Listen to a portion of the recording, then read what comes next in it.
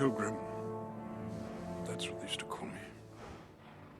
300 lives of men I walked this earth, and now I have no time. With luck, my search will not be in vain. Look to my coming. At first light on the 5th day. At dawn, look to the east.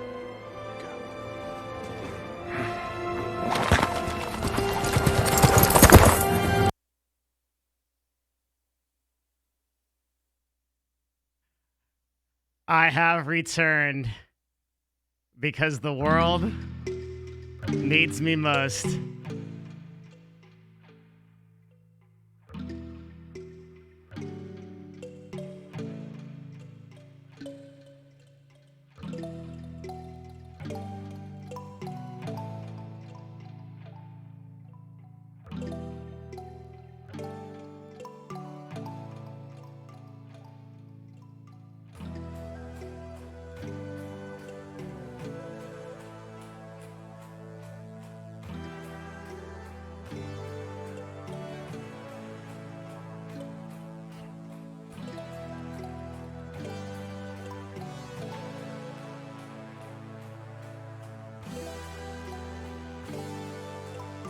There is much to do, my friends.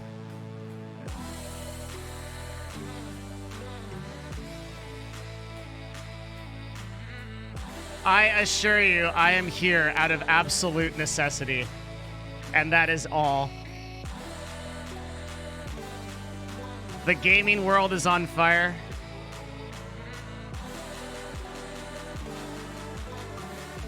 All hope seems lost.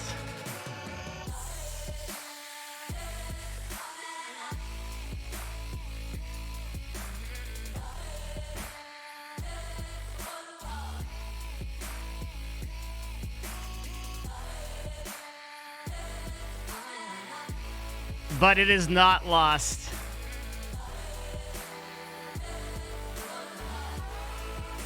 But we have much to do, my friends.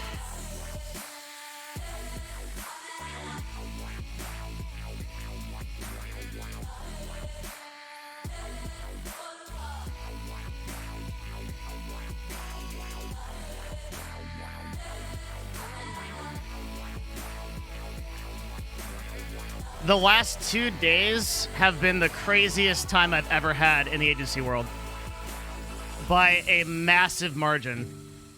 Like, it has absolutely been insane. It is like every level of the agency world has been massively affected by the changes that have happened over the last 2 days. And it's coming from like multiple places. We need to chill. Like, we need like a day where we just stop. I really wish that everything that has happened had happened next week or 2 weeks from now, or preferably like a month, 2 months from now would have been good. I've been in the office all day. I've been working. There is absolutely like no pause to this. So I know there is a lot of people who want to know about what to do with Mixer. And what is going to happen, and I will tell you.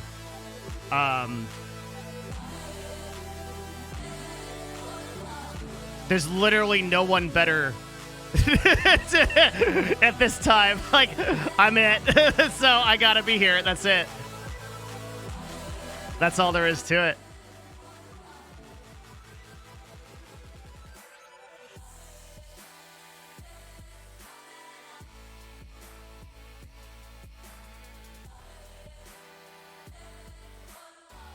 I could not do it. I mean, on the agency side, I have so much I'm doing, but there's too much.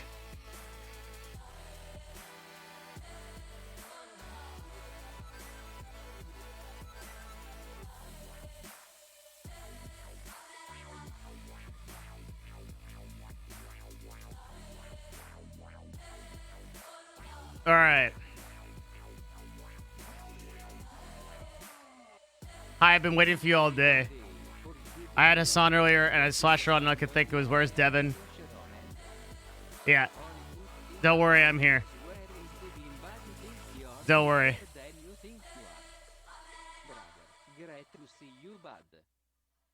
Thanks, man. Do not worry. Okay, I'm turning up that sound. Okay. All right.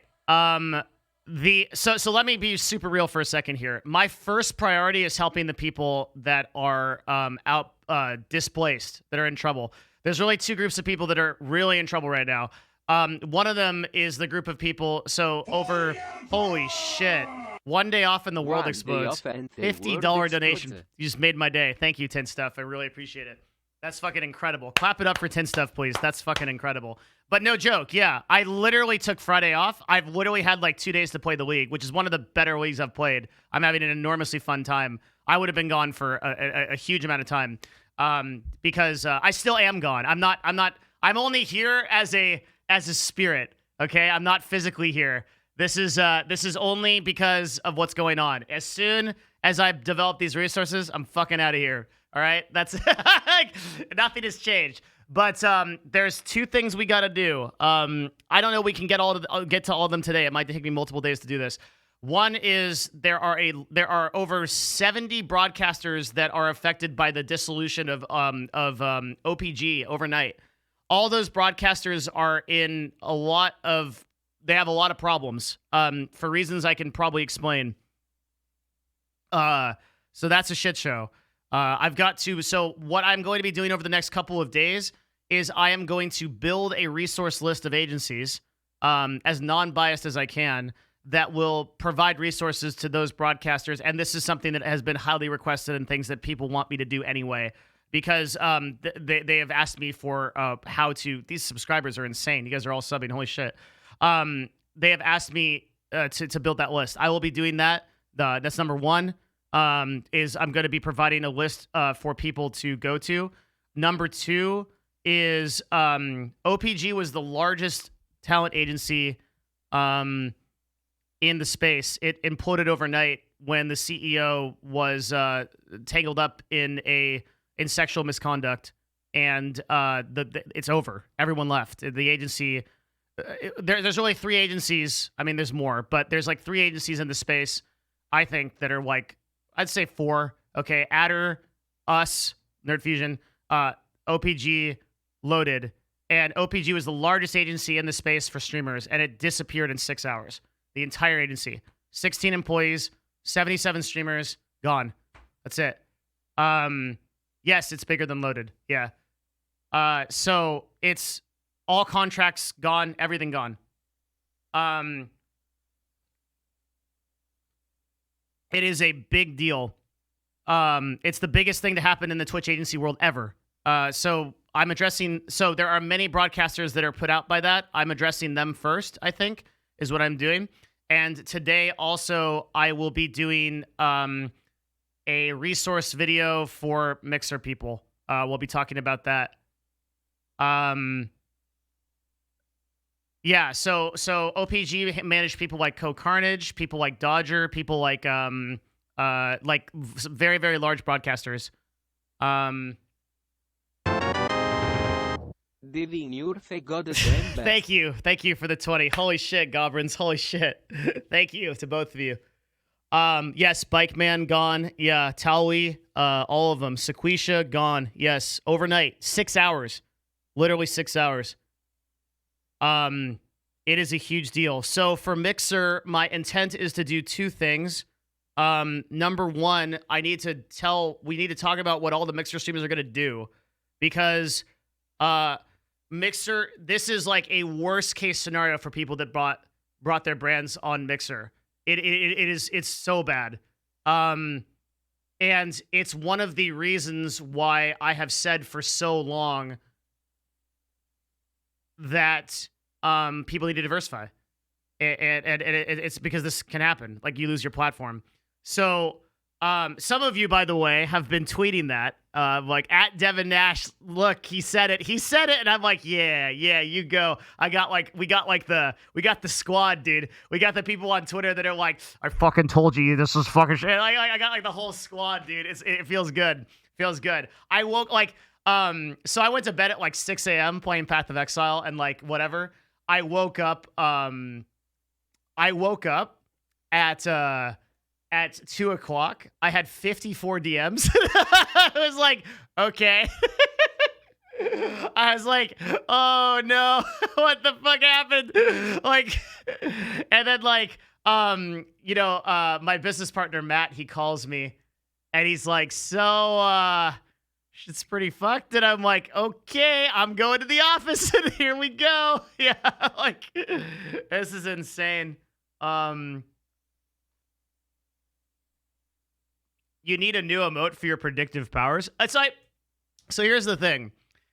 I know it really looks impressive when I predict things like this, but the reason why it looks that way is because I just spend 25 billion hours. 99.9% of my time is this, right? So I'm thinking about it all the time. So you can, like, anyone that's in the industry that much can see it happen. Like, it's like, okay. But the Mixer thing is really crazy because I did not know. Normally, almost always I know about these things, but Mixer, I did not know until it was announced. And many of the AMs and the people at Mixer had no idea this was happening until today. Like, only the very top brass at Mixer knew, who we talked to, and they didn't tell us. So, like, this was, like, we woke up and Mixer's gone. We're like, oh, what? like, what do you mean? like, what do you mean Mixer is just not there? Like, it's like, and it's actually really crazy because usually we have weeks and weeks and weeks of notice on these things. Like, if Shroud's moving somewhere or something's happening, like, I know that way, way before it actually happens because usually it takes, like, business deals and stuff like that. But apparently this relationship between Facebook Gaming and Mixer was directly negotiated by both respective heads of the platforms. So there were really only like 2 or 3 people that were involved in it. And that's a very rare thing to happen. So we have no idea that this was going to happen. And honestly, like, we're still kind of trying to process it. Master Thief, thank you for the Twitch Prime. So I will be covering all this. So my intent, I think, first is to sort of talk to people about what's happening with Mixer, and then I will give some advice on what Mixer streamers should do. And that'll probably we're probably gonna make several videos about this. So first, I think I'll probably give like an overview of like what's happening in the industry. I'll probably do a separate talk for Mixer broadcasters specifically. And then from there, we need to work on the agency stuff. The craziest thing to come out of this maybe is the Shroud stuff, Shroud and Ninja, who literally just got the best business deal in gaming of all time, without exaggeration. They got a free $30 million, Ninja did, and Shroud got a free $10 million. Like, they streamed on Mixer for, what, 8 months? And so let me explain from the ground up what happened, because I can explain it from a business perspective. So this is what happened, okay? This is going to blow your fucking mind. This is so so crazy. So Mixer and Shroud and I'm sorry, I appreciate the subs and bits. It's super cool of you guys to want to support it. I can't get to everything right now, but I will read messages that for donations and subs. So here's how it worked. So Mixer, right, is a streaming platform under contract with Shroud and Ninja, right? Allegedly for $10 and $30 million respectively, but we can rely that those numbers are very close, okay? So what happens is Mixer has an obligation to provide a platform to Shroud and Ninja, okay? So there's no platform, meaning that the contracts between Mixer and Shroud and Ninja are void, but the payment has to be okay. Well, not yet. They're not void yet. So the payments. So the idea is Facebook Gaming will take on the contracts from Mixer. So Facebook Gaming will buy Shroud and Ninja's contracts, and then by that virtue, Mixer is not in breach of contract. But Facebook Gaming offered nearly double, in addition to what they were already getting paid. Shroud and Ninja, they offered nearly double, and both Shroud and Ninja turned it down. They both said no, which means that Mixer is in breach of contract, Mixer wires the 30, the 20, and $10 million overnight to Shroud and Ninja, and they're now free agents. They can go back to Twitch. Absolutely fucking bananas. That was one of the most insane things I've ever seen. So it's unfathomable. It's insane. It's nuts. It's absolutely crazy.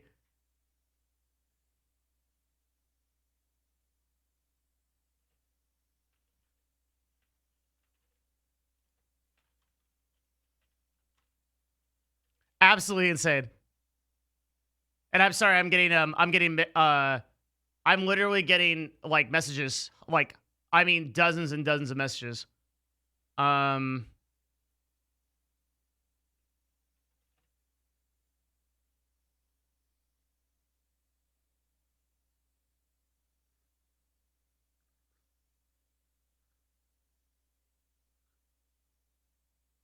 Yeah, so what will most likely happen is, my guess is that so Twitch already knows that Shroud and Ninja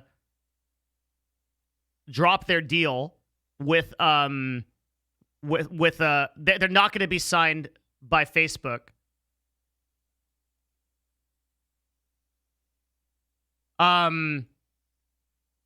So the only so Shroud and Ninja are gonna. This is what's so crazy about this is Shroud and Ninja are gonna make even more money because they're gonna go back to Twitch and they're gonna look for a deal there. And what they're gonna do is they're gonna leverage YouTube, in order to make even more money. So this is like fucking crazy, right? Like what do you think about it? Because if Twitch, so Shroud, when he comes back to Twitch, is gonna be even bigger than Ninja is because all this news is gonna drop. But both of them are going to be huge. But the amount of time they spent off of platform was not even enough to even remotely damage their brand. Like, all those followers are there. Most of them are not dead accounts. It's over. Like, they got the best steals in gaming out of it I think anyone has ever gotten. And anyone probably will get in recent memory. It is absolutely insane. They got a free check from Microsoft. They also got the opportunity to return back to Twitch, get all of their brand shit back, and they can leverage with Twitch as well. Thoughts on Ninja going to YouTube? If Ninja turned down $60 million from Facebook, then I don't think he will go to YouTube. YouTube doesn't have the YouTube doesn't need him. That's going to sound crazy, but YouTube doesn't need him. PewDiePie streamed to 65,000 people on YouTube yesterday. YouTube is killing it. YouTube is a legitimate threat to Twitch right now, and like people are sleeping on it. Like you know I'm Nostradamus. You know then let me tell you this, right? Like people are sleeping on YouTube. I'm telling you right now, people are sleeping on YouTube. YouTube streaming is dominating. Like they're getting more viewers on average for League of Legends than they are on Twitch. Like there are more, like there are enormous broadcasters there that are getting like a couple for the Fortnite event. A couple of broadcasters broke 250K concurrents on YouTube. Like people are sleeping on YouTube hardcore. People are sleeping on YouTube hardcore. So I think for a lot of the Mixer streamers, they're getting offered $2,500 to go to Facebook. And I think they should probably go to YouTube if they're going to transfer anywhere but Twitch.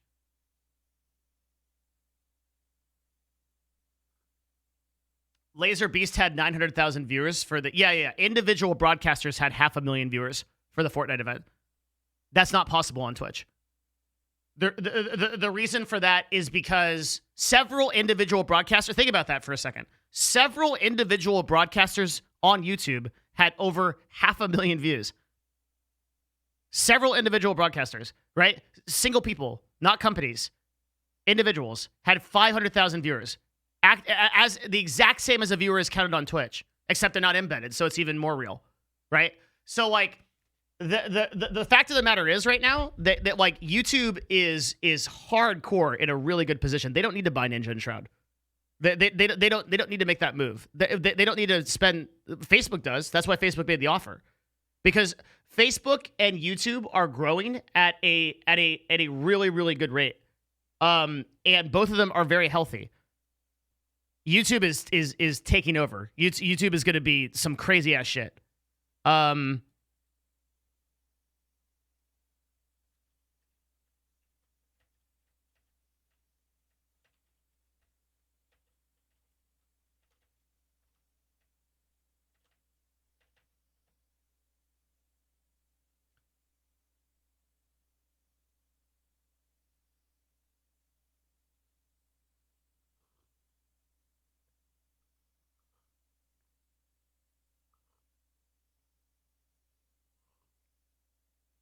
So there's a ton of stuff to break down here, simultaneously, right? There is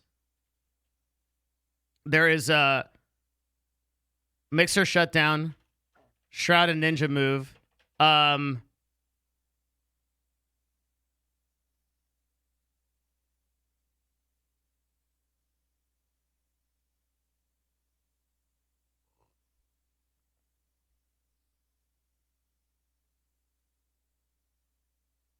Employee at Mixer says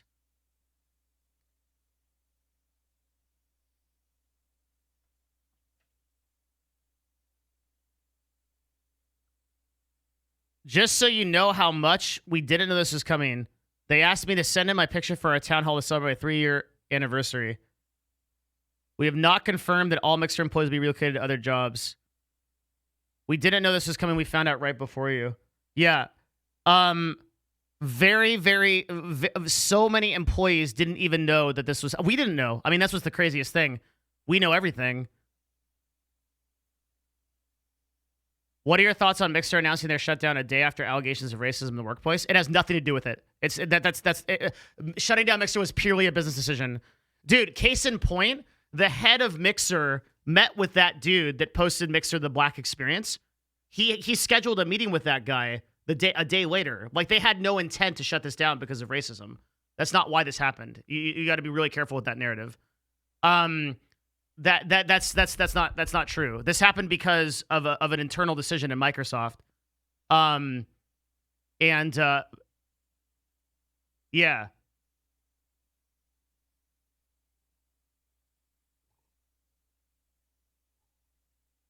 That narrative is fine. It's wrong. It's wrong. I'm here to tell everyone what's... Fuck it, dude. That's why I'm here, okay? Like, I'm literally Gandalf. The world needs me the most, okay? I was in my happy place for like 12 hours, and then I've gotten ripped from the world, okay? Like, I so much bad information here.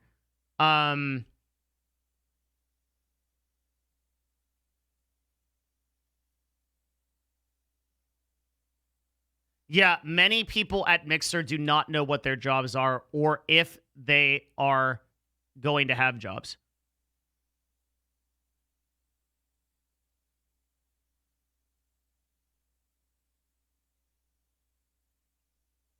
What's the motive for shutting down the company last minute? Mixer wasn't working. It doesn't make any sense for Mixer to continue. The company wasn't growing in market share. It wasn't making any money. It didn't have any presence. There was no hope for the platform. The decision to close down Mixer wasn't a sudden decision. It just appears that way because they represented it wrong. Does that make sense? They didn't decide to shut it down overnight. What's the motive for not telling employees until the last minute? Oh, I don't understand. Yeah, I don't understand that. I don't know. So my feeling was that Mixer was my feeling was that Microsoft had Mixer as a write-off expense because they wanted to be in new media. So that was always my take on it. What I mean by that is, like,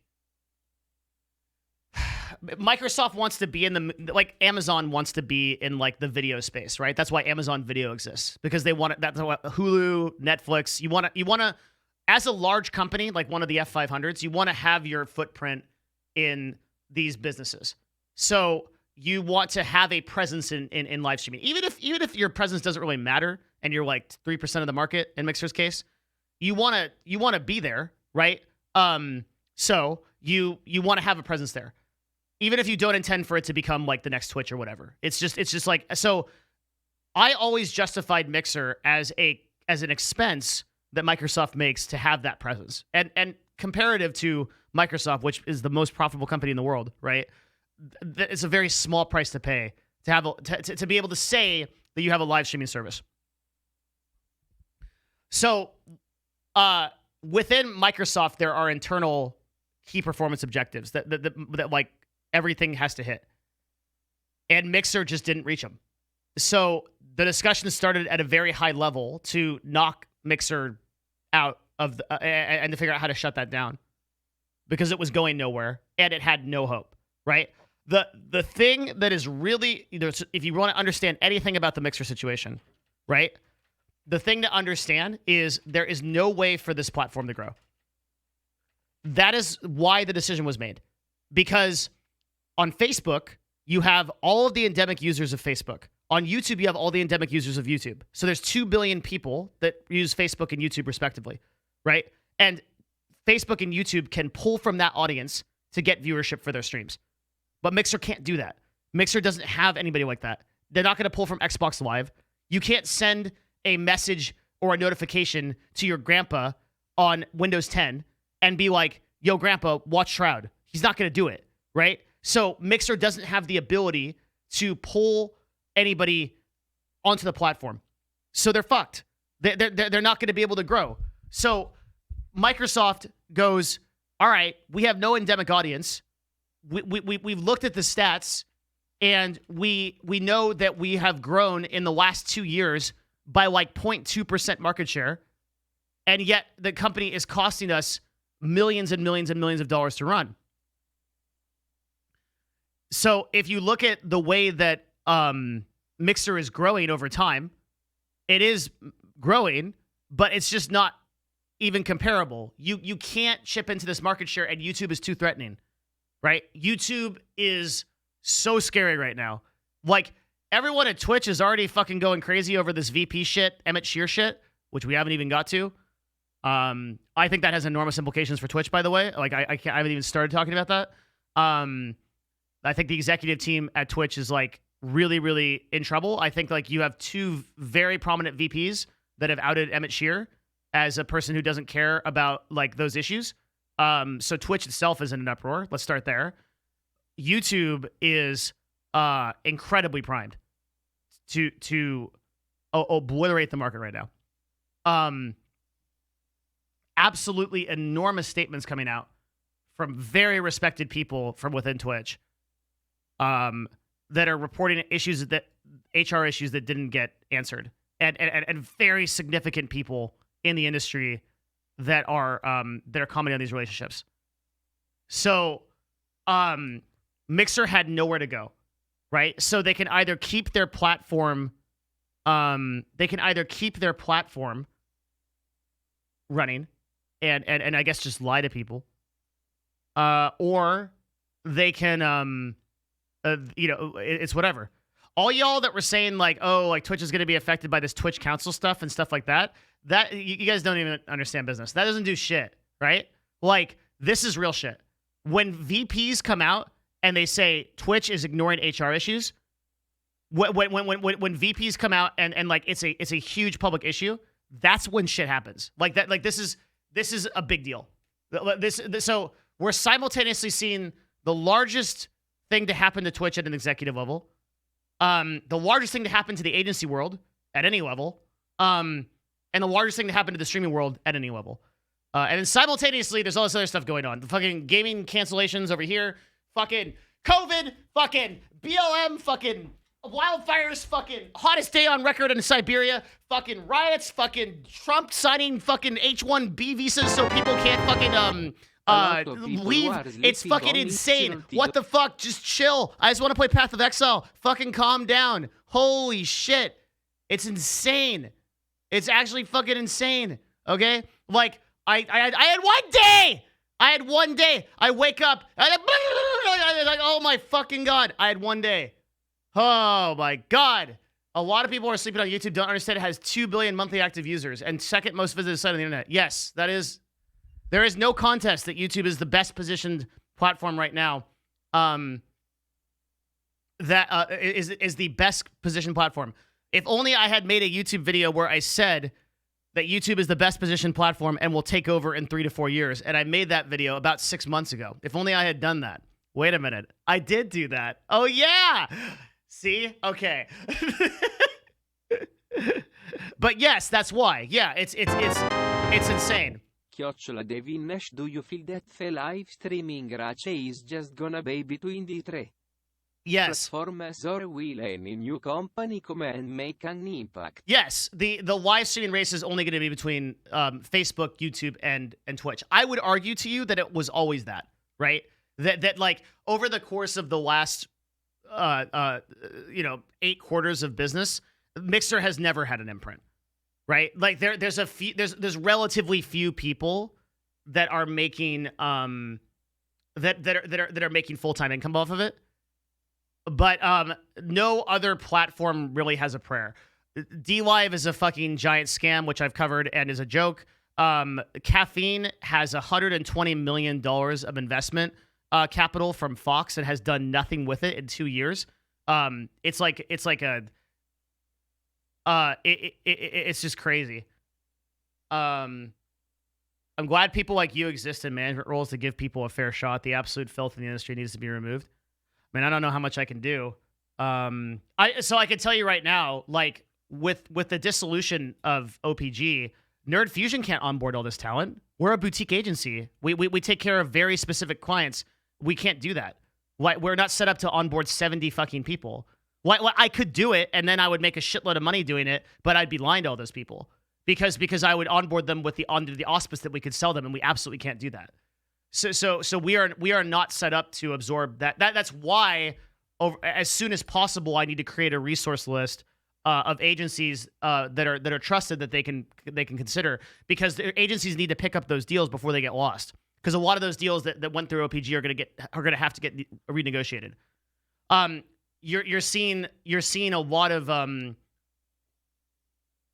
people say that 40 to 50% of their income is gone overnight because of OPG, which has to do with how OPG signs their deals. And I could talk about that. That's a really crazy situation. Because you would not have that happen at Nerd Fusion. If you left Nerd Fusion tomorrow, yeah, I could talk about that very briefly. But I don't.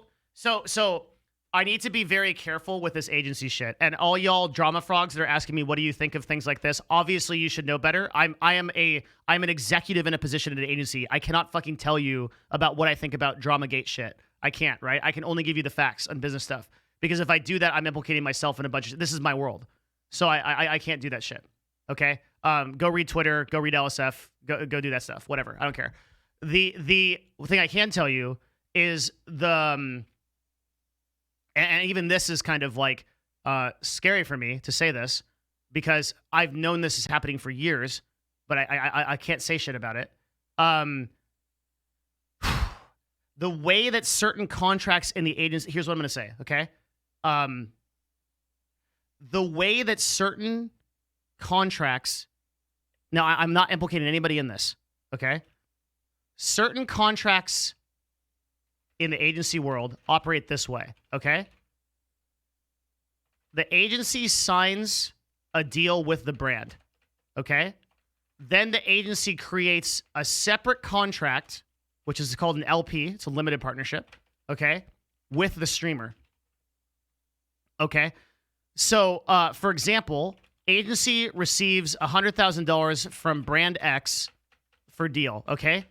Agency activates 2 streamers to complete deliverables. Do you all understand what that means? Deliverables means like the things you got to do for the contract. To complete deliverables for the contract, okay, agency pays Y to streamers, okay? So the agreement that a streamer sees is the deal between the agency and them, Very important, they never talk to the brand. Okay, because the deal is negotiated at a brand level. So, what does this allow people to do? Some people will already see it if they're very smart in business. For other people, I will explain it.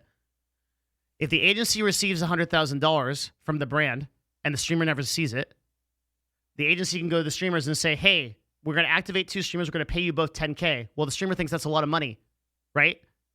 So the streamer thinks that's a shitload of money. And they go, oh, shit, that's a lot of money. That's $20K. We're rich. The agency goes, yeah, right? What happened to the other $80K? Well, they never needed to tell the streamer about it because they're not, they never see the contract. Number one. Number two, that can all get kind of filtered through at administrative fees and stuff like that, and then it just gets lost. Okay, and then number three, once they do the $10,000, then the part of their contract that activates is the 15 to 20% that they take anyway out of all deals. So they take $80K, and then they take 20% of the $10,000 that they paid to the streamer, right, as part of their contract. So their net is $82,000, $84,000 in the case of in this example, right? So if you see a lot of streamers, now again, I'm being very clear. I'm not implicating anybody in this. I'm not saying anybody's doing this, okay? I'm being very clear in that. I'm not making any accusations. But if this were happening, okay, and you're seeing some tweets from streamers that say they lost 40 or 50% of their income overnight, the reason for that could be because the agency is attached to the brand deal. That's what's happening. The streamer doesn't sign the deal. So there's no transparency. So broadcasters, and what's so fucked up is that everybody thinks this is normal. I mean, I have been in DMs with numerous broadcasters over the last couple of days, you can imagine, and everybody thinks that this is normal. It's not. I mean, it is normal for our industry, but it's super fucked up. So you have to really think about that, right?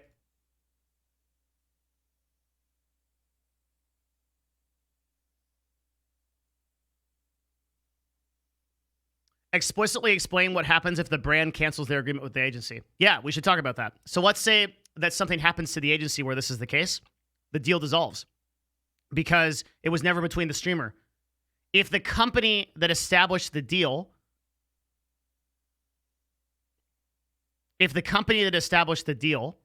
right, establishes the deal with the brand, then when the brand or the agency drops, the deal drops. And that deal either needs to be renegotiated on behalf of that broadcaster or it's gone.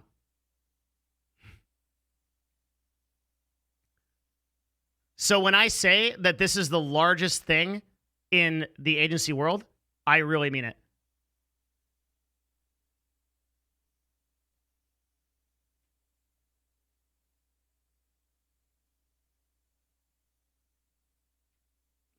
What would you suggest streamers do? I'm going to build a resource list for broadcasters immediately. And we are going to build a resource list of top agencies that can consider them.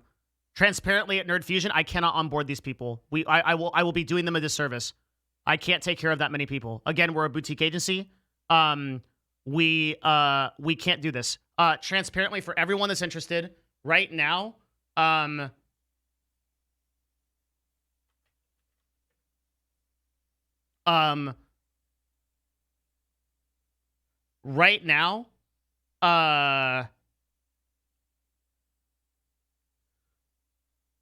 we are, if you go to n3ftv.jobs,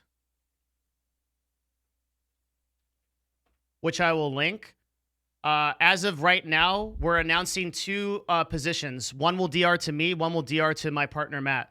An influencer campaign manager and an outbound sales associate. We are looking for these to be able to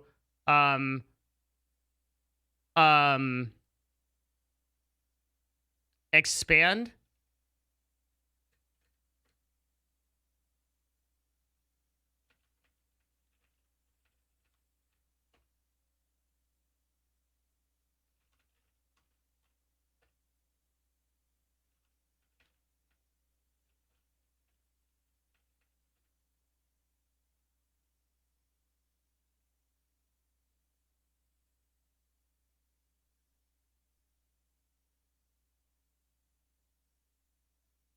So that's that. Like, sorry, I'm talking a lot of DMs.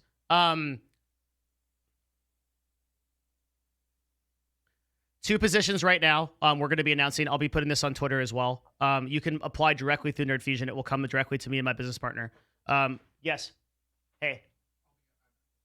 Okay. I am just made a public announcement on my stream about the jobs.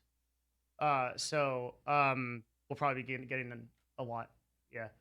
It's a lot of stuff. Okay. Apply. You want to say hello? Hi. You want to come say hello? All right. Okay. So one DR is to my business partner's at the door, but you can't see him. But that's Matt Sevidus. He's a god. So one of these will be we're both gonna be interviewing together. But okay, bye. I'll catch you. I'll message you soon. Yeah. Okay. All right. Holy shit. Okay. So one will DR to the influencer campaign manager will DR to Matt. And the outbound salesperson will DR to me.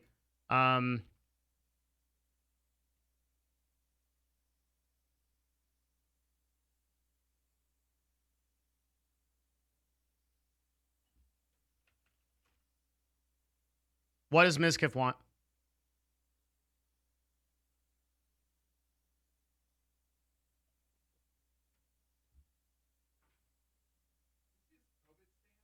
Yeah. It's like, I mean, whatever. It's like,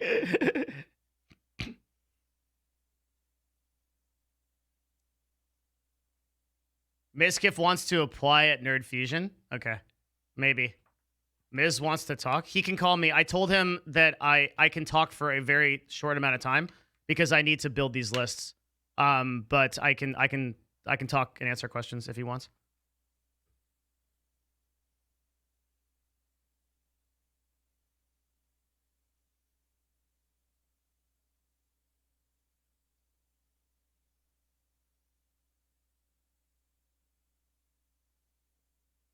Oh shit. Here we go.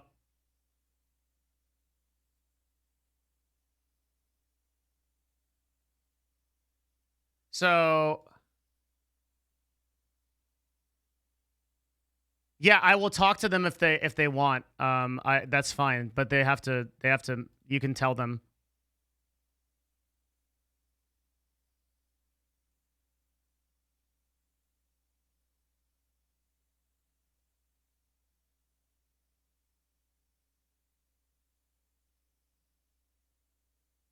There's a lot of important conversations happening over the previous couple.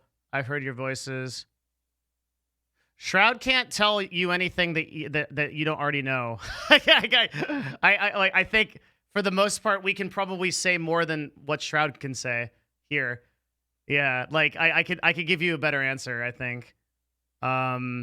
Because we like Shroud and Ninja's moves are not very exciting. They're very obvious. There's a lot more stuff going on. I can explain the Shroud Ninja thing like really easily. Thank you. You are by far the best person on Twitch.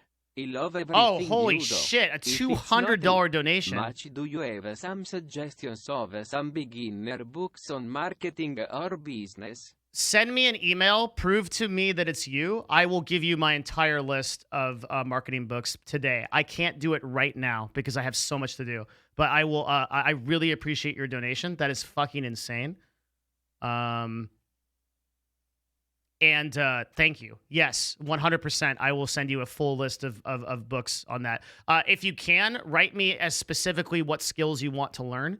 And malixiatv@gmail.com. Whatever specific skills you want to learn and what you want to do, I will hook your shit up 100%. Try to provide you as much value as I can. Thank you so much. That is insanely generous of you, and I don't deserve that. Straight up, that's fucking crazy. I'd like to share the email I just sent on the Emmett Shear, CEO of Twitch. As many of you are aware, over the weekend, people have been across the gaming industry coming forward as sexual harassment. Some of the accounts named Twitch affiliated individuals, partners, affiliates, business partners, and others.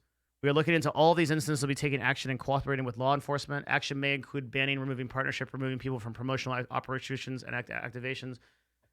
Sounds like a pretty standard PR statement right now.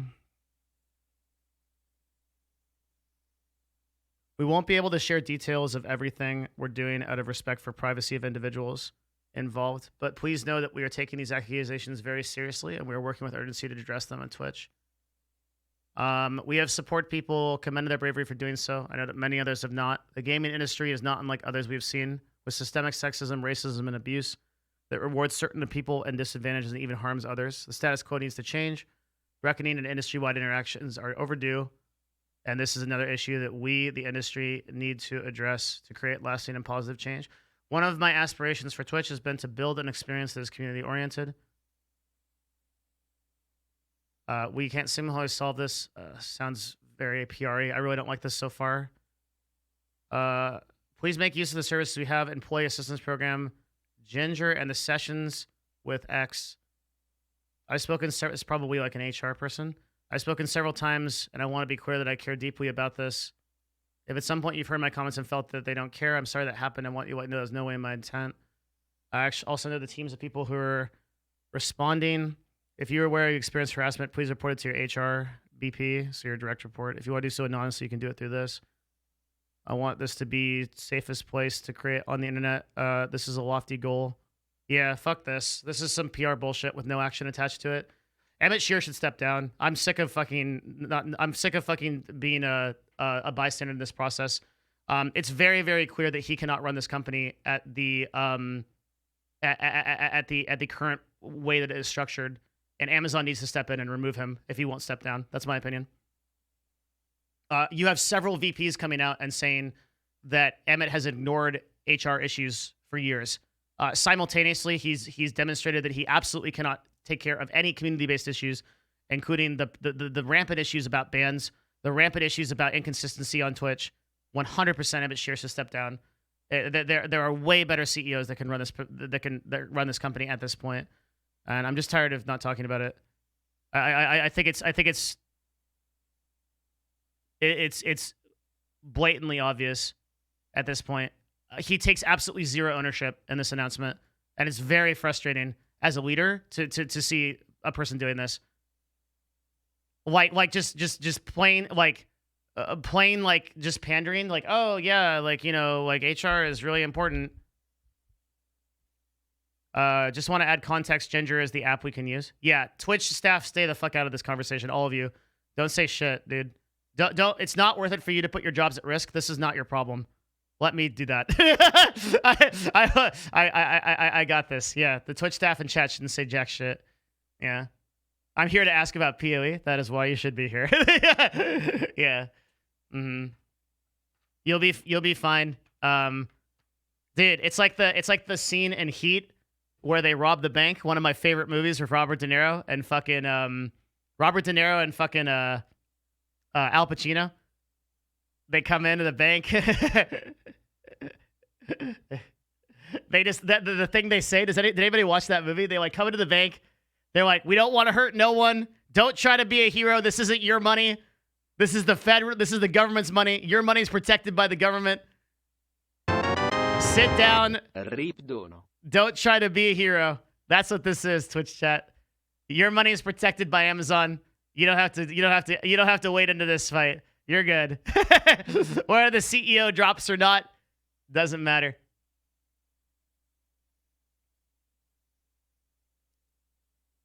How many hours have you already sunk into PoE? Not enough. Dude, the fucking world's on fire.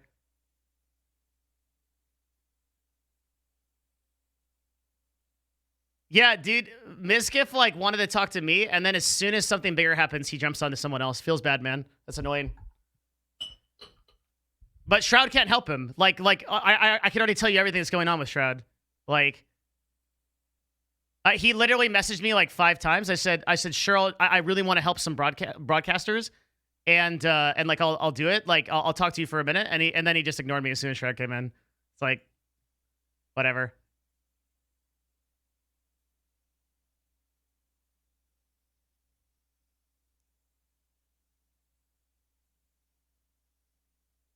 No, we were talking about Discord chat. It doesn't matter what you guys told him.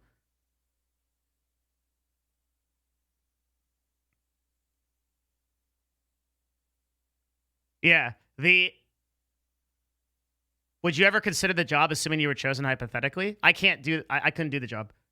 I'm not able to. I am not able to take on Twitch's problems. like, there's no fucking way. There's no fucking way. I don't know who can, but I'm not the executive to do that. Also, I want to play PoE. Fuck you guys. I'm only here because I have to be. All right. Okay. I came back because I feel like there are a lot of people that need help. That's why I'm here. That's legitimately why I'm here. People that are longtime viewers, I'm like all the hype trains here. Okay, everybody wants to hear what I have to say, which I appreciate, by the way. That's actually really cool. But people that know that I'm a longtime, the people that know that I'm a longtime dude, they know that I don't care about viewership, whatever. This is a part-time thing for me. Doesn't matter. I'm doing other shit. But I genuinely feel that a lot of streamers are put out by this. Not only everyone on Mixer, but also everyone in the agency world. It's just like we need to build resources. I'm compelled. We need to build resources. We need to help people. I thought the first one didn't go through, so I sent another to test, but it's just way. No, it does. It's just we're getting so many subscriptions and follows that they're delayed. Thank you, Devin. I'll email you. Yes, thank you again for the 20. Holy shit. Also, I think that's the top donation on the. So make sure I put you on the Hall of Fame so that I think we'll probably just do that right now so that I don't lose time. But yeah, we need to build resources for broadcasters. And I'm sorry I'm kind of all over the place, but there's just so much that's happening. I think this is... By the way, the fact that you guys are like coming here and you are... and you want to hear like from this stream... that's cool as fuck, and I really appreciate you guys. I think that is super, super cool of you guys that you want to be here for this, and I appreciate it. I work really, really hard full time to like get the information right, so it feels really fucking good when people want to know that. I appreciate that a lot.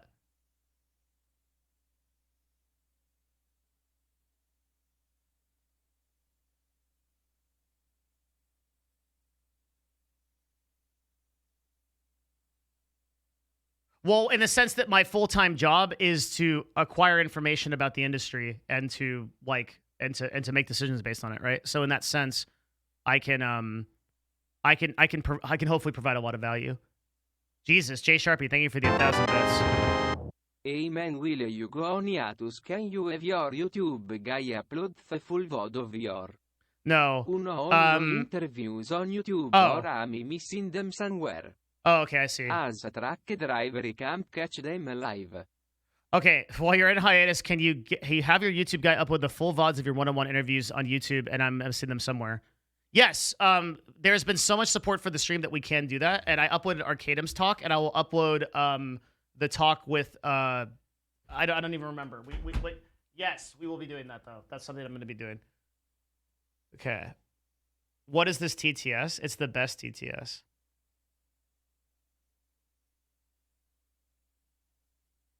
Hikaru, thank you. Yeah, Hikaru. What? Yeah, where is the Hikaru talk? We should have that. I think it's my fault that I lagged on that.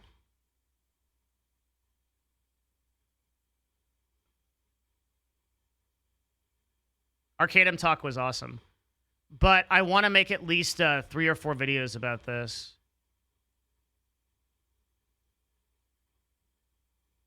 Okay. So, for the Shrouded Mixer thing and the, Jay Sharpie, thank you again. This is insane. For the Shrouded Mixer thing, this is very easy to explain. I'll just create a quick notepad to explain this. I think out of everything that's happening, maybe you guys care about it because it's like a streamer thing. That's the least interesting thing to me. So it's a pretty easy to understand. Okay. So Mixer has a contract with Shroud and Ninja. Okay.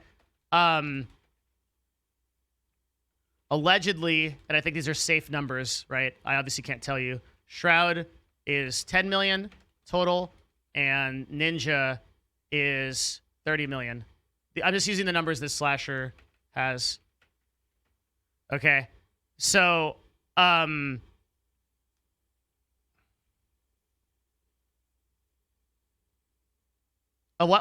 go with those numbers. Okay. So, as part of this contract, right, Mixer maintains a platform. In contract form, this is called, duration is, let's say 2 to 3 years. A deliverable means something that for the contract to exist, there's a deliverables, okay? So if I say paint my fence, I'm going to pay you $20. The deliverable will be you paint my fence. If you paint my fence, you get $20. If you don't accomplish this deliverable, you do not get $20. Right? Makes easy sense. So Ninja and Shroud have deliverables. Their deliverables are like you have to stream a certain number of hours. You have to do this many amount of promotions, things like that. And Mixer has deliverables, right? You have to have a platform to stream on. So Mixer is canceling. So now Mixer cannot accomplish its deliverable of having a platform to stream on. As insane as that fucking sounds, that's what's happening, okay? So Mixer makes a deal with Facebook Gaming to transfer the value of the contracts to transfer Shroud and Ninja over to Facebook Gaming. So what this would do is this would allow Mixer to complete its deliverable. Is everyone with me so far? This is kind of complicated shit, but you're going to see what happens. Okay, so the crazy thing is Facebook offers double the value of the total contracts for Shroud and Ninja. So Ninja is literally being faced with a $60 million decision. And now, what's fucking crazy, both simultaneously turn it down. Simultaneously turn it down, okay? Now you would say, why the fuck did they do that? Right? What happened? Because if they turn it down, Mixer is now in violation of the deliverable of having a platform to stream on. Meaning, Mixer has to pay the full value of both contracts instantly, like wire transfer instantly, to Shroud and Ninja. Overnight, Ninja makes $30 million. Overnight, Shroud makes $10 million. But then, they're free agents. Because they're not under contract anymore. The contract's void. The payout's done. So, Shroud and Ninja return to Twitch. But it gets crazier. We're not even done yet. Okay? Because Shroud and Ninja can make a deal with Twitch because they can leverage YouTube, streaming on YouTube. So now they get another deal with Twitch. Deal with Mixer, deal with Twitch, free agents. And they lose none of their brand. Nothing. Because they simultaneously managed to negotiate everyone against each other. And so really, this is Loaded that did this. This is another talent agency. This is one of our competitors and friends. And to put this in perspective, say Sarah in chat, Ninja made $92,000 per day. That's the value of this contract. Because the original value of the contract was 2 to 3 years. Okay? The original value of the contract was 2 to 3 years. So this got all sorted out within 7 to 8 months. Okay, this is the craziest thing ever to happen in gaming in terms of contracts. Right? So now Ninja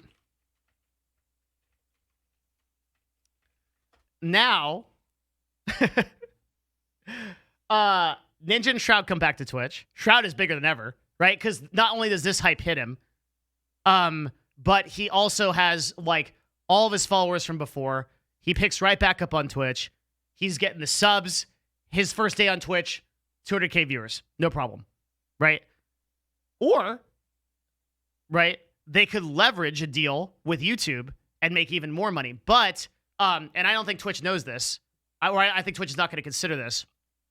If I was Twitch and I was negotiating against Shroud and Ninja, you tell them to go fuck themselves, right? 100%. You go because what the agency world will do, they'll go to Twitch and say, hey, Shroud and Ninja could go on YouTube, right? And they're going to try to get a deal out of Twitch that way. If Twitch is smart, in my opinion, right, what they do is they go ahead, right? Because they should know that YouTube doesn't need Shroud and Ninja. YouTube won't pay $60 million for Shroud and Ninja, leaving Twitch to be the only logical option.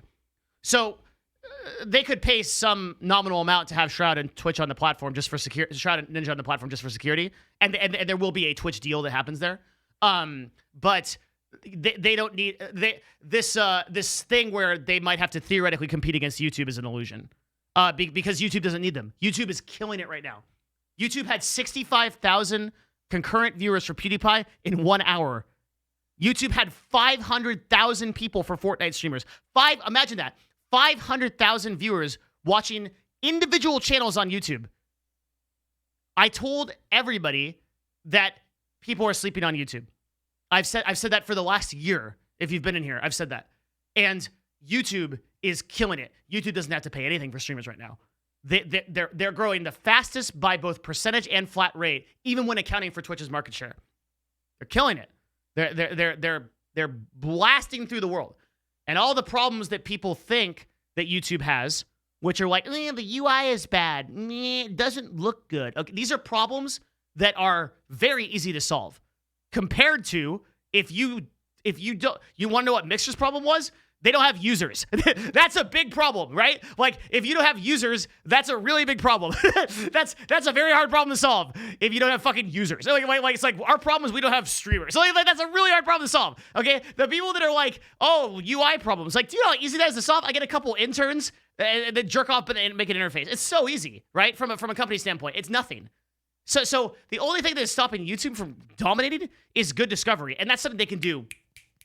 Bam, right? But they've got all the users. They have 2 billion monthly active users. They have all the major people there. Even Twitch streamers are on YouTube. All the biggest Twitch streamers have YouTube channels. Okay? So they're contributing to the platform whether they want to or not. YouTube isn't worried. YouTube's fine. YouTube is jamming. Okay? They're in their office right now. They're like, they're just having a great time. They don't care. They're nothing worried about. Whatever, okay? Totally fine. YouTube's in their office today, just jamming, okay? Right? Fwiz in his office, just jamming. He's having a great time. He's loving it. No problem. Okay? So that's YouTube. That's Shrouded Ninja. So Shrouded Ninja, they are going to come back to Twitch. It is going to be massive. All y'all are going to be there for the first streams. Shroud's viewership, kablam.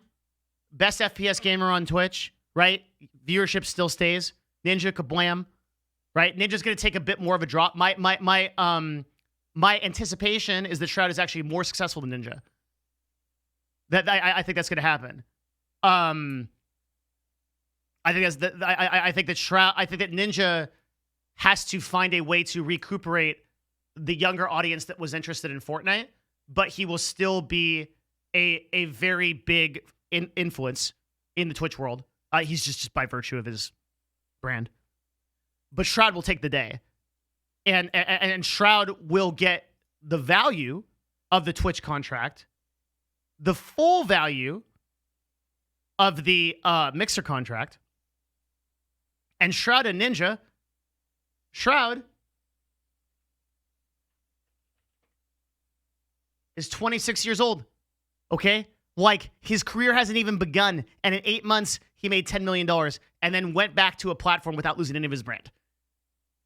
Like this dude, Dunzo, what do you want? You're good. You're good, dude. It's like the Trainwrecks meme. I got 1, 2, 3, 4, 5, 6, 7, 8 M's in my bank account. I'm good. That's Shroud, dude. He's done. He's done. But it's like he's not even 30. He's not even like 1/4 through his life. And he's just like it's over. Absolutely bonkers. So the way that this shook out was so crazy. And it speaks to the, like, if you ever want to know why you need agents, this is why. Because Loaded just, Loaded just brained this, dude. Like Loaded, the guys that rep Shroud and Ninja, they just brained this whole thing. They're so smart. Oh man. It's just incredible. Like it really is. Arcadum, thank you for the 10. Love you, man. That is yeah, the insane amount of support coming in, by the way. I don't deserve it. Thank you. This is actually insane.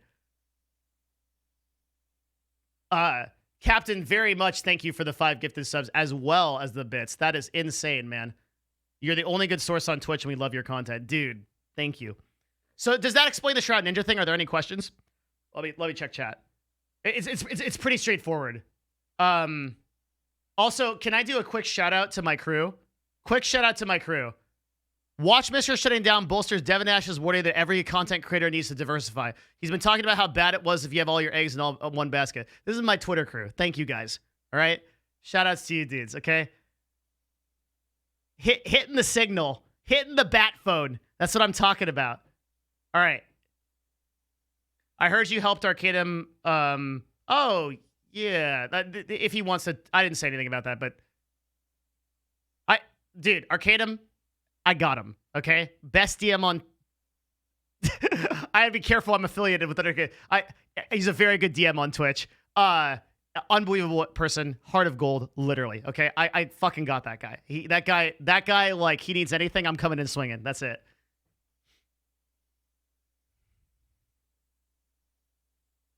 Okay, what are we doing? Questions? God, these subs are... Level 3 hype trade already? What are you guys doing? Oh my God. Thank you. Are you going to talk about smaller streamers? Yes, I've got all that. I'm going to cover all the Mixer streamers. I'm going to cover what you should do with the Facebook gaming thing. Yes, that's next. Right now we're talking about Shroud. There's so much. Right now we're talking about Shroud and Ninja, and I'll answer questions about that. Jesus Christ, Fresh Pot of Poppy, thank you for the 5. Love you, man. Thank you for the support.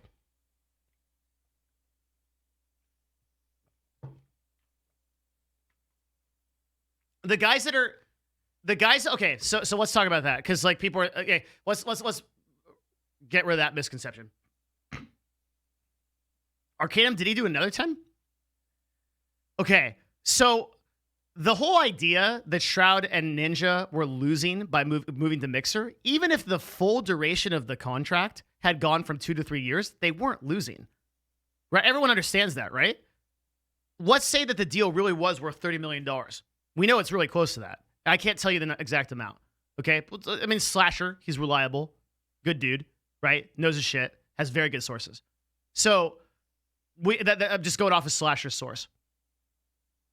So, $30 million in 2 or 3 years, right?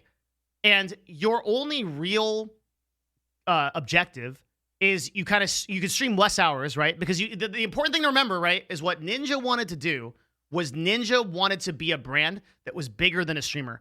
That's why he went to Walmart and he put his products in there. That's why he did his book. That's why he went on Leno. I'm old. Is it Leno? Conan? Whoever that was? A lot of those people. Ellen, right? Like, that's why he did that. Was because what Ninja was trying to do was, we talk about this a lot. In gaming, there's a chasm. So I'm busting out all the resources today, okay? Like, there's a chasm. Looks like I'm drawing a butt. But, like, there's like a chasm here that you have to jump over, okay? And most gamers, like, they're here. Most of these streamers, they're here. He's very happy. And he has spiky blue hair because it's 2020. Okay. All right. So he needs to figure out how to get over here, right? Over here, this is the gaming world, and this is the normie world, okay? And most gamers are stuck over here in purgatory because they can't make this jump.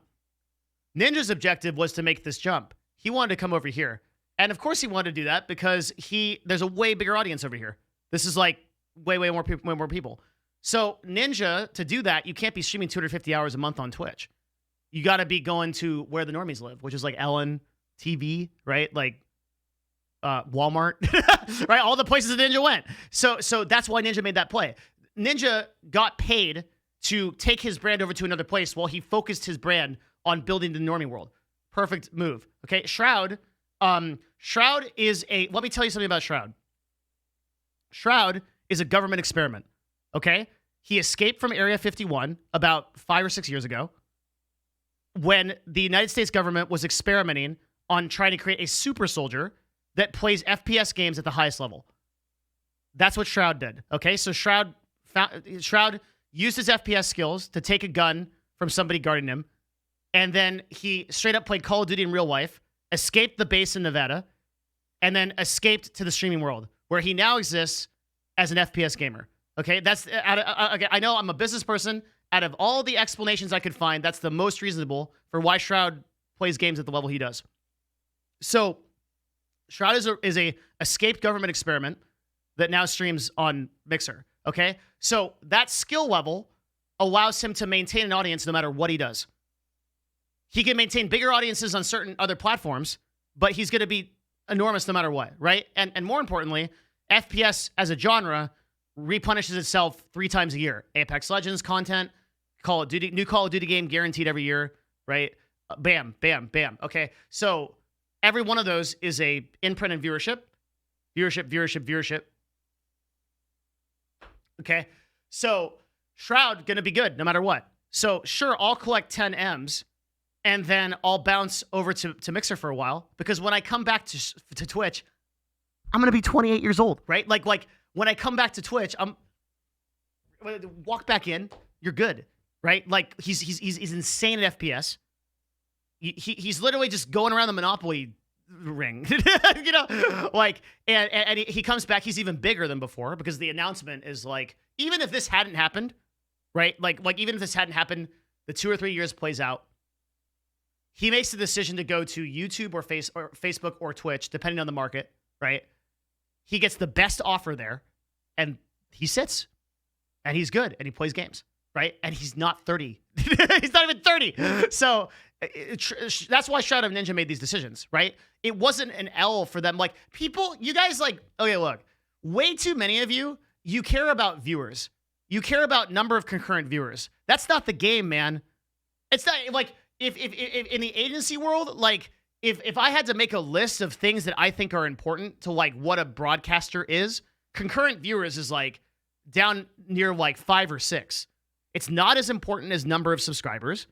It's not as important as watch time, because if you have less viewers that watch longer, that matters a lot, right? It matters a lot more to brands because they're more engaged. It's not as important as the business deals you have on the side and whatever side hustles you got going. And it's not as important as an engaged community, okay? Like, people like Arcadum, he doesn't have the most amount of viewers on Twitch, but he has a fucking 5-to-1 subscriber ratio. That means for every 1 viewer that's watching his stream at the time, he has 5 subscribers that are offline supporting him. That's insane. That's because he's a good streamer, right? Like, these concurrent viewers, you can't go. There are a lot of streams on Twitch that are sub 1,000 viewers, and they're very profitable. There are people that have 50 concurrent viewers on Twitch, and they have over 900 subs in the Fortnite category. This exists. Generally because of custom tournaments, which I can get into. It's another whole subject. But the point being that if you just judge on viewership, you're ignoring a big part of the game. And so Shroud going to, and by the way, like, Shroud going to or Ninja going to, let's say Ninja made $92,000 a day, if you just shake out the math about the amount of time he was on Mixer, and you know, and the 30 million guys making $92,000 a day streaming to, imagine, dude, this is the most hilarious part. Okay, the guy is pulling down $94,000 a day, so he's making top 5% income in the United States of America that most people make in a year in one day, streaming whatever he wants on Mixer. And you can imagine that these people are saying, unironically, Ninja's such a shitter. Look at him. He has just 4,000 viewers on Mixer. Dead streamer, by the way. Are you idiots? Holy shit. This guy is cleaning house, bro. This guy is fucking jamming. Like, this guy doesn't have a care in the world, right? Like, you can't seriously entertain this. For when he comes back to Twitch and he's even bigger than before. Because all of you same people that are saying, like, The Ninja he's a dead streamer. You'll be back to watch him when he comes on to Twitch because you're hype frogs and you'll go to anything that is actually happening. And when Ninja's happening, you'll be there. He loses nothing. Ninja and Shroud are the best positioned people in the gaming industry right now as far as streamers go. It's just it's a colossally insane thing. It really is.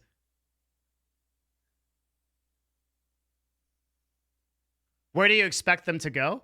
They will probably almost 100% go onto Twitch. I can't imagine a world where they do not do that.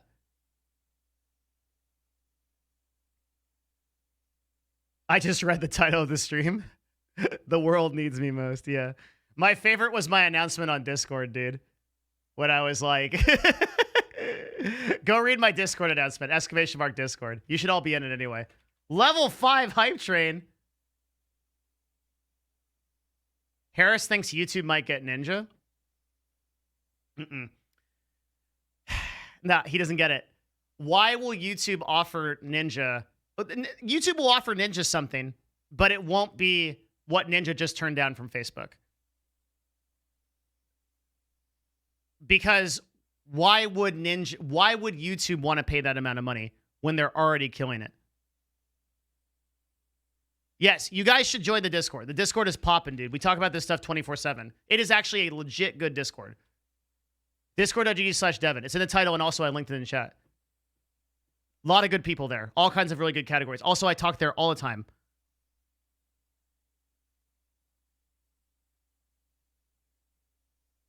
Ninja would get bigger with YouTube than Twitch.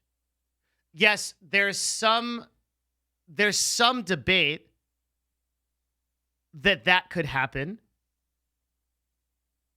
I do not know if that is Ninja's goal.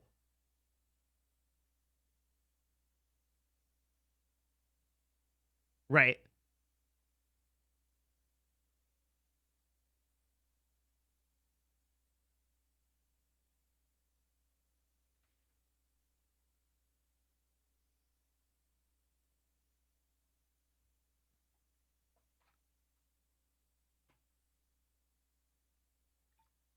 Like, I really don't think that people are understanding what Ninja and Shroud are thinking here. Guys, it's not about being big. Like viewers are great. Like, having viewers are great, but there's so much more to it. Courage JD has way more viewers on YouTube now back than when he was on Twitch. Ninja saw that and might want the same. Yeah, if Ninja's goal is to get bigger, then he may seriously consider YouTube. I don't think that's right, but I don't really know. I'm guessing. Because what we're guessing on what Ninja's goals are, and we can't know that. Dudes are set for life, and they'll do whatever is good mentally for them. Yeah, I think that's right. Yeah. So to be really clear, I truly don't know what's going to happen. Ninja would be bigger on YouTube than he would be on Twitch. For Ninja, it would make a lot more sense for him to go to YouTube, purely logically, right?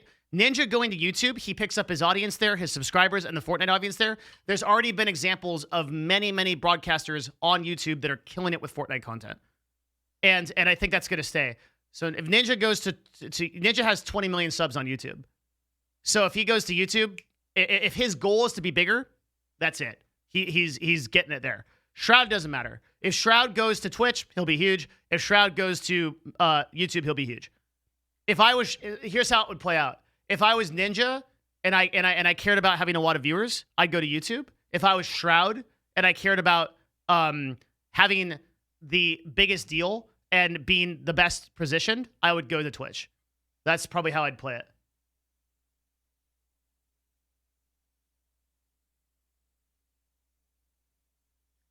Because Ninja coming back to Twitch, I think puts him at a bit of risk because he was at the time when he left for Mixer, he was losing a lot of his momentum on Twitch. For the people that are saying the relationship, like, oh God. Okay, let me just clarify this real quick because there's a lot of people in chat that are saying this. You guys that are saying that, like, oh, Twitch and Ninja are not on good terms because Twitch, like, updated their page or something or made it the redirect. They don't care about that. This is business, bro. Nobody cares about that stuff. LSF cares about that stuff. Reddit cares about that. No, this is business. Nobody cares about that. That is not a speck in the eye of Ninja in his considerations of whether to go to Twitch or YouTube. It's purely business. It's where am I going to be best served? What accomplishes my goals the best? What makes me the most money? That's it. There's no like grudges are held by high school people. Okay, like that's high school shit. Nobody cares. We're talking about tens of millions of dollars, right? We're talking tens of millions of dollars.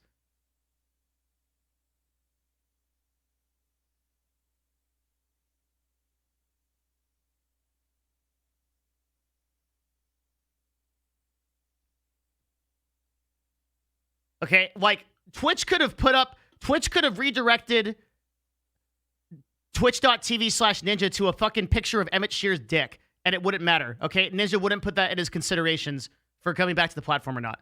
It's purely business. It doesn't matter. Like, it's just how it shakes out. It's just how it shakes out.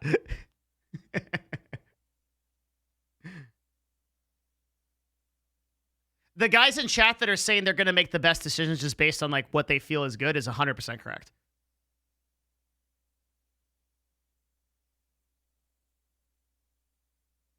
But my thinking is that, like, and it's like, maybe Ninja just wants to return to Twitch because he feels like his core community is there and he wants to like make it happen there. You know, we're just guessing. But if Ninja wanted to make the best business decision, he'd move to YouTube and that would be huge. And he'd take a YouTube deal. YouTube deal isn't going to be $30 million or whatever that Facebook offered him. Right? But it's going to be it's going to be competitive. It's going to be a nice chunk of change. Yeah, we haven't even gotten to Facebook, which I'll talk about in a few minutes. There's a lot to cover, bros.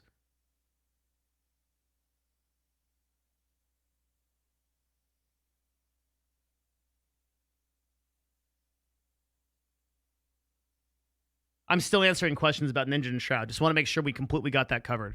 And that's going out on YouTube. We're done. Let me just post up in my chat real quick.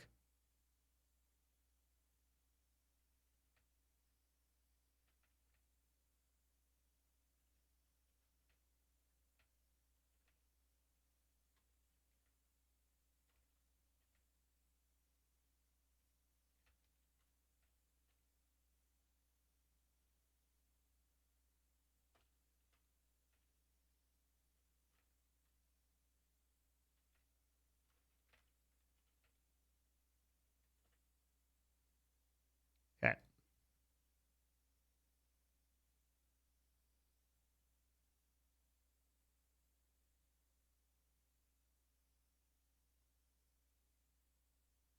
Do you see Twitch unbanning streamers that are banned on Twitch that were streaming on Mixer and now shut down and those streamers have nowhere to go? No.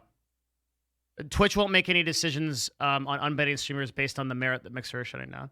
Does it affect Facebook Gaming at all that 2 of the most sought-out streamers turned down an offer? No. Facebook Gaming is a whole separate subject. Facebook Gaming is competitive in its own way. The real 2 players in this space are YouTube and Twitch. But Facebook Gaming has a lot of potential to be better. People are sleeping on Facebook Gaming also because they are underestimating the fact that there are 2 billion endemic users that they can convert over to broadcasting. People sleep on Facebook Gaming really bad. And also, Facebook Gaming has a lot of skin in the game. They really want it to succeed, just internally. I talk to a lot of the guys there. So like, they just want it to win. And that matters more. Like Mixer didn't really care. Once Mixer sold to Microsoft, the leadership that left never really got picked up, which happens often in acquisitions, where it's like certain acquisitions, the leadership leaves the company, and the company's a lot worse for it. Not saying that I know any companies like that, but just gotta sip my tea. Yeah. Okay.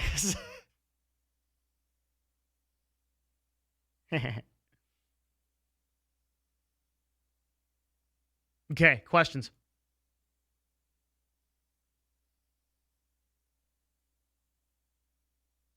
Mixer versus Facebook stats to show how big. Yeah, this is a pretty good comparison. A very good comparison, actually. Actually, this is the best comparison I've ever seen. So, from March 2017 to May of 2020, these are the metrics. The light blue is Mixer, and the dark blue is Facebook Gaming. So any executive, you don't even need an executive, okay? I can pull some dude from Twitch chat and be like, what do you think of these numbers? And they'll be like, Mixer bad, okay? Like, it's pretty obvious that, like, okay, so like a bunch of guys at Microsoft, they get together and they're like, well, this is a shit show. Yeah, fuck this platform. This is costing us a ton of money. What the fuck are we doing? Mixer grows 2%. What this chart doesn't show you is that's relative to the market share pool. So if you look at the total market share pool, Mixer is 2.6% of the market, moving 2%.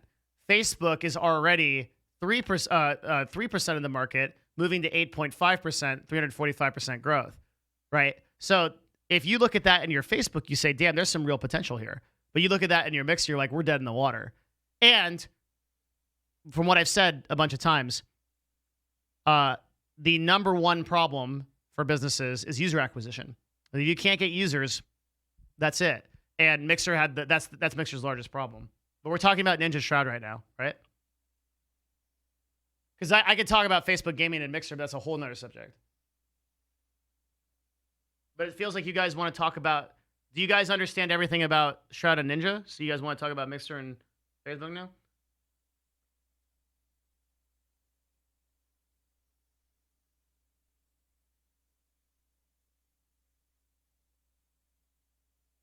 All right, cool. We're doing it, bros. Okay.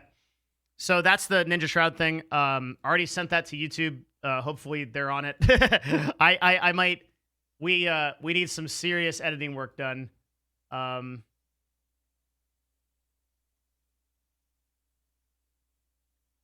Okay, so the next subject is Facebook versus Mixer. Let's do that.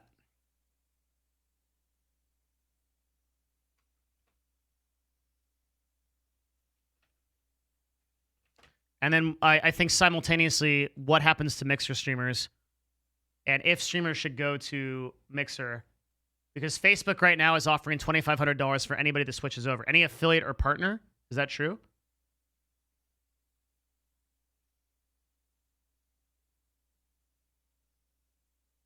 Yeah. So we got to talk about that. All right. Holy fuck. I'm going to take a leak, man. This is intense. I got my tea. I got my jammies, my water. I'm ready. This is a big deal. Okay, I will see you guys in like 2 seconds. This crazy day, dude. Holy moly. Jesus Christ.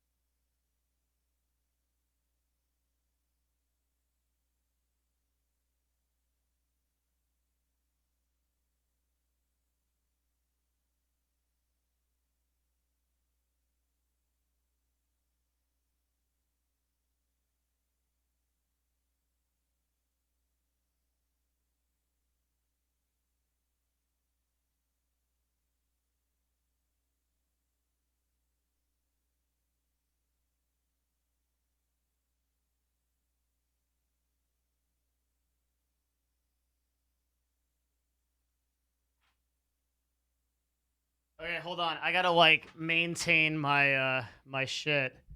Okay. Current 2 videos. Number 1.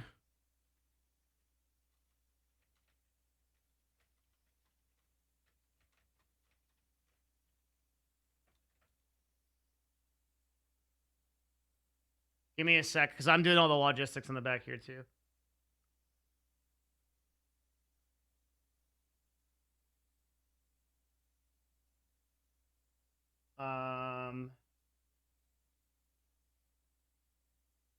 Holy fuck, what did I say?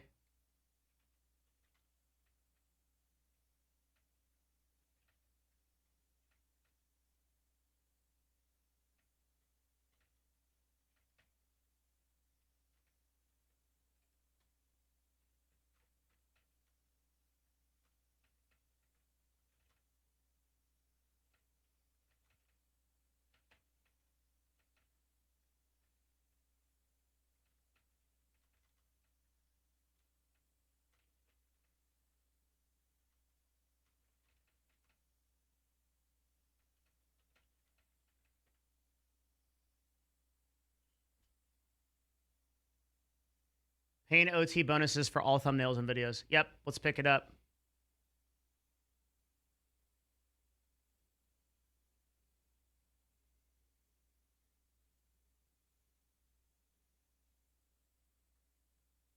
Okay, I'm getting blown up on Twitter. Hang on. So, stock guy, funny thing, Microsoft stock went up with the cancellation of Mixer. Just goes to show you how much is bleeding cash from the company. Jesus Christ. It's actually insane.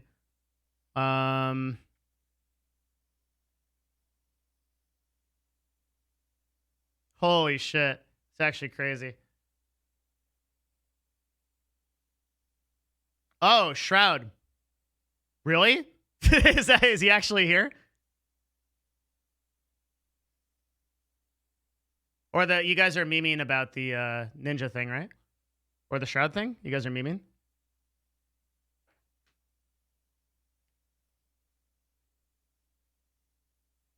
Let me VIP them, see, just in case. They're memeing? Yeah, I thought so. Yeah, I thought so. I don't think either of them would know of me.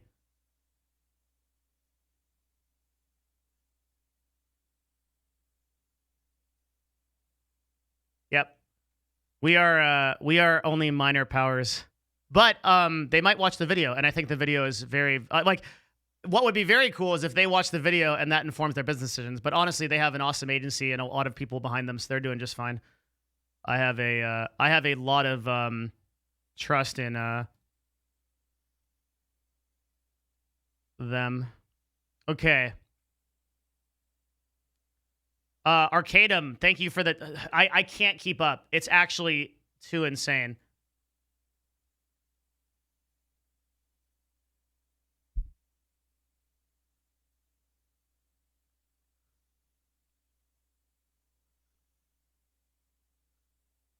It's too insane. Andy, thank you, man. Sheik, thank you for the 5. Guys, I don't deserve this. Thank you. Fucking tons of follows. Crazy. Sorry if this has been asked before, but is D&D canceled on Wednesday? I think we're currently debating, due to the league, if it's going to be canceled or not. To be 100% transparent, I am seeking to actively move away from that campaign. I've wanted to do it for a long time, but I'm reaching a point in my business where I simply don't have time to do a 4-hour session every week. It's ridiculous, especially at that time. If it were earlier in the day or something like that, I could do it. I just don't. I can't. I would much rather kind of like wait on the sidelines and join a campaign with Arcadum. Arcadum seems to be aligned with what I would really want to play in a campaign, and also his sessions are 2 hours or 2.5 hours, which fits way better with my schedule. I can't do 6 p.m. to 10 p.m. Literally, I'm simultaneously going through the biggest thing in the agency world, and I'm doing a ton of stuff on the broadcaster side, and we're hiring, and I'm gonna have DRs, and we're bringing on new talent. Like I can't do it. I can't do 4-hour D&D sessions. It's insane. It's insane. Yeah.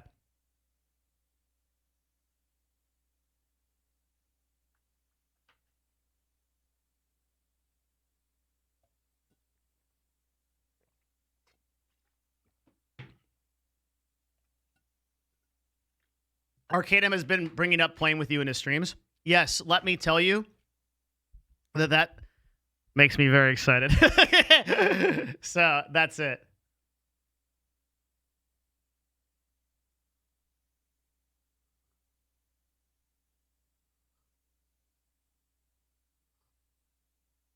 Okay. Okay, stop adding random people, you shitters. All right, this is real shit. Okay. So now we're talking about Facebook and me. All right. I can't leave you guys alone for a second. All right. What are you doing? What are you? No, we just finished talking about Shroud and Ninja. Hopefully someone's picking that up. I'm waiting. I need.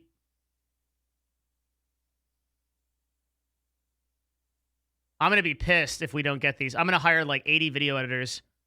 I need like.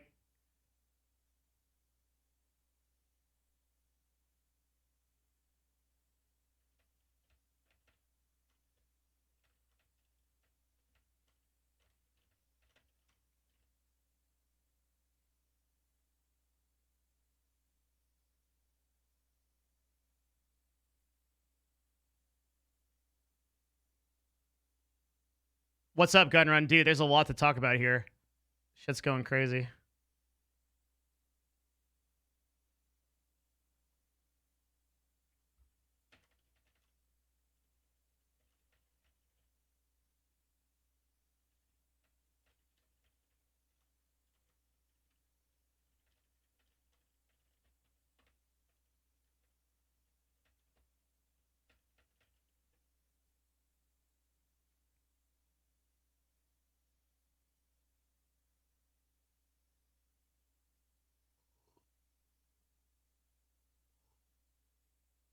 Okay.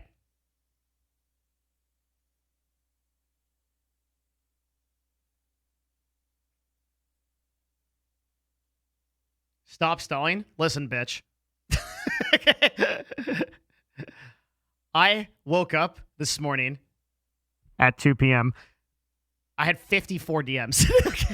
Okay? There's a lot going on. All right? I'm not fucking watching content on the other stream or something. Okay? I'm trying to save the fucking gaming world from existential oblivion. All right?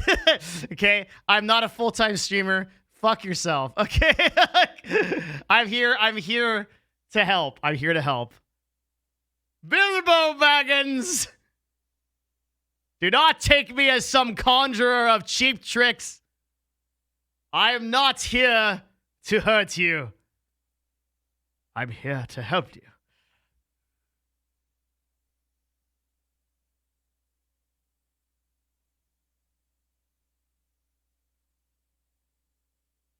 Fuck you, I'm here to help. Yes, exactly.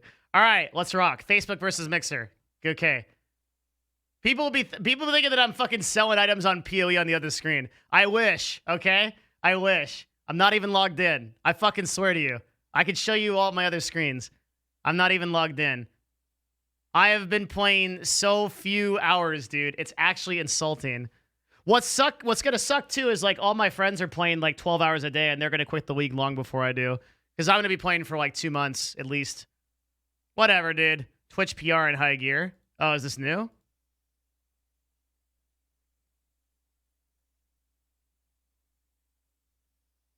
More players make every game better. Built an incredible platform and grew a professional community. Mixer community, we understand it's a difficult time. We encourage you to take the time to know and know that Twitch is here to help.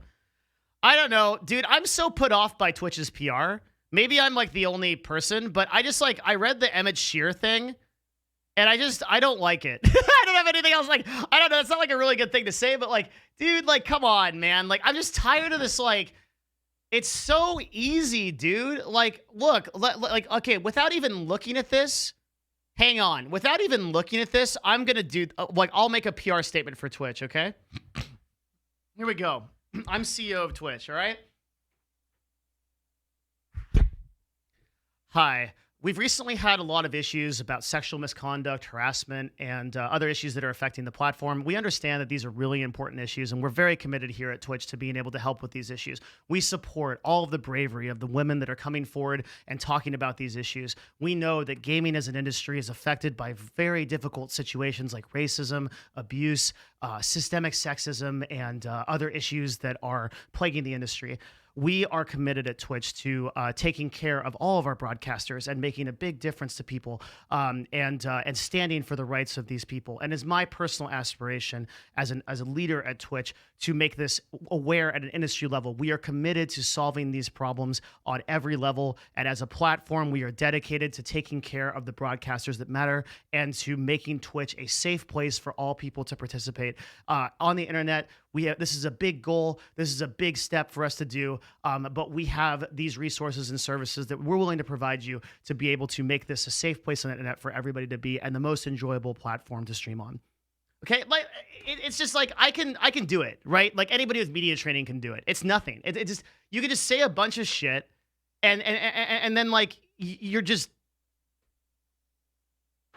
like, and what are you doing? You know, like are you changing anything? You gonna make any changes? You gonna change your business? you gonna do anything different? I'm just gonna send an email and then go back to playing video games. Wish I could do that. like, I mean, so whatever. I'm not impressed. I'm not impressed. Okay, maybe it's just me. I'm old man yells at clouds. Whatever, bitter, or whatever have you. I don't think it's good enough. Like, I want to see objective change, okay? Here's how you hold us accountable. Here are the 2 to 3 things we're doing over the next 3 months that you can, and here's how you measure their success and failure. All right? Like, these are the things we're considering. These are the problems. This is how you hold us accountable. This is what happens if it doesn't happen. And like I said before, I don't think Emmett's the right person to run this company. And that's my personal opinion. It's not made on behalf of my agency or anything else.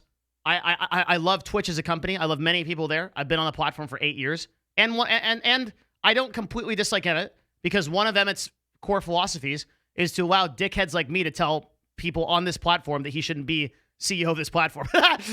so that by virtue of that fact, that's very cool, right? The fact that I can sit here and be like, oh, this guy fucking sucks, and he's just like, yeah, okay, that's something that's happening right now, like, because he can ban me, right? And then there's nothing I can do. At Devin Nash, good luck after this stream. He will get you banned, dude. Yeah, you think that the CEO of Twitch is gonna like come into my office and be like, I didn't like. Are you 13? Are you 3 years old, dude? Like, do you think it's like high school? You were a big bully. You said some things that I don't like, so I am going to remove you from the platform. I'm Obi-Wan Kenobi, bitch. You strike me down, I will become more powerful than you can possibly imagine if that happens, okay? I will become a living force spirit. And I will float around fucking shit up on YouTube and everywhere else I am. It doesn't bother me. They know that. So there's... But for that matter, I mean, like, it doesn't matter. It's not even about that. Because Emmett and Twitch in general are to be commended for having a platform that supports this kind of speech. They don't have to do that. It's a private platform. They can ban people for whatever they want. But they don't do that because they believe that these things need to be discussed and are important. And that ultimately is how we improve things, is through intelligent discourse, right? We have to talk about things, and that's how we fix them. And for that matter, you guys are giving me too much credit. Emmett doesn't even fucking care about what I say, okay? Like, I don't... Like, you guys think, like, he has, like, a fucking red phone. Like, bling, bling, like a... Sir... Devin Nash is streaming. He's talking that you should step down as CEO. Give me the fuck. Jeff! What do we do? Like, okay? Like, no one gives a fuck. I'm like, okay? Like, it don't matter. Like, it doesn't matter at all. Come on. Emmett is sitting with his Amazon stock money. Amazon shares are fucking $1,500 or some shit. Playing Hearthstone.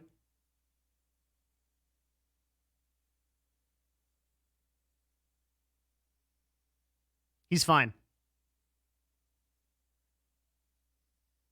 He is not a bad CEO because of his banned inconsistencies and because of his take on sexism that doesn't matter. The Twitch user experience and shitty ads are why he's a bad CEO. What a fucking dog shit take that is, okay? Respectfully. Respectfully? No. No respect. Bad. Bad take, okay? You're absolutely a bad CEO if you say that sexism doesn't matter. that's the definition of a bad CEO. But for that matter, like, as a CEO of a company, you are the guy, right? Like that's it. Like it's your shit. So you are the only person that every single department is accountable to every single department. You work for everyone because you are the only person in theory in the company, maybe the COO, but like COO is a great position. People ask me all the time why my official position is not CEO, but it's CMO, right? Even though Nerd Fusion is a partnership, it's just 50-50 between Matt and I, right? Because the word CEO has an enormous amount of implications. I learned this at Counter Logic Gaming. If you're a CEO, everything's on you. So when shit fucks up, everyone goes, fuck CEO! And it could be entirely my fault. But everyone's like, we don't even know the CMO. So I'm like, and then like, you know, and then the CEO, right? Like, so that's just, it's, like, I don't want it, right? Emmett Shear is the only person that people are going to hold accountable, even though, sure, all of this stuff is systemic within Twitch. There's an enormous amount of employees and people like that are causing this, right? And probably a lot happening at an executive level that's deeper than this. Okay, so sure, but what I'm saying is, Emmett is not a good CEO because of the ban inconsistencies, because of the takes on sexism not mattering, because of the Twitch user experience, because of the ads, because of the monetization, because of the sales, because all of it, because of communication, really, right? It's all those reasons. That's why being a CEO sucks ass.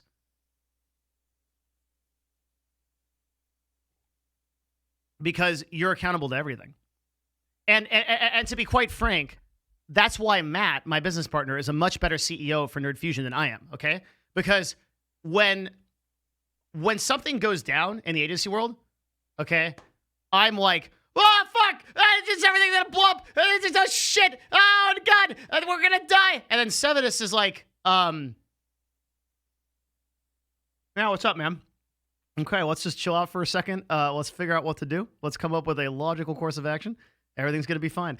And I'm the one in the office that's like running down the hallway like because I'm a very responsive, emotional, like active person. Like, you know, like and so like Sevidus is a much better CEO because like when shit fucking freaks out and like fucking blows up, he's just fucking chills.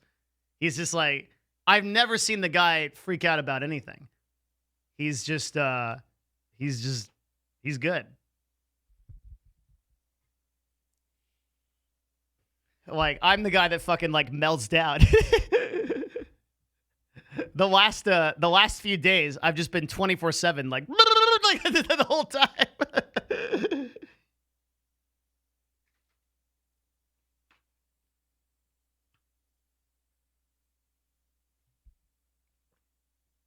And yet the CEO didn't do anything. His job is to delegate and sign papers. No. The CEO sets the direction of the company. The CEO sets the voice. And most importantly, the CEO is the outward-facing representative of the company. That's the biggest thing when you want to think about Twitch, okay? That's the biggest thing, all right? It's like, nope, don't want to go that route. I was going to go political, but skip. Okay, so when you're a CEO of a company and shit goes down, people look to you. Okay? Like, platform's fucked, shit's fucked. Emmett, what do we do? Emmett doesn't post on Twitter until, like, recently. Completely ignored the BLM stuff. Completely ignored the ban inconsistency stuff. Completely ignored everything. Just all Emmett does is release token statements on Twitter that don't make any difference. I hope people, by the way, notice this. I'm going to check the replies, which I can never really do because I might get Black Mamba'd, but I'm going to go check like what it says.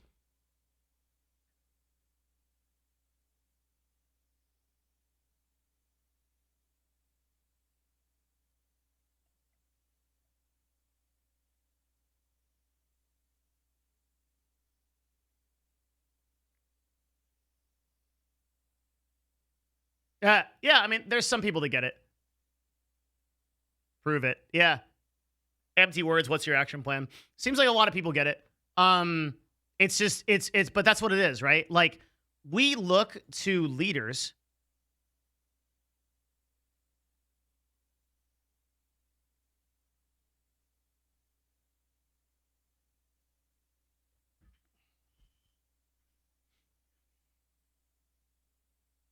Hang on. Talking to mod chat real quick.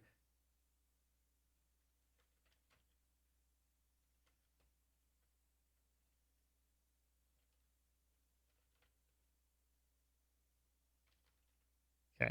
All right.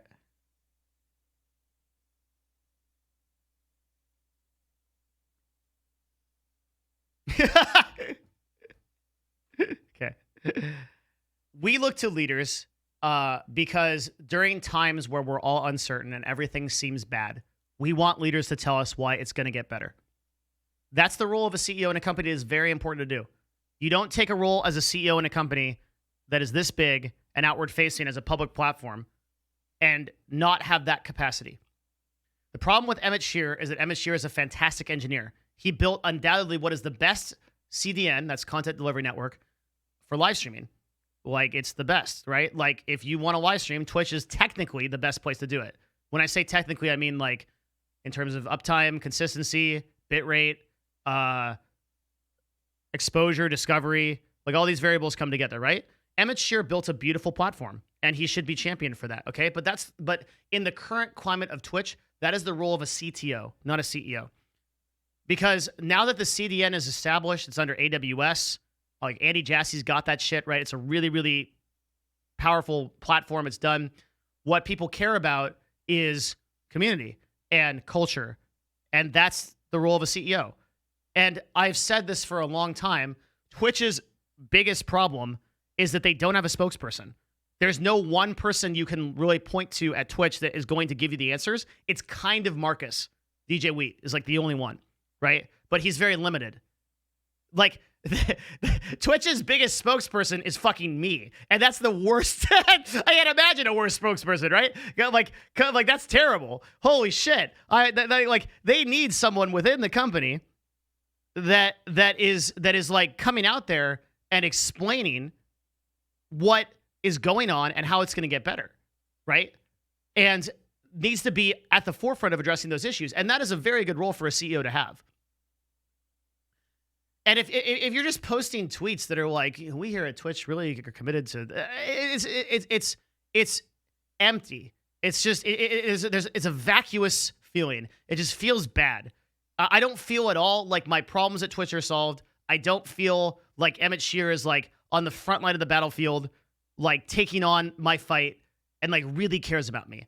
I don't think anyone that is a partner streamer or even viewers on the website like really feel like, do you really feel like the CEO of Twitch has your back and is going to fix these issues? Do you believe him?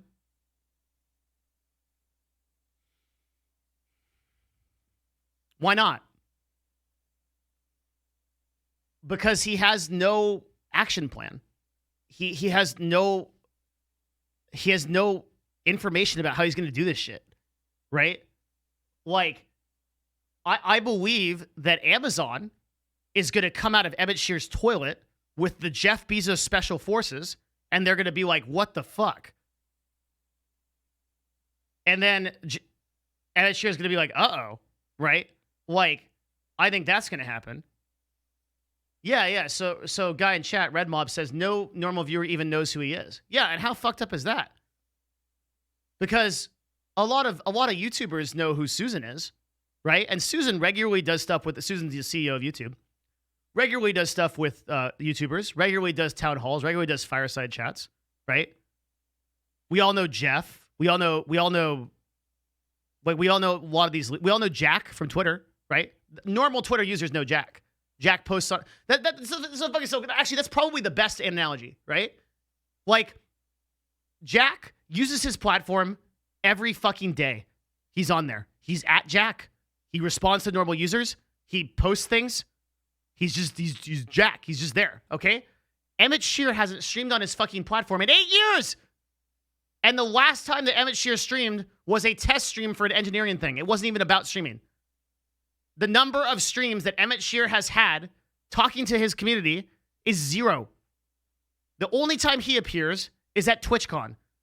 And he shows up in his fucking bow tie and he says some fucking bullshit about how yop, we're gonna do good stuff, big, yop. And now, by the way, here's DJ Wheat who will really talk to you.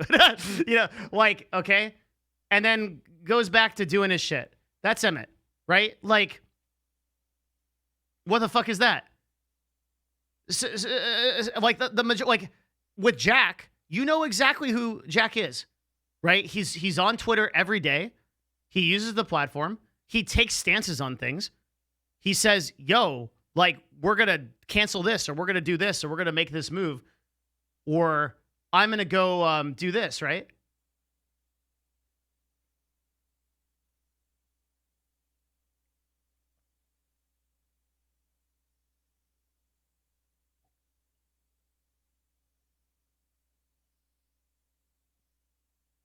How do you expect Twitch to hire you if you drag Emmett's name in the mud? I mean, I'm just saying what it is, right? Like, look, I've said this for a long time. It isn't really an insult to Emmett because Emmett created something that was really cool, okay?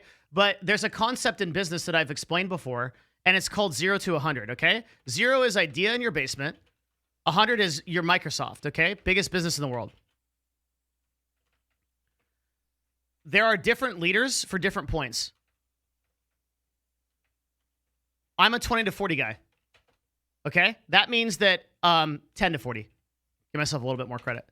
You've got a good idea. You got like an employee or two. You're trying to make it and you're trying to sell the company. I'm your guy. I can run that company. I will do really well doing that. Okay?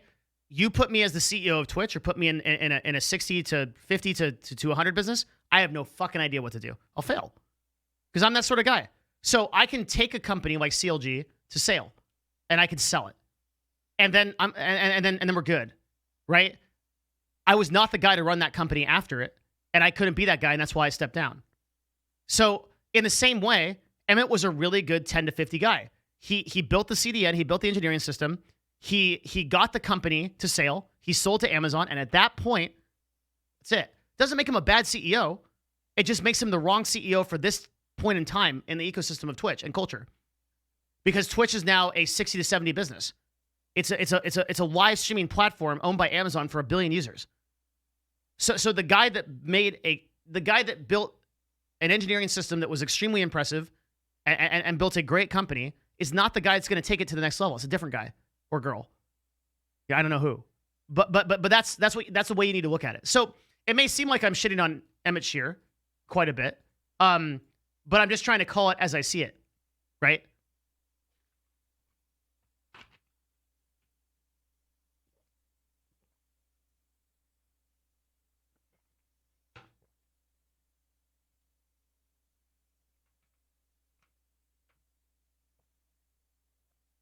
That's it.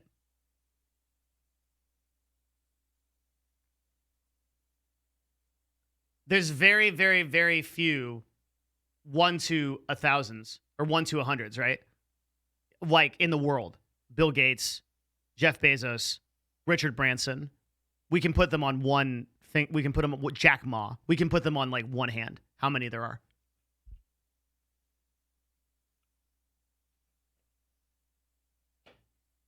I'm the 1 to 100 guy? No, you're the 9 to 5 guy. That's what you...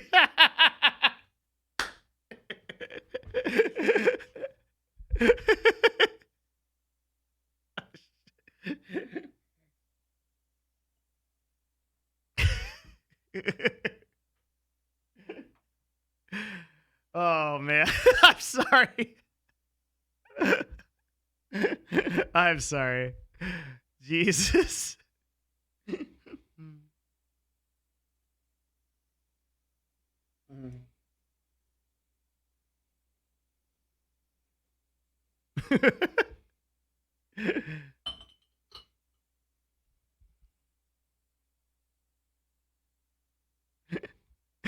That guy's never watching me again. This closes the stream. I've made like an enemy for life. Like, Dean's gonna like go on Twitter like, ah, God damn it.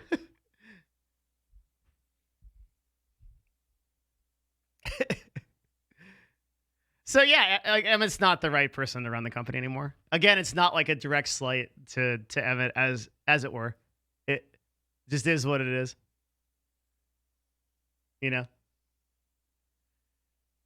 And it's fair to and again, this is I'm not echoing this position from anyone at Twitch or Amazon or whatever, or anyone in the agency world or anyone in my business, right? Just my opinion. And it's like you got 0 to 100 people.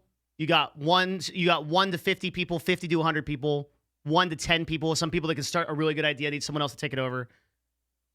Building $1 billion business and selling it is not a bad thing. But so here's what I think happens next. I don't think that this is I think that Emmett Shear, honestly, like if he got through like the ban shit and like the inconsistency shit and the community shit, I don't think he steps down voluntarily. I think he just has, I don't know what it is. I don't know him. I don't want to speak for him, but it feels like it's too much ego. But when you've got like, it's a big deal, dude. When you've got people like Justin Wong saying, like, and John, those are previous, John was the head of partnerships for all of Twitch, right? Like, let me find that. Okay, this is a big statement. Right, when Justin Wong was the VP of all operations at Twitch, number 3 at Twitch for a long time. I'm VP at Twitch. I report this to relationship owning VP, head of HR, and CEO. That's Emmett.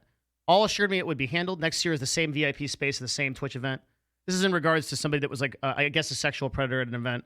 I had heard something about this cursorily, like in the industry, but I don't know a specific instance. But this Samantha Wong person, when Twitch made this, like, I don't know. I feel like whenever you know as a company that you're putting this like black screen and then you're putting some text on it. It's like when CLG did that We Stand with like Black Lives Matter, and they did it like 9 days later, and then they also posted the exact same thing on all their other Twitters. It just feels like very vacuous. And in the same way, like once this came out, right, and then it got supported by 2 individual VPs, then like it's on. That's big shit, right? This is pretty crazy. And I think when you have players this big, it's really appropriate for Emmett Shear to do more than just be like, yeah, like it's really important that. But let me tell you what I think is going to happen. I don't think it's going to be a Twitch thing. I think Amazon's going to come in. And let me tell you something. Amazon is no shit. Amazon is hardcore motherfuckers, okay? Twitch is whatever, okay? Amazon is going to be like, just go. What the, like at the very least, like Emma's going to pick up the phone. It's going to be a call from some dude, the Shadow Man, okay? And he's going to be like, what the fuck is going on? And then Emma's going to be like, oh, baby. And if Emmett can post this stuff like, well, we think that this is really important and everyone's so brave, okay? Like, that's not going to work with Amazon. Amazon is data-driven. So Amazon's going to come in and be like, what are you doing? And he's going to be like, well, we support people coming. They're like, no. What are you doing? What is your data points? How soon are you going to do it? How are we going to hold you accountable? Because let me tell you the number of ways that I am going to hang you up from your ass if you don't do these things and you're not accountable to it. I have a lot of respect for Amazon. It's a fucking incredible company. Those guys really don't fuck around, and they're not gonna take this. They're not gonna take it. So I think what's gonna happen is that Amazon's. I say they're gonna come. They probably are already there. Okay, because Jeff Bezos probably had the fucking Infinity Stone and was meditating in his office, and he saw 9,999 possible outcomes that could happen as a result of Twitch, and he knew that the only one was going to be if he called Emmett Shear at this moment. So he probably picked up the phone in 2012, before this was even a thing, and I even started streaming, and called Emmett Shear, who didn't even know that he was going to get bought by Amazon, and was like, what are you doing about this situation? Okay? So Jeff Bezos and all those guys are probably on the motherfucker already, because they're fucking like meditating on these outcomes. And, like, because I would not be surprised. Amazon has so much money, they can hire fucking Tibetan monks to predict the future in different ways out of ashrams in fucking Tibet. Okay? So, like, they know what's going on. They're already there, and they're going to be like, what the fuck are you doing? But they want data. They want objectives. They want what's going to happen, and they don't want to take any of this shit. This PR shit pleases no one. No one is being fooled by this. Not a single person read this and was like, oh, I feel very confident that Twitch has my best interest in mind. Like, not a single person did that. You can tell that by the replies, right? Like, this is a vacuous statement appealing to no one. And Amazon knows that. Amazon will come in and be like, what are your objectives to fix these problems in communication with Twitch? Because like over here in this, like, in like Mordor is like YouTube is working, and like the fucking like trees are getting like Saruman, and like the CEO of YouTube is like, cut it down, burn it, the fires of Isengard. And it's like da-da-da, da-da. And PewDiePie is like marching along, 65,000 viewers. Courage JD is marching along, 200,000 viewers on YouTube, right? Like, this shit's going down. The army is marching. So they're seeing this, and they're like, YouTube is gaining market share at an alarming rate, right?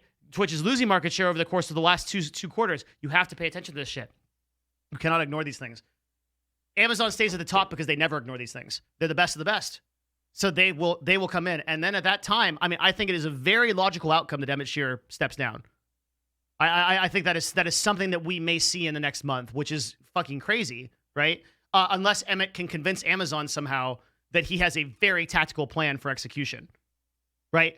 Without a history of doing so. Because Emmett has done nothing to improve the community over the course of the past 4 or 5 years. Insane shit, right?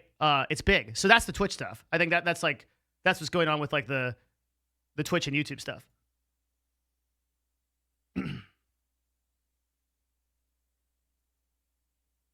What does the council of Twitch say? Yeah, how's that going for you? Big changes they're making, right? Let's go contact the council and ask them what to do. Yeah, get me the 3 streamers on that shit. They're gonna fucking come solve this problem. Are you fucking serious? Holy shit. Jesus Christ. Like, I'm glad you came back for this. I had to. I have to. People need help. We gotta do shit, dude. I gotta make the list of agencies for streamers because there's a lot of people that are put out. We gotta, and there's also a lot of people that don't understand the situation. So the next thing I want to do is I want to talk about Facebook and Mixer. Listen, okay?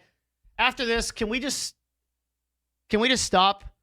Can we just stop 2020? I'm done. I'm really done. I'm done. I was done at the wildfires. I was done in January. Okay? Like, I want to go play PoE. That's what I want to do. All right? Like, no more of this. No more of this. Okay? I just want to be left alone. I don't want to play video games. I'm tired, chat. I'm old. I'm fat. Change scares me. Check all the boxes. It is.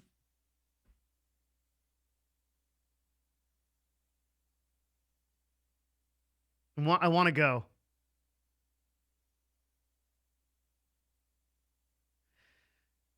Okay. Facebook and Mixer.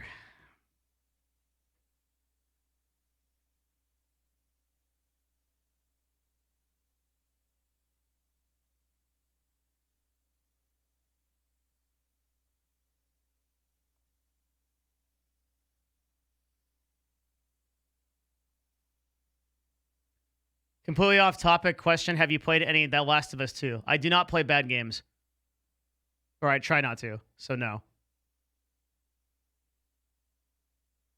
Facebook and Mixer stats compared to YouTube and Twitch? Yes, this is helpful. Thank you. Say, Sarah, you've been a god through this whole thing. Are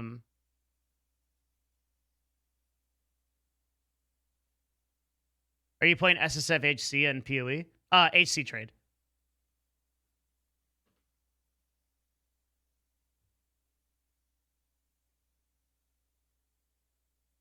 He's real angry he can't play PoE. I'm legit angry I can't play PoE. Yeah. I would 100. So can we see the Facebook Mixer thing? I have like 2 billion tabs open. This is like one of my like porn excursions. Like I have like so many tabs open. This is insane.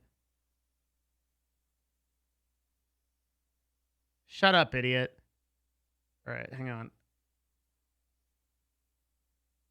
Scroll down on this tweet. Okay, I will.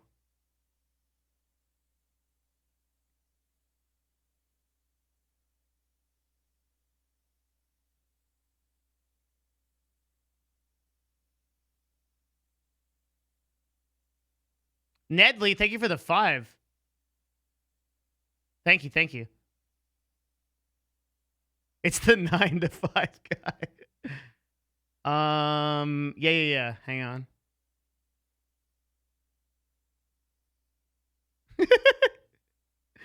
When you nut early and close all 47 tabs in shame? Yeah. I don't know what you're talking about. No, this is not what I'm looking for.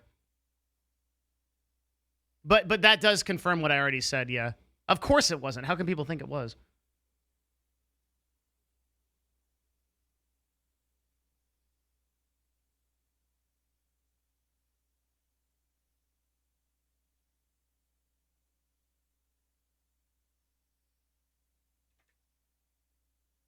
PPL dumb.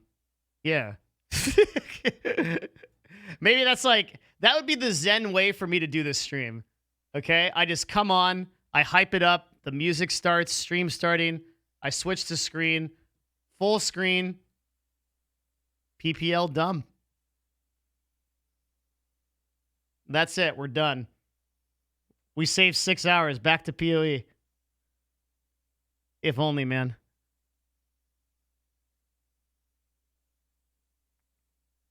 PPL dumb.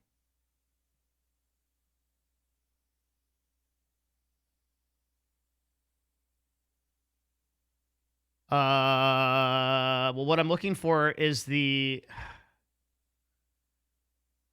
This is what I want. We need to put all this in all one place.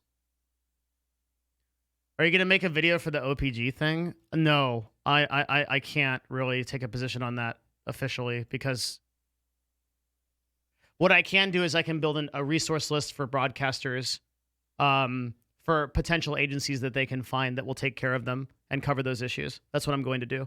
I am not going to make a video about that.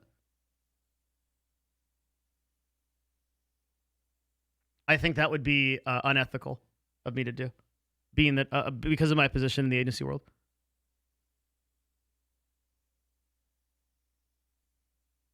But what I do need to do is I think it's important that I provide resources for broadcasters who are down and out as a result of the agency collapse, and simultaneously, I think it's important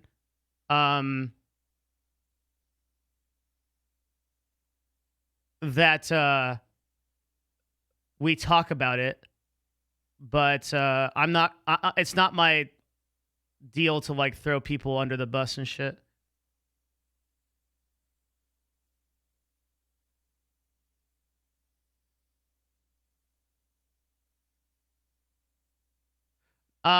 It's even weird for me to do a resource list for agencies because I'm not impartial, right? So I have to post a disclaimer like this list was created by a person who is within an agency. That's Nerd Fusion. You need to do your own research. Like obviously there's an implicit bias in this. You have to be aware of that, right? I can't skip that. Like but there's no one else that's going to do it. I'm it. So we got to do it.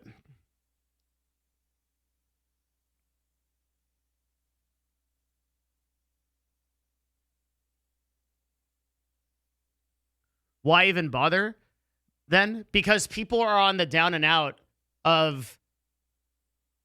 Well, I explained why. Because over 70 prominent broadcasters lost 40 to 50% of their income overnight.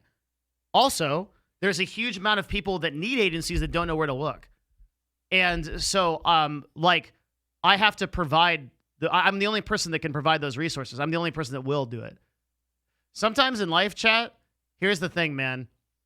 You can sit around depressed about shit and like think about how fucked up stuff is, and you'd be right, stuff is fucked up, but like you're the only person that can change it. I'm the only person that can do it. That's how I look at it. It's like I'm just that's it. I got to do it. Yes, I can definitely mod Raxif. Thank you for keying me in on that. I'll mod Say Sarah as well. Kill all who oppose you. And Andy, thank you for being here.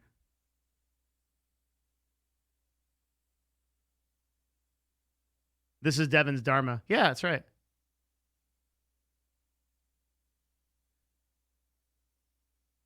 Nothing is going to change unless you do.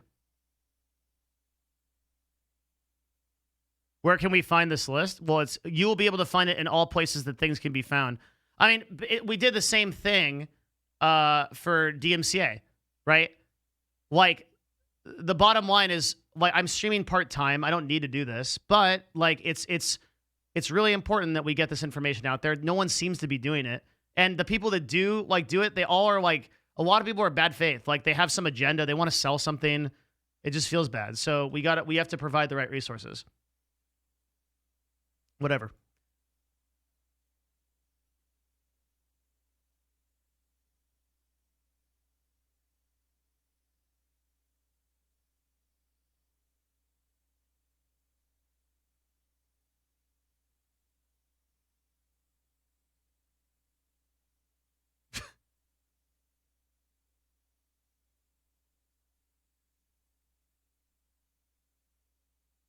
It's a really, really big deal. You remind me of Gary Vee with that approach. I think he'd be proud. Thanks, man. I don't know about that. Gary Vee is one of the true OGs. Devin's bias isn't even that bad because he doesn't have the resources to onboard many streamers as is. Yeah, but there's still a very clear bias I have to make. Like, I'm obviously think we're, well, that's not even true. I don't even think we're the best agency, but like, I'm biased. I just am. Like, it's like there's no way to deny that. So I have to bring that up.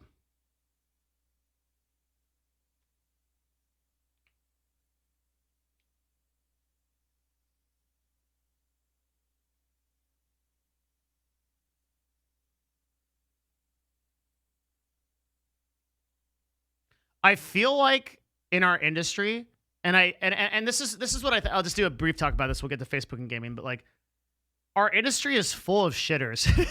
Like, I don't know why this is. I think it's because it's a combination of the crossover of entertainment and like entertainment is also full of shitters, right? Hollywood and all that stuff. Like, all the time you hear about all the shitters that are in Hollywood.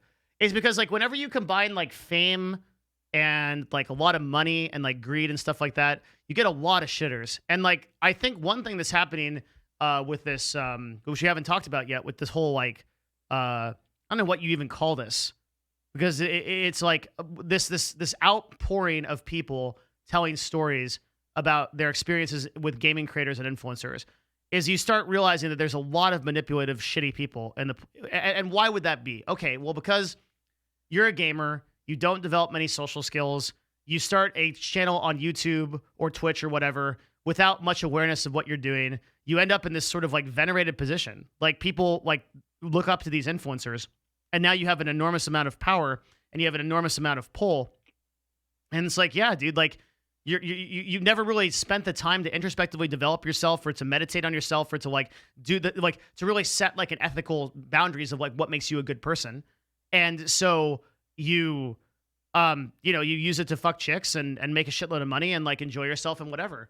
And it's like sort of a logical progression. The same thing happens in Hollywood, because nothing begets or challenges these people to be very introspective. And what I've realized over my time, there's a lot of good people that work in the gaming industry, but unfortunately they're usually really silent. And that's one thing I haven't like figured out yet. But like, I'm not the only agent that's good. There are a lot of good agents. Like Adder, fantastic agency. Loaded, great agency, right? You never hear from them. They never post anything. Same with people at Twitch. Tons of people at Twitch that are fantastic, that are great at very high levels, right? Never do anything. Like, they don't speak out. And maybe it's because they feel like I don't know their individual situations.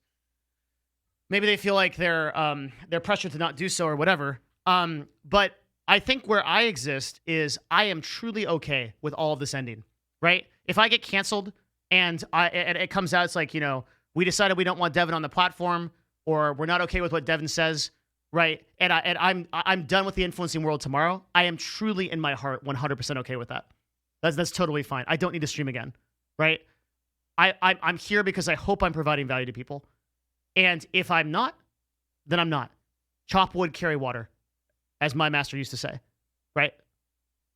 Chop wood, carry water. The act is the act. It reminds me of a story.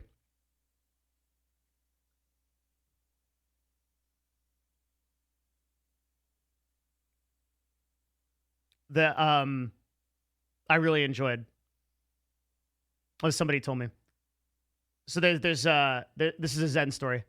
A lot of stories I tell on streamer Zen because I have a lot of traditional Buddhist training. There's two students. They're arguing about their masters. They're like arguing back and forth about like which master is better. They're both under two respective masters of Zen, and one says my master is the true master of Zen. The other one says no, my master is the true master of Zen. The student says, I'll tell you why my master is the true master of Zen. My master can summon great walls of fire. He can conjure the elements. He can raise stones, pass through objects, change reality to his will. And he was 100% confident that he was going to have the true Zen master. And the other student replied, well, those are great feats. When my master eats, he only eats. And when he drinks, he only drinks. When he sleeps, he only sleeps. And the other student that had said all those things about what his other master could do immediately conceded that that was the true Zen master. Because I think life is a process of detaching from dumb bullshit. Stories that other people have told you, your identity, you're weak because of this, I think this because of this. Distill the absolute truth of things and find the true experience. That's your mission, right? All this other stuff is there as an illusion. All money and fucking pursuits and all this fucking shit. It's just all there to fuck with you and to take you off the path. The path is being true and authentic to yourself, what you find is most genuine, and proceeding to pursue that with fervor, great fervor, and to try to help people along the way. It's that simple, right? But not easy. So I think about it that way, but I think people get tied up with these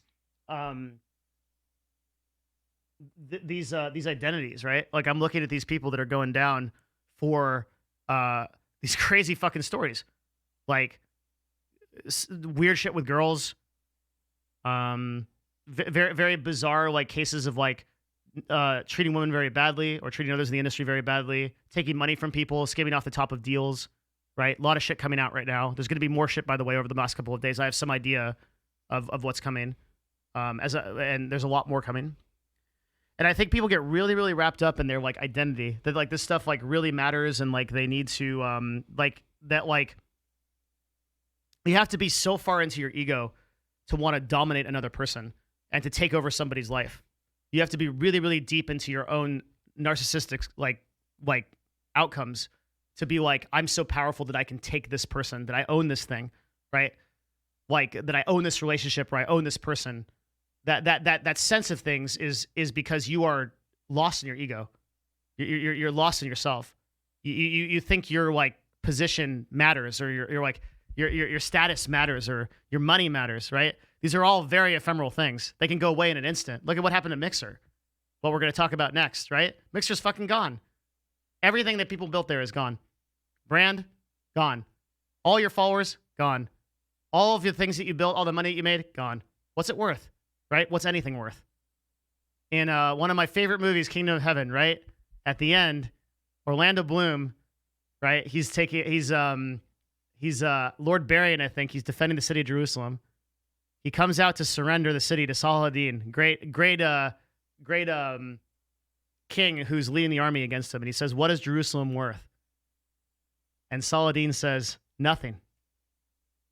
Everything.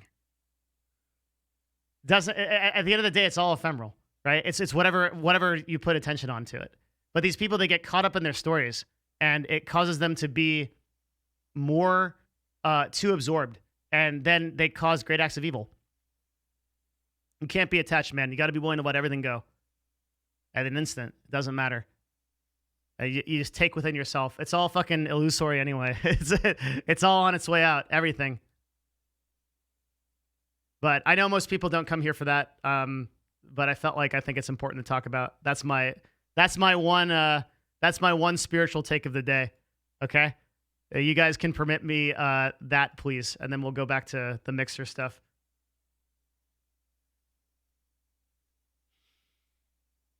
Heat death of the universe is incoming. Yeah. I mean, ultimately, you'll be long gone before that, right? But it's a feeling of like, so you might take away from that. You're like, oh, like that makes me very sad.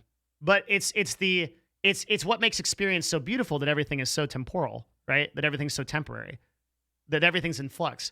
Like the reality is that everything is so in the moment that this is the only time you have to appreciate this right here. This is it. It's not before and it's not after. It's right now. This is it. This is the time that you can appreciate it. And you can really, really feel and be genuine with this moment. And you have control over this moment and this moment and this moment and this moment and nothing else.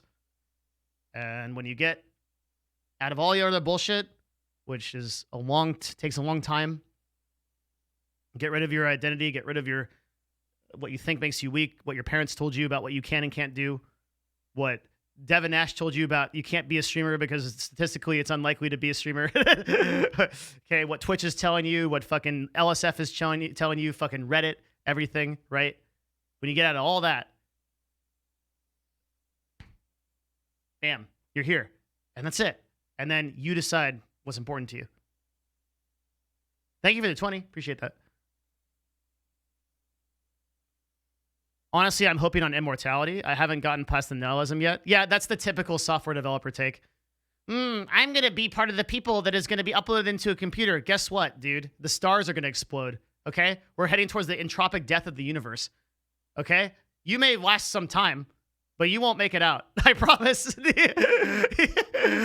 None of you will. Like, it's like, you're not, you like, how many years do you want? You want 300 years, 400 years? You're going to get bored, okay?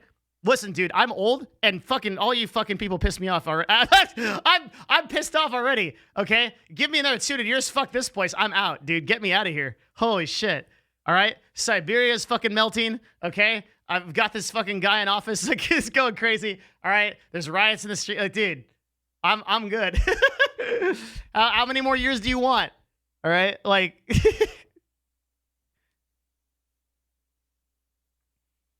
Life is meaningless. Some people think that's sad, but it's pretty freeing because it means you can get whatever you want. Yeah. The fact that life is meaningless makes it the most meaningful thing ever, right? Yeah. See, Skylius understands this because she studies space. Space is really big. And when you start studying space, you realize like how much more there is. My master's great because when he streams. Yeah. Chop wood, carry water. Only thing you need to know.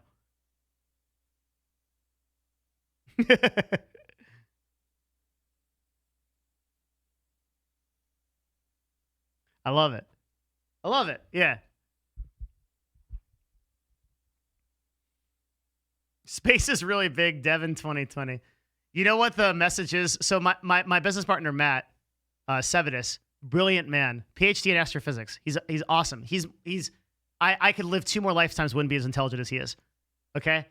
He calls me up this morning and he says, dude, my job was to comprehend the entire universe and I can't comprehend what happened on Twitch in the past 2 days. And I was like, yeah, fuck, dude, I get it. This is so crazy. Like, the dude, like, it's just so fucking insane. The whole gaming world is I don't think anybody can take all this and just like figure out what's next. I'm trying to parse it down, and like even for me, there is so much, right? Like there's so much. Even a week ago, we're talking about DMCA. That's a huge issue, right? Like it just seems like every week it's just more, always more.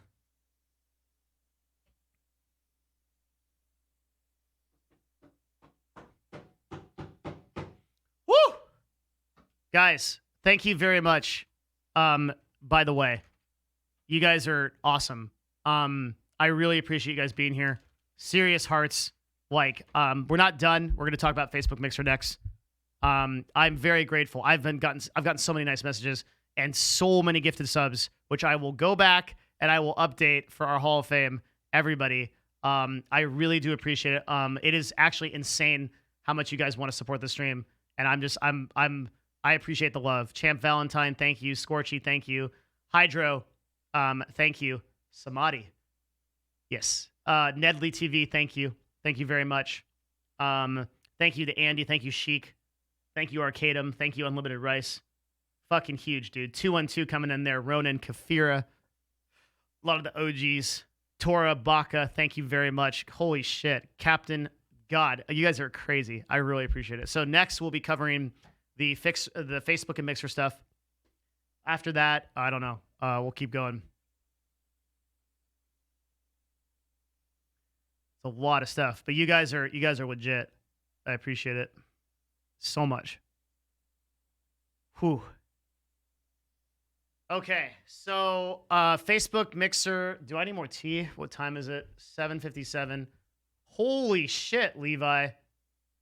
20 gifted subs. Thank you, man. Yo. Thank you, dude. Thank you so much. Big appreciate. Huge. Thank you. Facebook and Mixer. So I think the way we should target this is like, fuck, man. If you're a Mixer streamer, what the fuck should you do? I think that's big.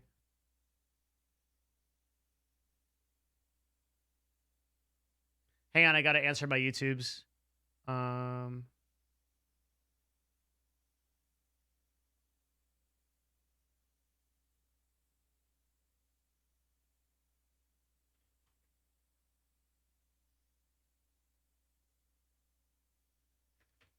Is fine for... Sorry, we got a lot of shit going on, so just give me just a sec before we get into this.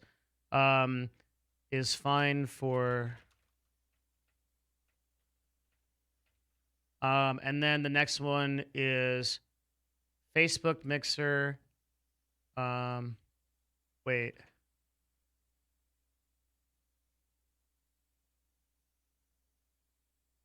No. Dropbox is for 2. Okay. So hang on. Oh my God. Give me 2 seconds. I'm sorry, guys. So much going on. Thank you for being patient. This one. This is for...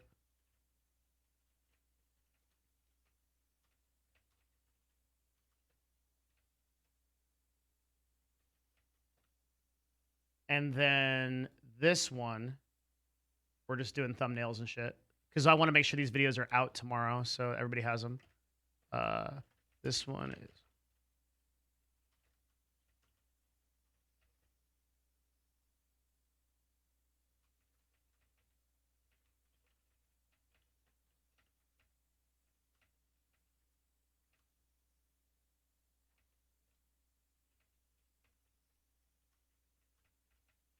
Okay.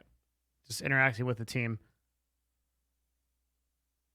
Actually, so crazy, dude. In one day, the agency world of Twitch has changed forever. Like, literally changed forever. The streaming world has changed forever. The fucking Twitch itself has changed forever. I mean, it is just... It's a movement, man. Where there's smoke, there's fire. When it rains, it pours. Holy shit.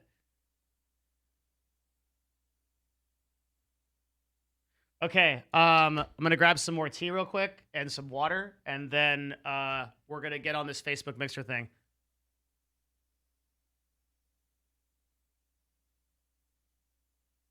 Okay. I'm just like gonna carry like my whole shit, dude. Actually, I don't need that. I need these 2 things. Okay.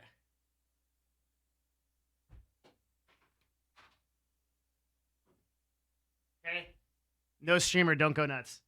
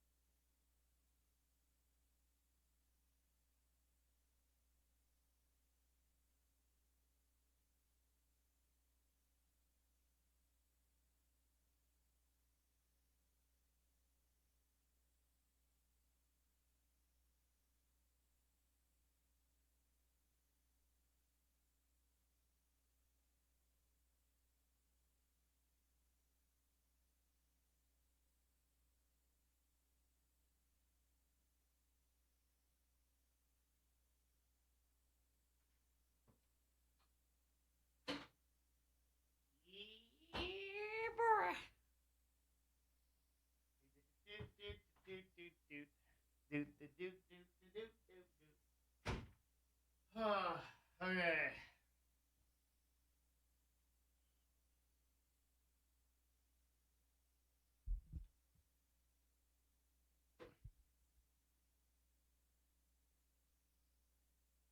How we doing?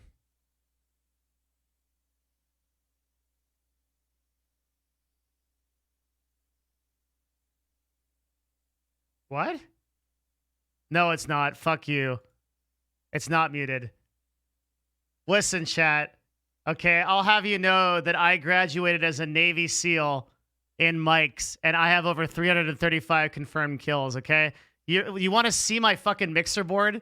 All right? Fuck you. Right there, okay? You're not gonna pass it over on me for a second. What do you think I am? A shitty streamer? You think I'm XQC here? Fucking, like, what do you think this is, okay? This is a professional fucking setup, okay? I'm in fucking space right now, okay? This is space, all right? Fuck you guys. Nice try, dickheads. Dude, there's no way. There's no fucking way.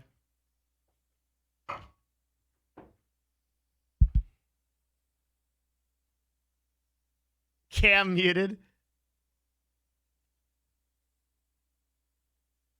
I got the whole setup here, dude. When I am on my headphones, I can hear myself speaking.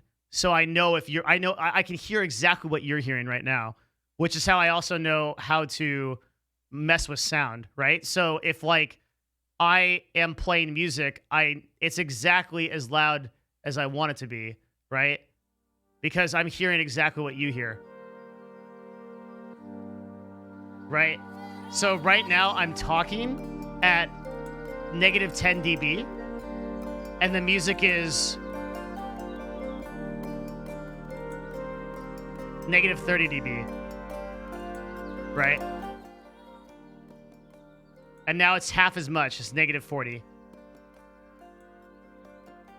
So this is a good volume for the stream.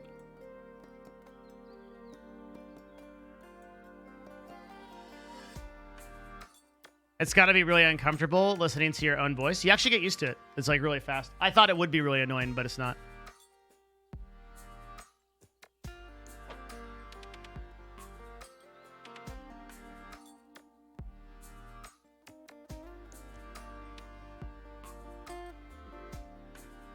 No, I don't hear myself twice because I'm hearing it in real time, right? But I can mute myself too.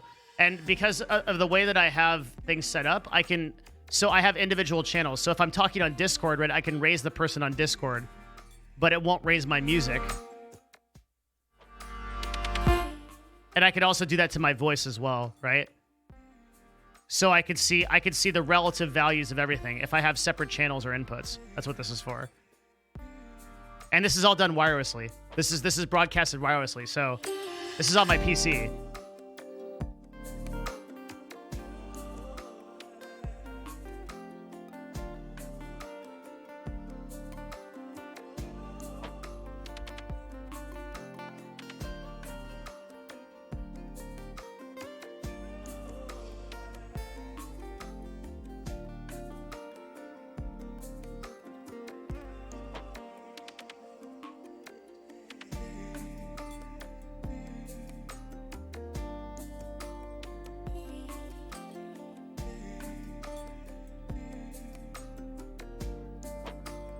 Big water.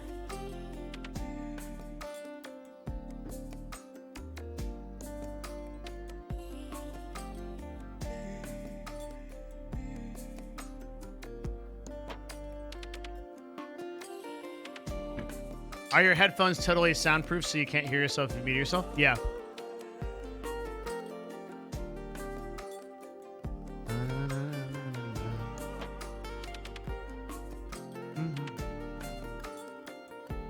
No delay. No.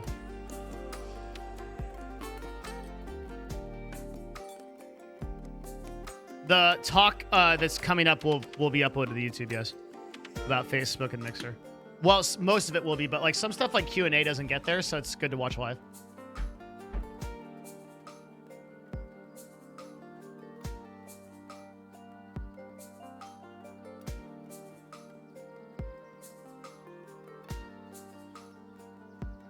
When you raise the headphones, does it increase the value? I joined the Discord, but the channel says I don't have access to it. You need to read it. I know that's hard, but... So when you go into the welcome channel, what does it say? Right? You go into our welcome channel, and then what does it say? It says... Click on the egg to acknowledge the rules and gain access to the server. If you click the egg, you will gain access. When you turn up the volume, the sound gets louder. Yeah, what? Yes. What do you mean? It's very simple. If you hear an increase like that, I hear the same increase. It's 1-to-1. Okay? So right now, we don't hear anything. I hear that. It's very loud, right? That's what you need to, that's all it is. It's same with my voice, same with everything, right?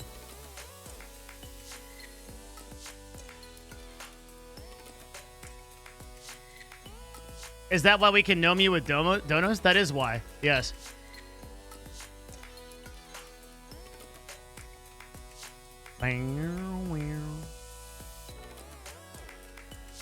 Billy, you've been busy, dude. I'm reading about you. You're famous. Devin, I'm high as fuck. You're spooking me with that volume change. That's trippy. I'm sorry.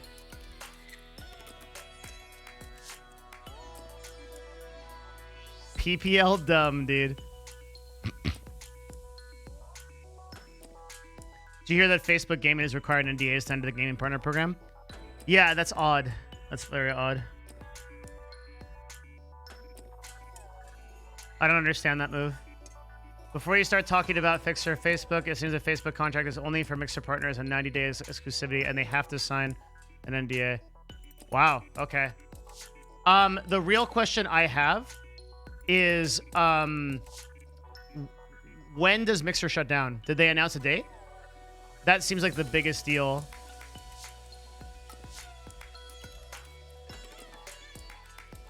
July 22nd? So 1 month. God, that's soon.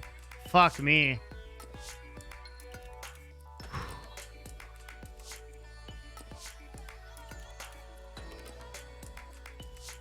Jesus. Crazy.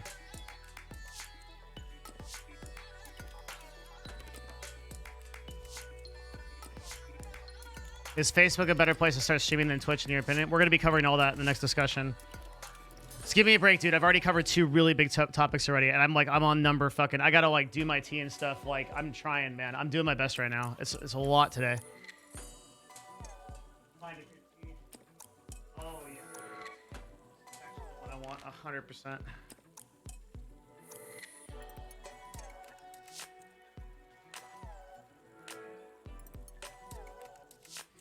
If anyone says that fucking stalling meme, just TO them for, like, I don't know, 2 weeks. Sounds good.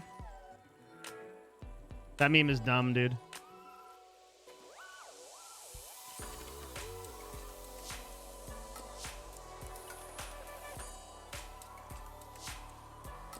You guys, like, that are saying that, like, I'm stalling for content, like, fuck you. I don't want to be here. I want to be playing PoE. You guys have no idea. You're literally fucking, like... You guys are literally the Drama Frog viewers. You're going to be gone as soon as shit's, like, not exciting. Like, you have no idea, man. Like,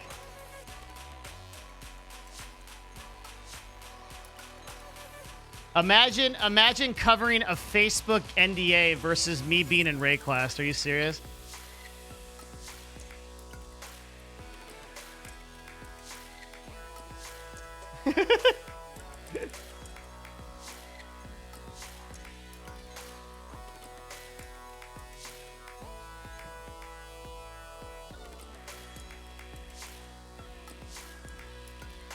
You love being here with us, don't lie. I love this community. Yes, I do. That's very true.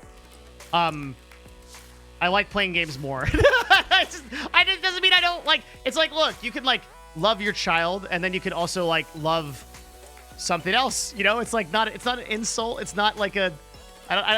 don't blue face me. I'm trying to... Like, listen, like, you know, like...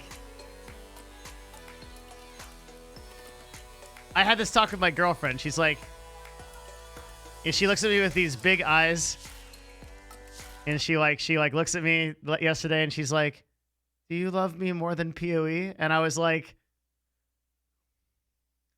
it's a different kind of love. Okay, it's possible to love many things. Okay. I do. And that's what I mean, chat. Okay, like I do love you. I do. Okay, there are many different kinds of love. Okay.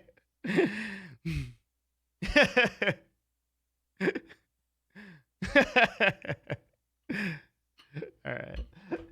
Jesus Christ. You know what I mean? Couched, nashed. All I'm saying is you don't quit streaming weeks for your girlfriend. Yeah, well. Shut up.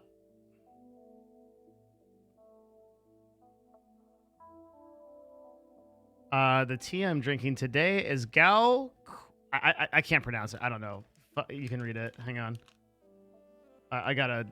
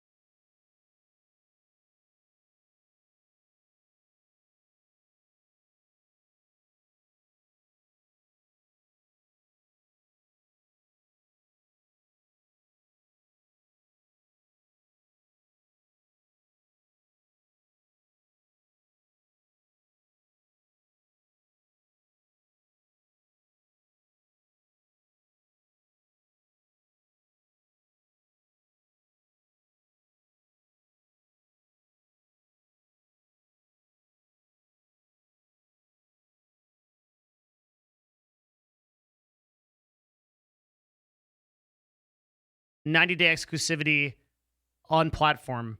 And then after that, you're not exclusive, because that's really important, right? So that's actually the most important part of this. So Facebook is offering 90 days. You're saying you have to be with us for 90 days on our platform exclusively, but then after that, you're technically free agent, so you can multi-stream. Is that what's happening? Because if that's the case, that changes my answer a lot. Slasher said that on Hassan's stream. Okay, let's assume that's the case. And I think that we can assume that because most Facebook partners are not exclusive right now. So that is really interesting, because what that means is that it might be smarter for a lot of these Mixer streamers. Ooh, I can provide a lot of value here. This is these guys should be duo streaming. These guys should be multi-streaming on YouTube and Facebook. That has the highest amount of value for them, for sure. I actually think it's not the right answer for most people to go from Mixer to Twitch. I'll explain why. Very interesting.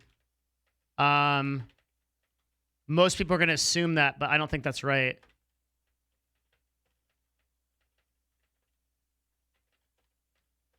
Just collecting my thoughts.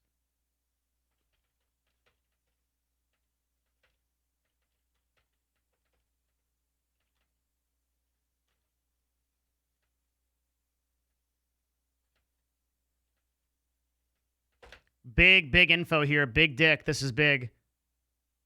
Unless their partners can make more than 2.5K in cash and growth on Twitch during those 3 months, is probably actually worth.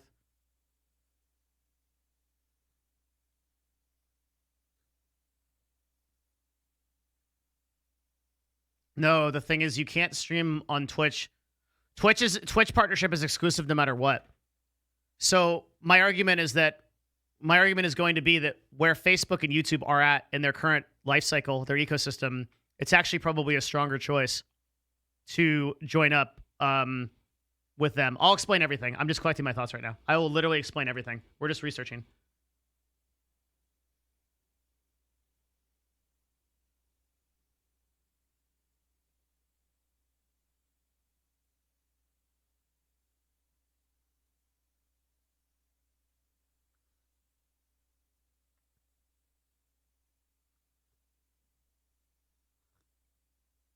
Okay.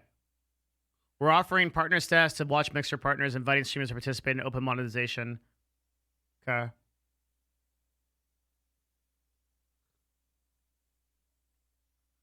So, why is Mixer gone?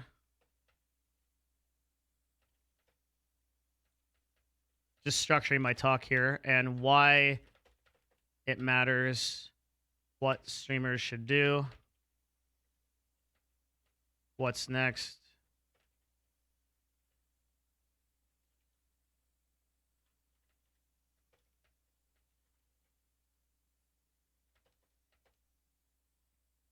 Lot of info here.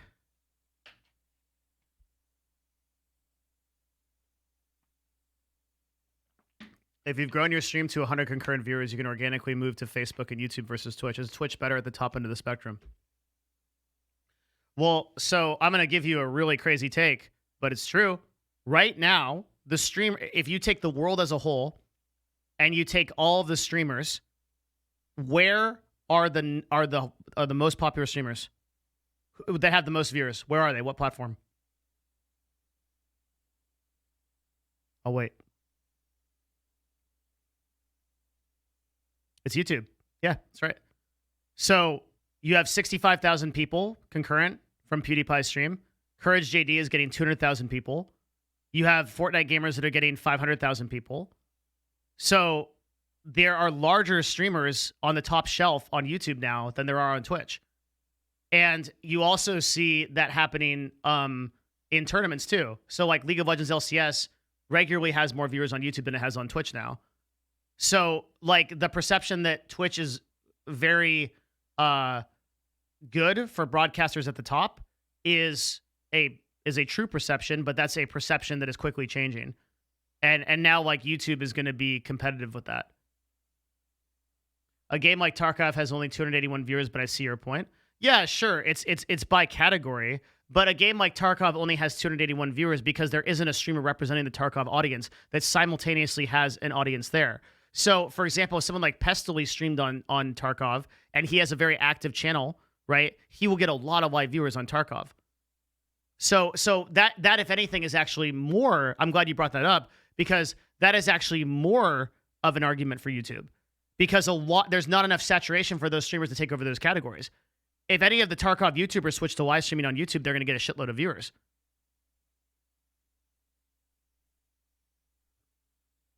Because that's how that's going to shake out. The fact of the matter is that audience is there. They're watching YouTube videos, right? They're watching YouTube videos in real time, but they're not. There's no streamers to consume.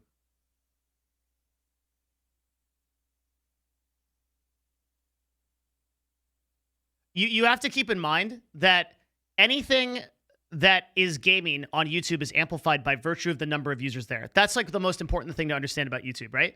And the example that I like to use for this is on YouTube, you've got 15 million, or sorry, on Twitch, you have 15 million daily active users. It's a little bit more than that now because of COVID. So it's like 16 to 17 million, okay? Daily active users on the website, right? Twitch recently said that there were 4 million concurrent people during the peak of COVID-19. There were 4 million users on the website at one given time. Now, a lot of these users were illegitimate because this was during the Valorant drops. And if you've listened to my talks before, you know that Valorant was largely illegitimate users. Lots of embeds, lots of bots, lots of people like that, okay? So Twitch goes crazy when there are 4 million people on the website. Just keep that in mind. There's 4 million concurrents on the website, okay? At any given time, and by the way, that's the whole website. That's Valorant, that's just chatting, that's everything, okay? 4 million, okay? And then, say Sarah says they reached 6 million during the peak, during the PS5 thing. Yeah, so they exceeded even that after that, allegedly reached 6 million concurrent people on the website at any given time, okay? Pretty impressive, okay? At any given time, YouTube has 200 million people only in the gaming category.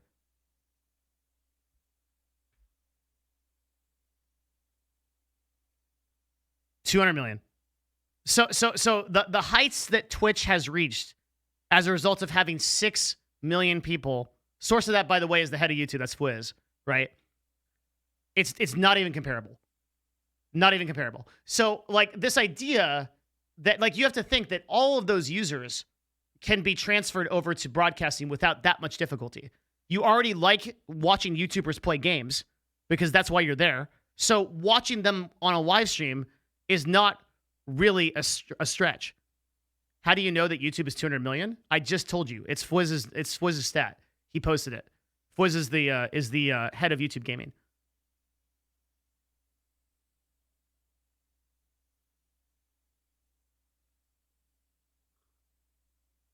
So, yeah, we're going to talk about it a little bit more, but I mean, YouTube is killing it. Like YouTube is absolutely killing it.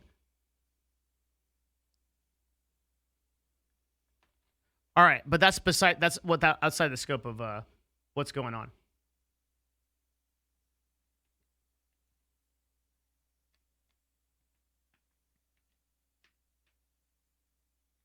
Here's the tweet. Yeah.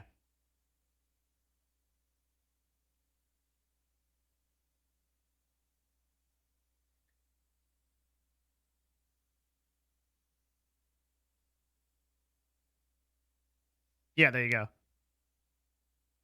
50 billion hours of gaming content watched. That's insane.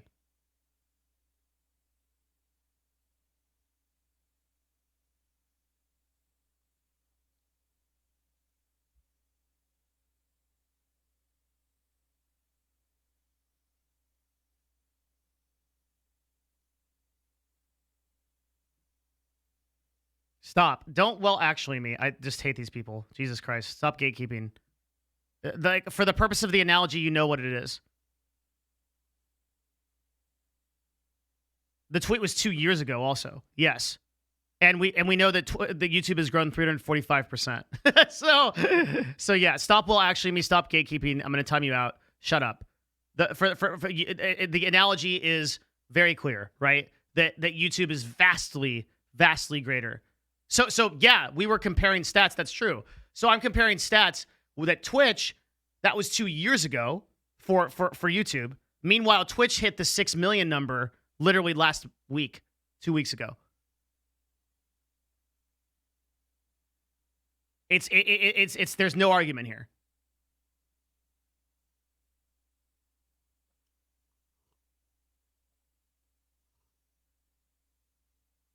Okay, I gotta stop reading chat. Too many dumbs.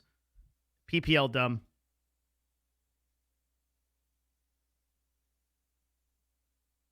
Yeah. PPL dumb, dude. All right. So, do we have all the information we need to make this to do this Mixer or Facebook talk? I think we do. Let me check my notes.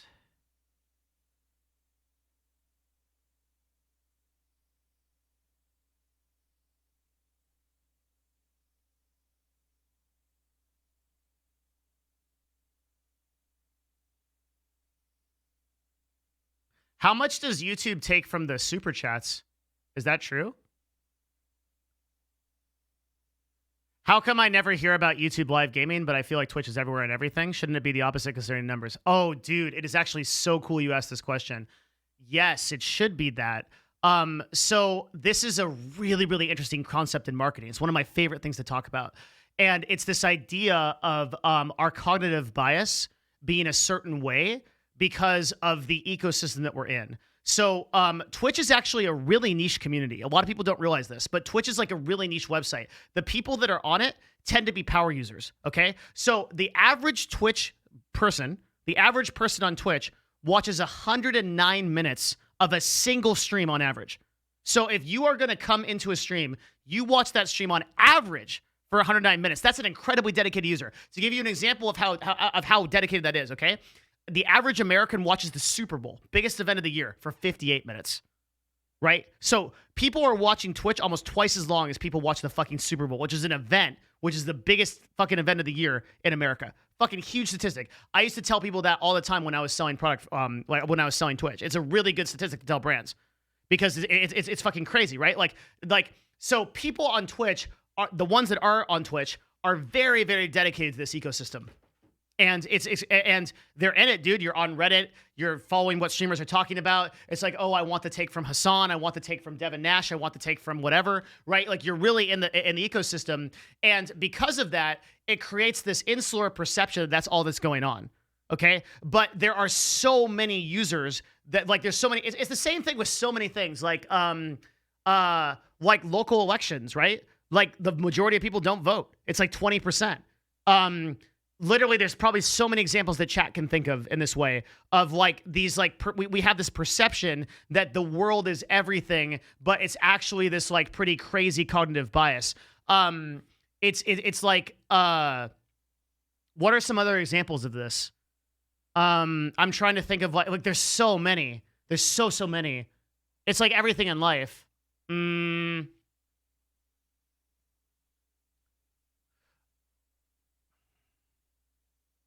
I'm trying to think of some good ones. Maybe chat has a few.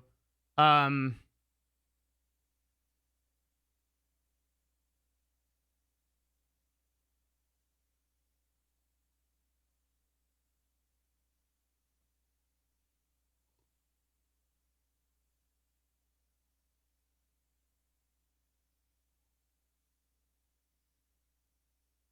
guess I can't. But it's this. Oh, yeah. Somebody just brought up a really good one. Esports versus normal sports. Yes, that's a fantastic example. Good job, SWB. That's 100% right.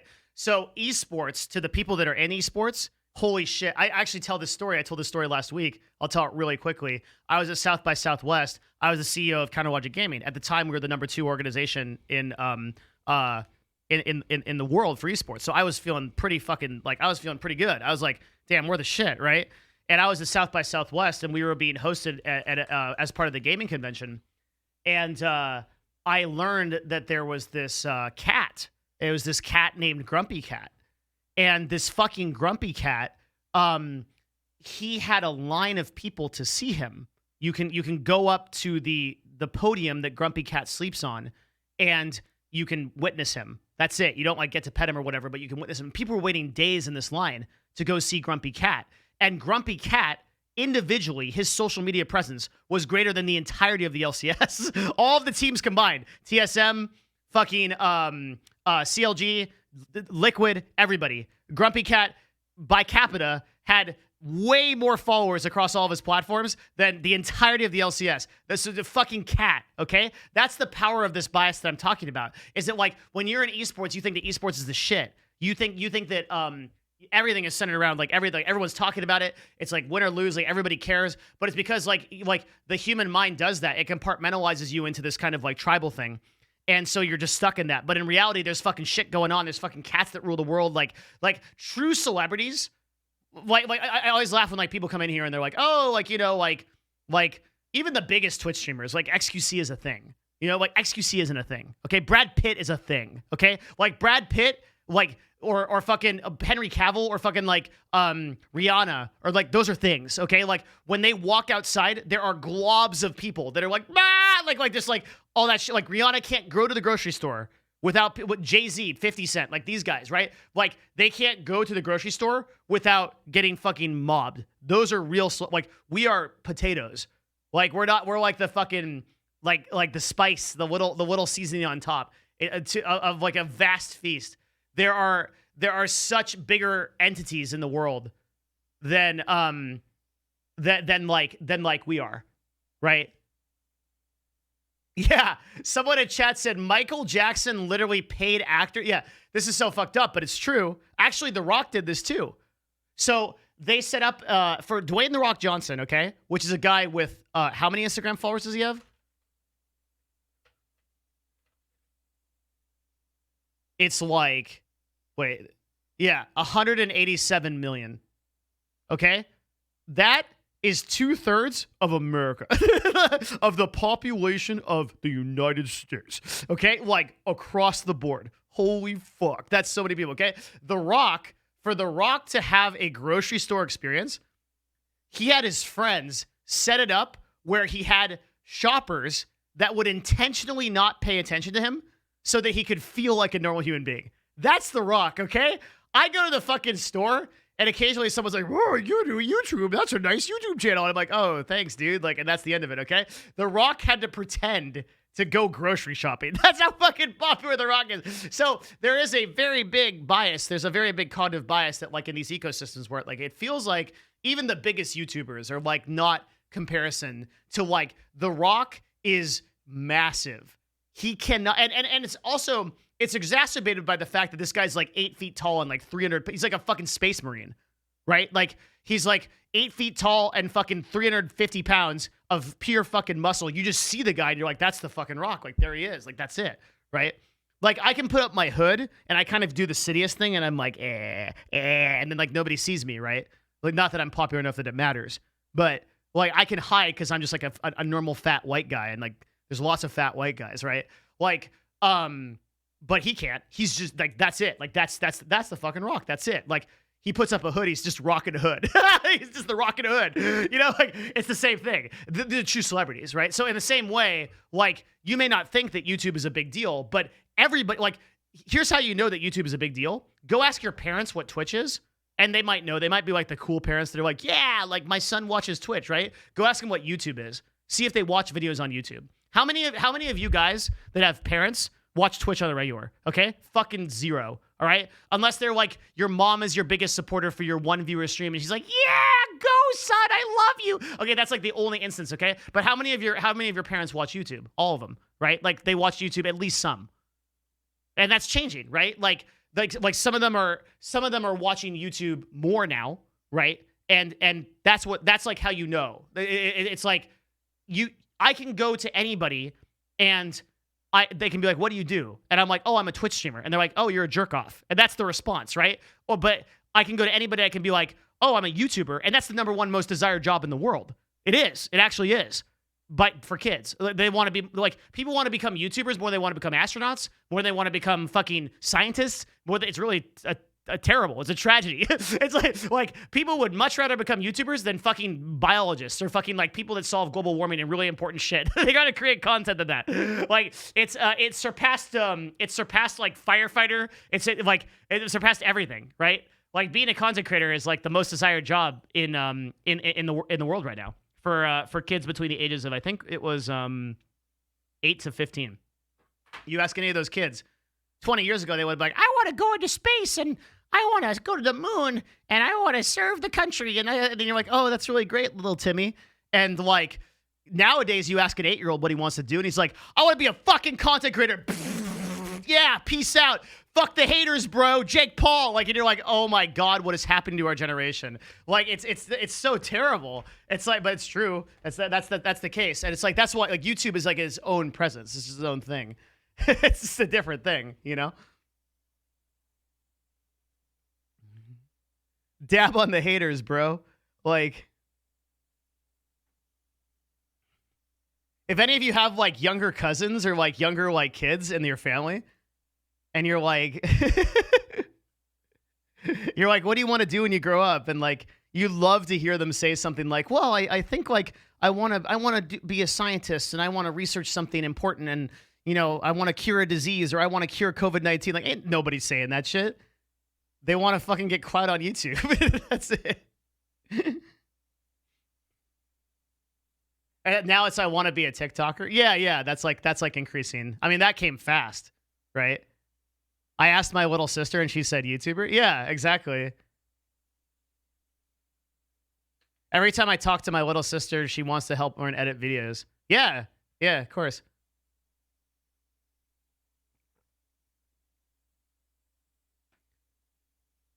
None of them, I want to be an airplane. Well, that's like fucking 4 years old, okay? They don't even know what is yet. So that's different. Yeah, of course. If you're fucking like, yeah, see, Canute right there. My daughter is 8. She's saying YouTuber. That's it. Like, if you're fucking 5, you want to be things that you can't be. Like a fucking dragon or like a fucking, like a coyote or like an airplane. Yeah, but that kid's dumb as fuck. That kid doesn't even know what is yet, right? He doesn't know like objects, okay? But then like as soon as you like develop an identity and like an ego, you're like, yo, I want to be a fucking YouTuber. That's what I want to do. When I was a kid, I wanted to be a vampire. I thought that'd be cool as fuck. Okay, I wanted to like fly around and be a bat and like fuck shit up and like date hot chicks and like hypnotize them. Hang on, I gotta get canceled. Hang on, we can't say that right now. We can't, but you know what I mean, right? Like being a vampire is like it's really cool. Yeah, okay. Don't post me on Twitter, okay? All right, like it's a joke, chat. Okay, don't Emmett Shear, don't come for me. Oh my God. That's okay. So yeah, I want to be a vampire because they're cool as fuck. They fly around. They fucking are super strong. They like become gas, and gas is cool. And you go through like walls and shit. That's fucking pog as fuck. And then I realized that I can't do that because my parents are like, actually, life is like really boring, and you're just kind of flying through space on a rocket millions of miles an hour, and there's no meaning to it all, and you can't be a vampire. And I'm like, because none of that shit's real. And I was like, oh. Well, then I guess I'll be a fucking streamer. And here I am. And that's my story. Thank you for coming to my TED Talk. Yeah, sad, because you realize you can't be an airplane. You have to. So I'm doing this bullshit.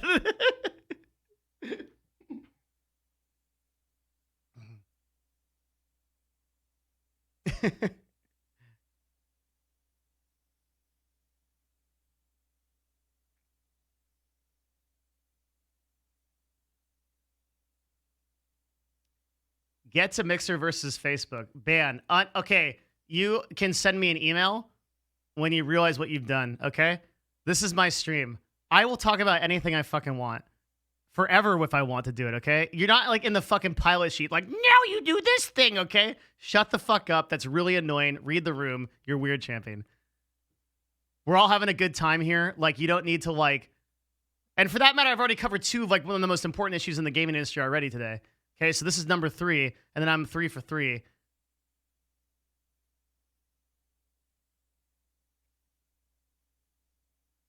Following since the 18th of June. Yeah. As a streamer deciding which platform is view count all that matters, or the viewer pays a whole different value. There are a lot of things to consider versus view count, but ultimately it comes up to your personal goals. So for me, view count is like a very minor goal, right? For some people, like if you have a lot of ego around it, like that's what you want. You want viewers. I don't look at my viewers, right? And it's explicit in chat, and my community knows this. Do not tell me my viewer count. You can post a random number if you want. Don't tell me my viewer count. It's actually timeoutable because it games me, right? I want to run the same show that I run for 5 people that I run for 500. But I actually realize a lot of people don't think like that because I know that as soon, dude, it's actually crazy. Whenever one of these situations comes up, particularly in relation to the industry, and I actually have a lot of attention, dude, the clout chasers, they're just like, hey, Devin, what's up? Do you want to talk? And I'm like, oh, that's weird. You haven't contacted me in 2 months. What's going on? They're like, yeah, I just was thinking about you. And I'm like, oh, it's so strange and so weird of you to do. I wonder what's going on. So a lot of people care about viewers. That might be your KPI, right? That might be the thing that you want to do. For me personally, I want to run the show that I want to create. And I think that's a healthier place to be. I think like if you're obsessing over view counts, it's gonna fuck you. It's ultimate neuroticism because it's gonna go up and down, right? You're gonna have times where you're doing great. You're gonna have times where you're not doing so great. But if you create a good show, that's the best you can hope for, and that's the people that are gonna watch you. The income that you make is not tied to your concurrent viewer count. It's tied to the amount of people that like you, the amount of subscribers, the amount of people that want to support you, your calls to action, your systems, your products, your services, things like that, right? So you don't need to think about it in that way. A lot of people think more viewers make more money, but it's a very rudimentary way to think about it.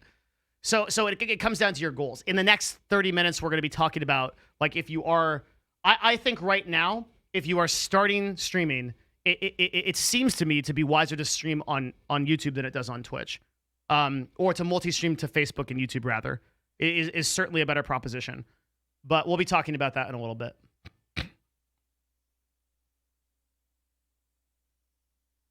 Someone has talked about this in the past and not letting the metrics get inside your head.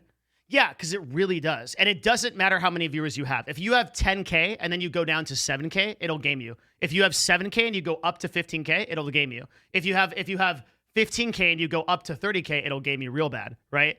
So I don't want to ever be in that game. I don't want to be like, oh, my content sucks today because I have 5,000 less viewers. My content's great. So I only look at my viewer counts over week periods. I look at how the trends are going. And I'm like, cool, right? Or not cool or whatever. And maybe I need to change my strategy or whatever. And that's how you should look at it, right? You should just be running the show that you run, in my opinion, right? Same goes for 30, 50 viewers, any amount of viewers. How can you not look? It's on OBS. I'll show you my dashboard. Here it is. I have no way to see it. So right here, am I showing anything secret? Okay. Right here is my dashboard. So you can see I have my followers, and then I have all of my subscribers and viewers. I have no idea how many subscribers I have right now.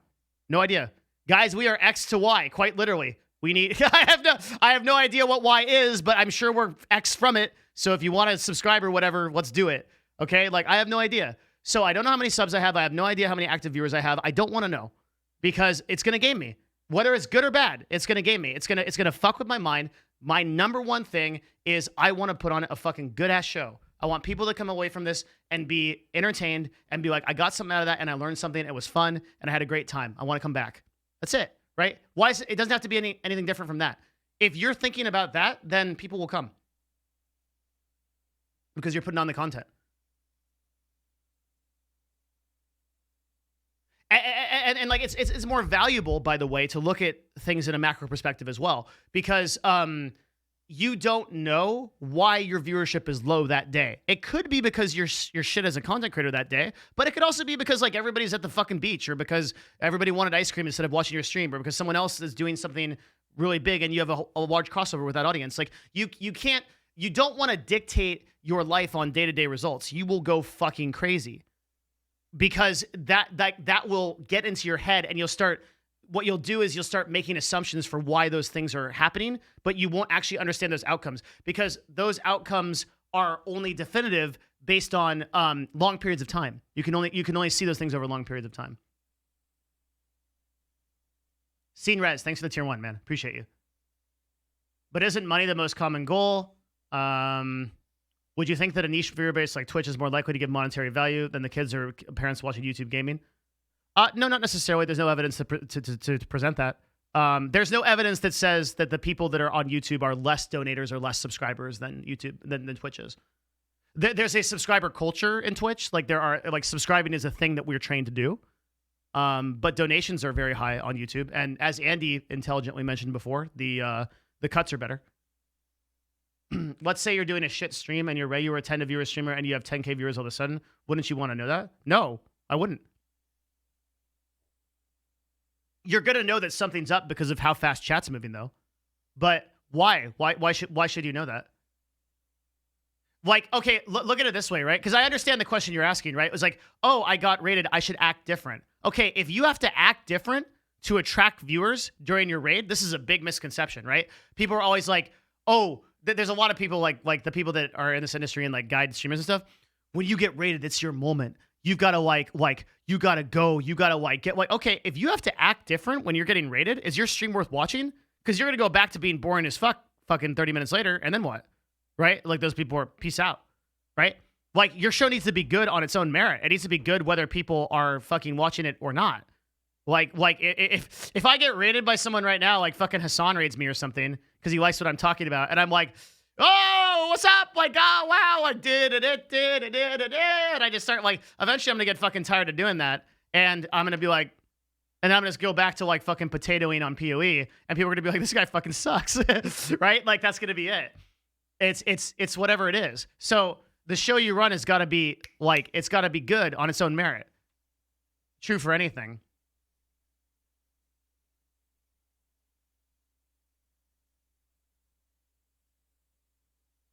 That's not to say that there's not some kind of virtue to striking when the iron is hot, but it's saying that like you got to focus on the quality, like what it is, as it is.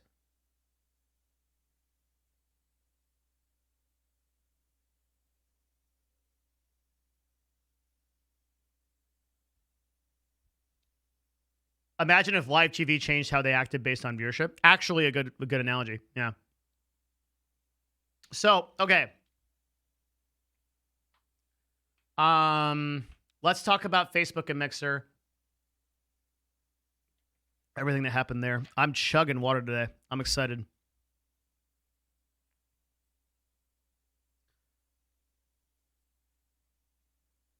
Actually, great analogy. Fucking tons of follows. Thank you, guys. Appreciate it. You know, it's funny, too, real quick on this. I actually, when I first started crunching analytics and I first started crunching numbers, I didn't care about followers at all. Like, I thought it was just a useless number. And now I actually think that followers are a really good indication of a lot of important metrics in broadcasting. Like, long-term growth of broadcasts is really important. You can see, like, followers over time. Like, you can get a really good idea of, like, what direction a stream is moving on, like, a 30 to 90-day scale if you're looking at followers and you're comparing them across the board to the right metrics.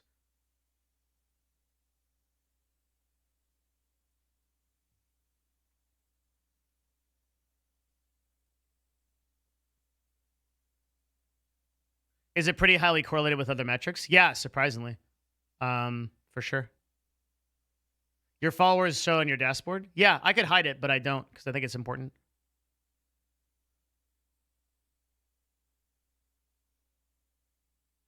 Okay. Oh, boy. All right. There's so much to talk about with this Mixer thing. Fuck, this is like an overwhelming subject. I think that's why I'm delaying on it a little bit. Does anyone have the tweet? I want to be able to pull up the tweet where that girl said she didn't even know that it was going to happen. So I think that's like really important too.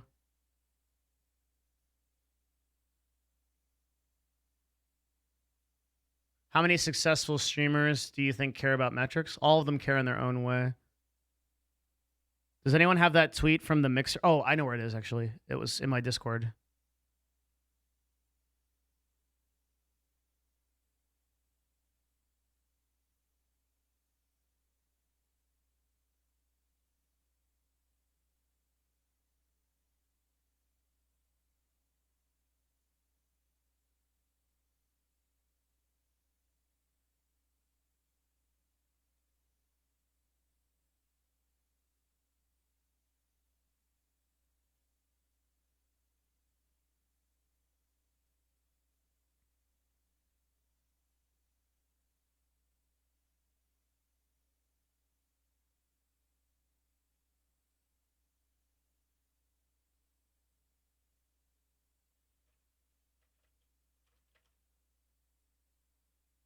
Yo, thank you for gifting 5 subs. I appreciate it. Sorry, I'm just Bone Throne, you're awesome. I'm just getting my stuff together so we can do like a cohesive talk.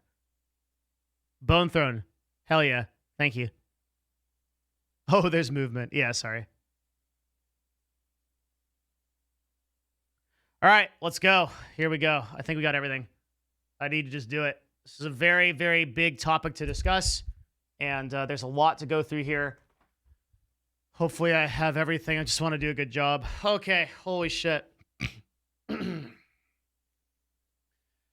Whew, okay.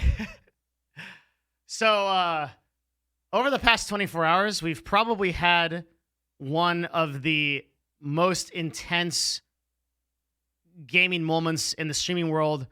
It's a combination of just everything that's happening. And I think one of the most surprising things is Mixer just coming out and basically saying, we're done, right? So the platform shuts down in a month, just 30 days from the time of this talk, which is 6/22/2020. Mixer will be gone. And with it, all of the brands and all of the creators and all of their followings and everything.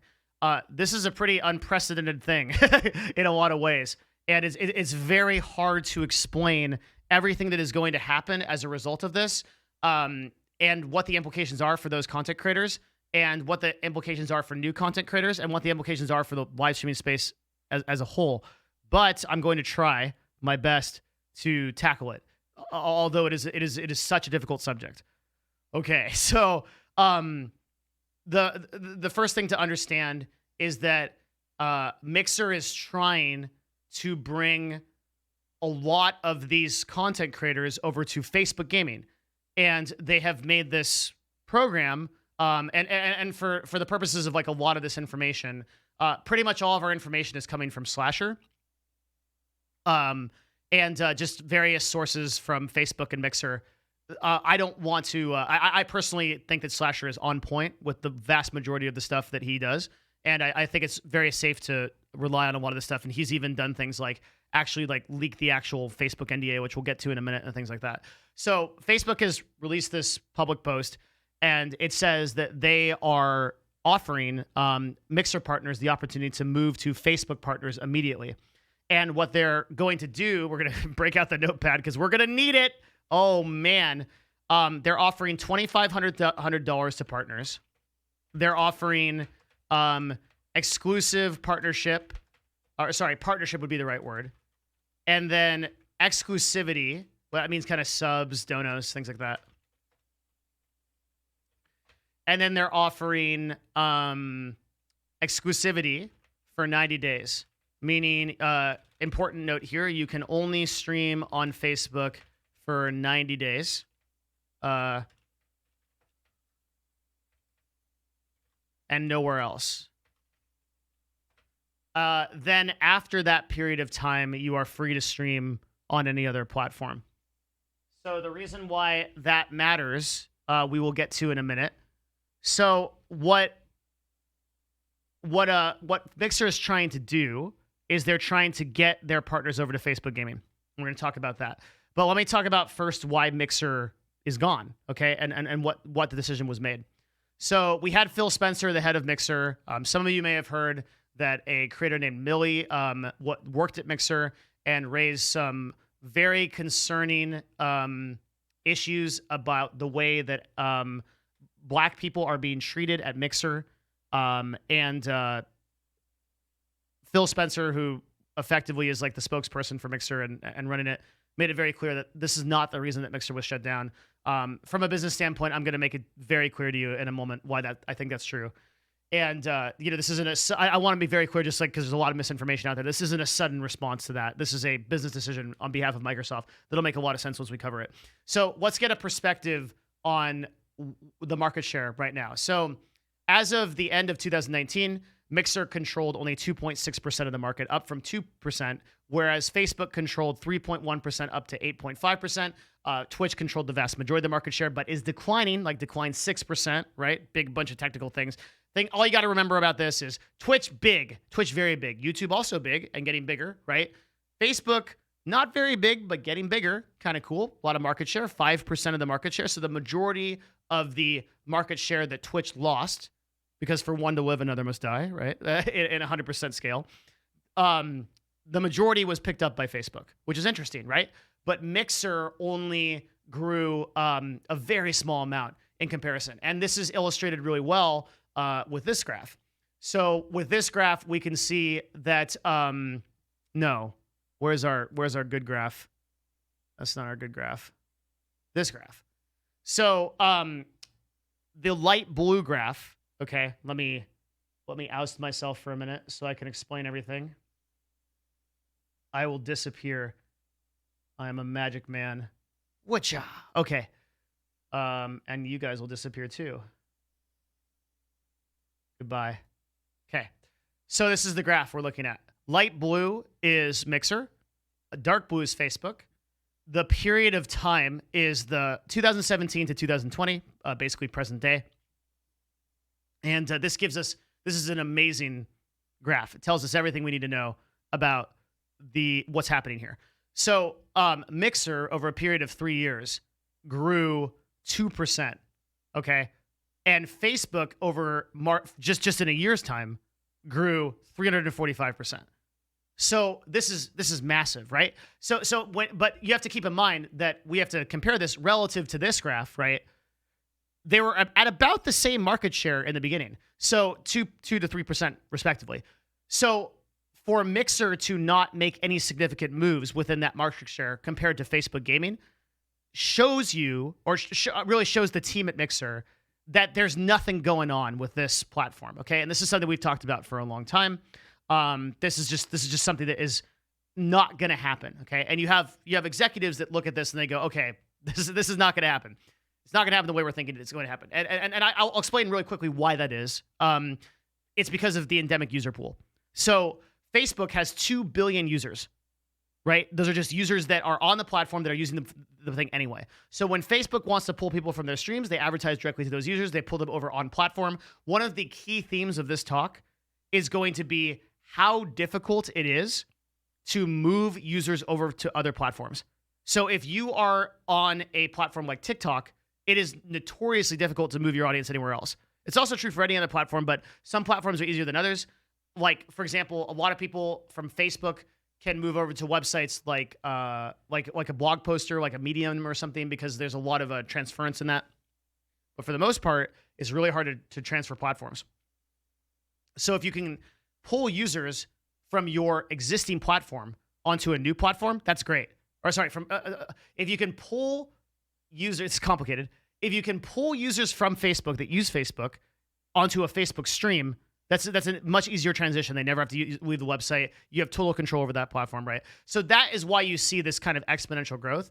And it's no coincidence that the two things that are growing the most and the fastest, YouTube and Facebook, are also the two places that have the largest endemic audience, right? So Facebook has an enormous audience. YouTube has an enormous audience of people that already watch videos. Facebook, enormous audience of people that already consume the platform and watch videos. So transferring over to streaming makes sense. And you're going to see this theme going forward, and it's one of my central arguments as to why YouTube is better positioned than Twitch is in the long term, because Twitch does not have that endemic audience. Twitch doesn't have an audience to pull from anywhere, and Mixer didn't either. So Mixer, like, what are they going to do? Are they going to pull? Are they going to pull like Grandpa on Windows 10? That's like, I'm using Windows 98, and then it's like, oh, what's this? It's a pop-up. Oh, watch Shroud on Mixer. Oh. Okay, he's going to click it. Like, that's never going to happen, right? Like, users that are using Windows and users that are using Xbox Live are not going to convert in the same way endemically as people are going to convert on Facebook and YouTube. You're just not going to have that happen. So as a result, Mixer is kind of stuck in the water. What Mixer has to do is they have to take a normal user from somewhere else and they have to convert that user into a Mixer watcher. And that is hard to do.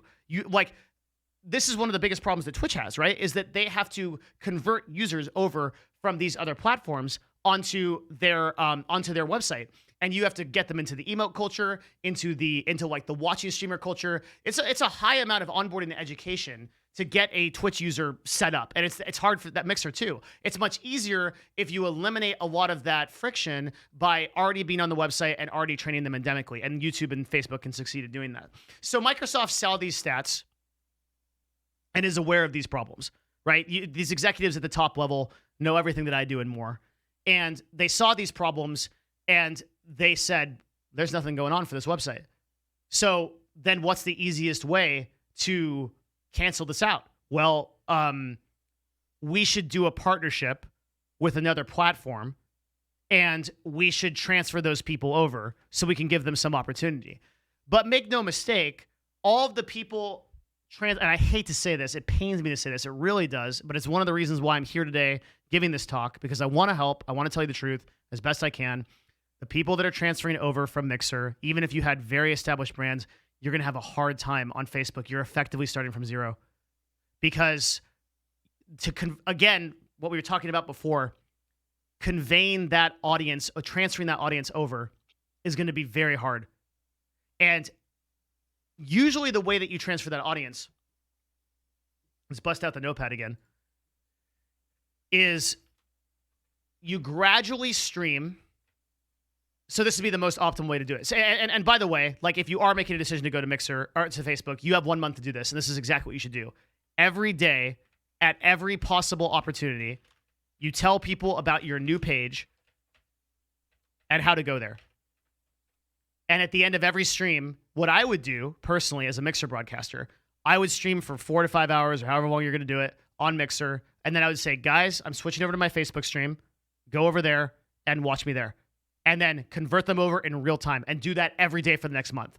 And then you have a shot at holding that audience. But it's going to be hard because there are still a lot of inactive users, semi-inactive users, people that are following you that check in once a month, once a week. Like you're gonna lose a lot of momentum no matter what. But if you are thinking about going from Facebook to Mixer, that's your best bet is to do that. And then secondly, follow the freaking Devin Nash gospel like written on the freaking like the mountain of wisdom. Diversify, okay? Diversify. You got to be on YouTube. You got to be on Instagram. You got to be playing that game because you're shortchanging yourself by being on one platform. You take that risk. But I'm going to try to give you a better case for what I think people should do as significant Mixer partners. That's the reality for Mixer partners. That's just how it is. So let's talk really briefly about what those content creators should do. First of all, $2,500 is nothing. In the grand scheme of your brand, in the grand scheme of all of these Mixer streamers, $2,500 is a drop. It's a stimulus check. It's a drop in the bucket. Okay, it's like what you're losing as a result of being on the whole platform. It's not comparative, and so you don't want to make your decision based on that, and you don't want to make your decision based on I get partnership instantly because getting Facebook partnership is already very easy. If you have the viewers, you get beelined into partnership. So all these benefits on like the Facebook, like here's what we give you, like none of this is like really significant. The way you should think about it is, okay, what is going to be best long-term for my brand in terms of my goals and what I want to create. Okay. So there is one part of this that is really important. And that's that on Facebook, you get 90-day exclusivity, but then you aren't exclusive on So for all the people that are going from Mixer to Twitch, and I think the reason why we're not going to see a lot of the larger Mixer streamers move to Twitch would absolutely be the wrong decision, in my opinion, because you are moving over to a platform where you have zero following, and you are now in a place that is the most saturated market possible with the lowest chance of growth possible. That is a bad situation. If you move your whole audience over to Twitch, it's going to be real difficult. It's going to be a real tough game. And I don't think that's the right. I think it's not the right answer for very, very few people. For certain streamers that left their Twitch audience behind and then now want to go back to Twitch because they feel like they have an endemic following there and they feel like they can convert it. Okay, maybe those are their independent situations where it might be a good discussion. A lot of people, you could play the game this way, and this is what I think I would do if I'm in this situation. I would go to Facebook. I would stream for 90 days exclusively under Facebook, and then I would start multi-streaming to Facebook and YouTube because so when you are a Twitch partner, you are exclusive to Twitch, and they're one of the only platforms that does this for all of their partners. So if you are on Twitch, your only option is Twitch as a partner. But if you are on Facebook, you stream for 90 days there exclusively, and then you move to multi-streaming Facebook and YouTube, and you build your brand in both places. You accomplish the diversification. You're posting. Also, by the way, you can also syndicate videos across from Facebook to YouTube in real time as well. So you can post all of your videos on your Facebook page that you can also be posting on your YouTube. So all the content you create effectively gets doubled across both platforms, and you have the exposure of both audiences. I think this maximizes your chance for success. And I think this is so a lot of Mixer streamers are going to be like, "Holy crap, I'm doomed." But this is actually an enormous opportunity for people that see it. And this is what I would do. You can, by syndicating all of that content, you're exposing yourself to double the audience, and simultaneously you're maximizing your chances, because if you don't do well on Facebook but you do better on YouTube, you can make that transition instantaneously, right? Or if you do better on Facebook than YouTube, then vice versa. And I think, for what it's worth, I think Facebook is very dedicated to their gaming platform, and I don't think it's going anywhere. And I think that its growth is encouraging. We're seeing, capturing 5% market share may not seem like much to you guys outside of the business world, but it's a lot. It's a lot. Especially when you have what we would call an entrenched competitor. So an entrenched, I said that weird, competitor, computer. When you have an entrenched competitor like Twitch, which is like, we have been here since 2012, and this is our house, man. You can't come in. When you come in and you take 6% of their market share in a year, that's pretty freaking impressive.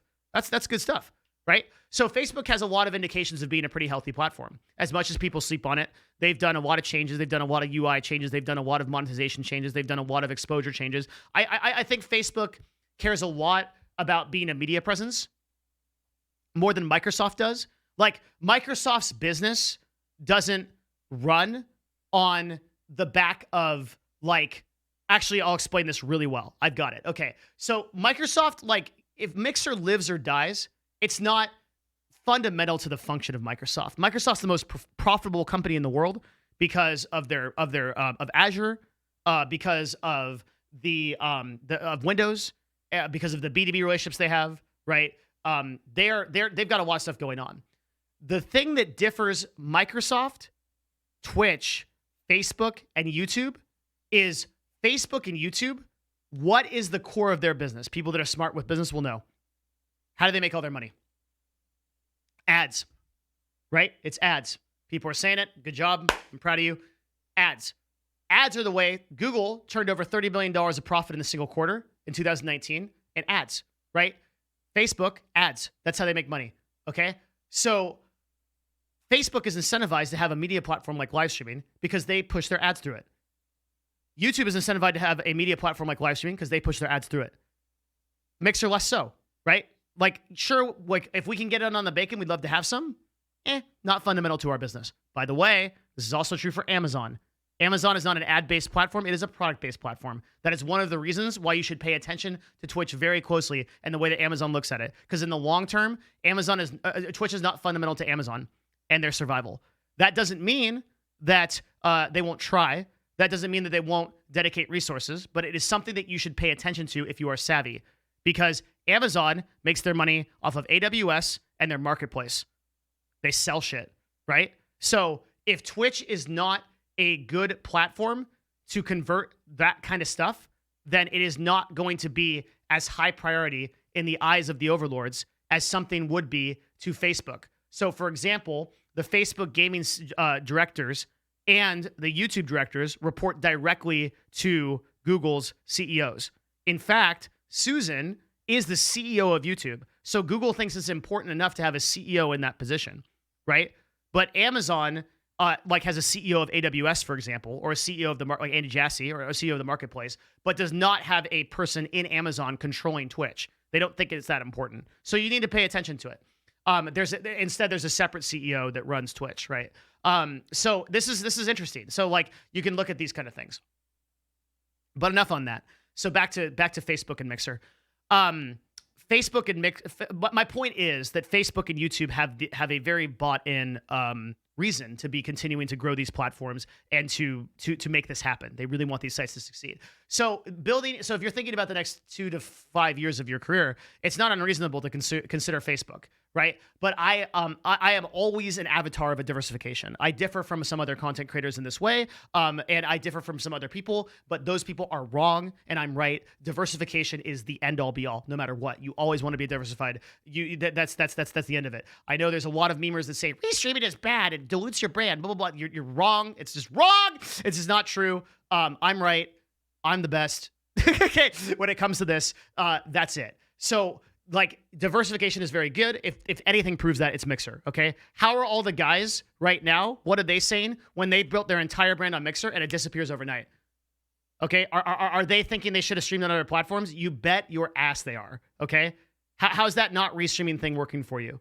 If you have something like lack of exclusivity through something like Facebook or YouTube, you abuse that stuff right away, right? You do everything you can to do that. If you can syndicate your content across multiple different platforms, you do that shit immediately. You take advantage of everything that you are given. That's it. That's how it is. Okay, what else?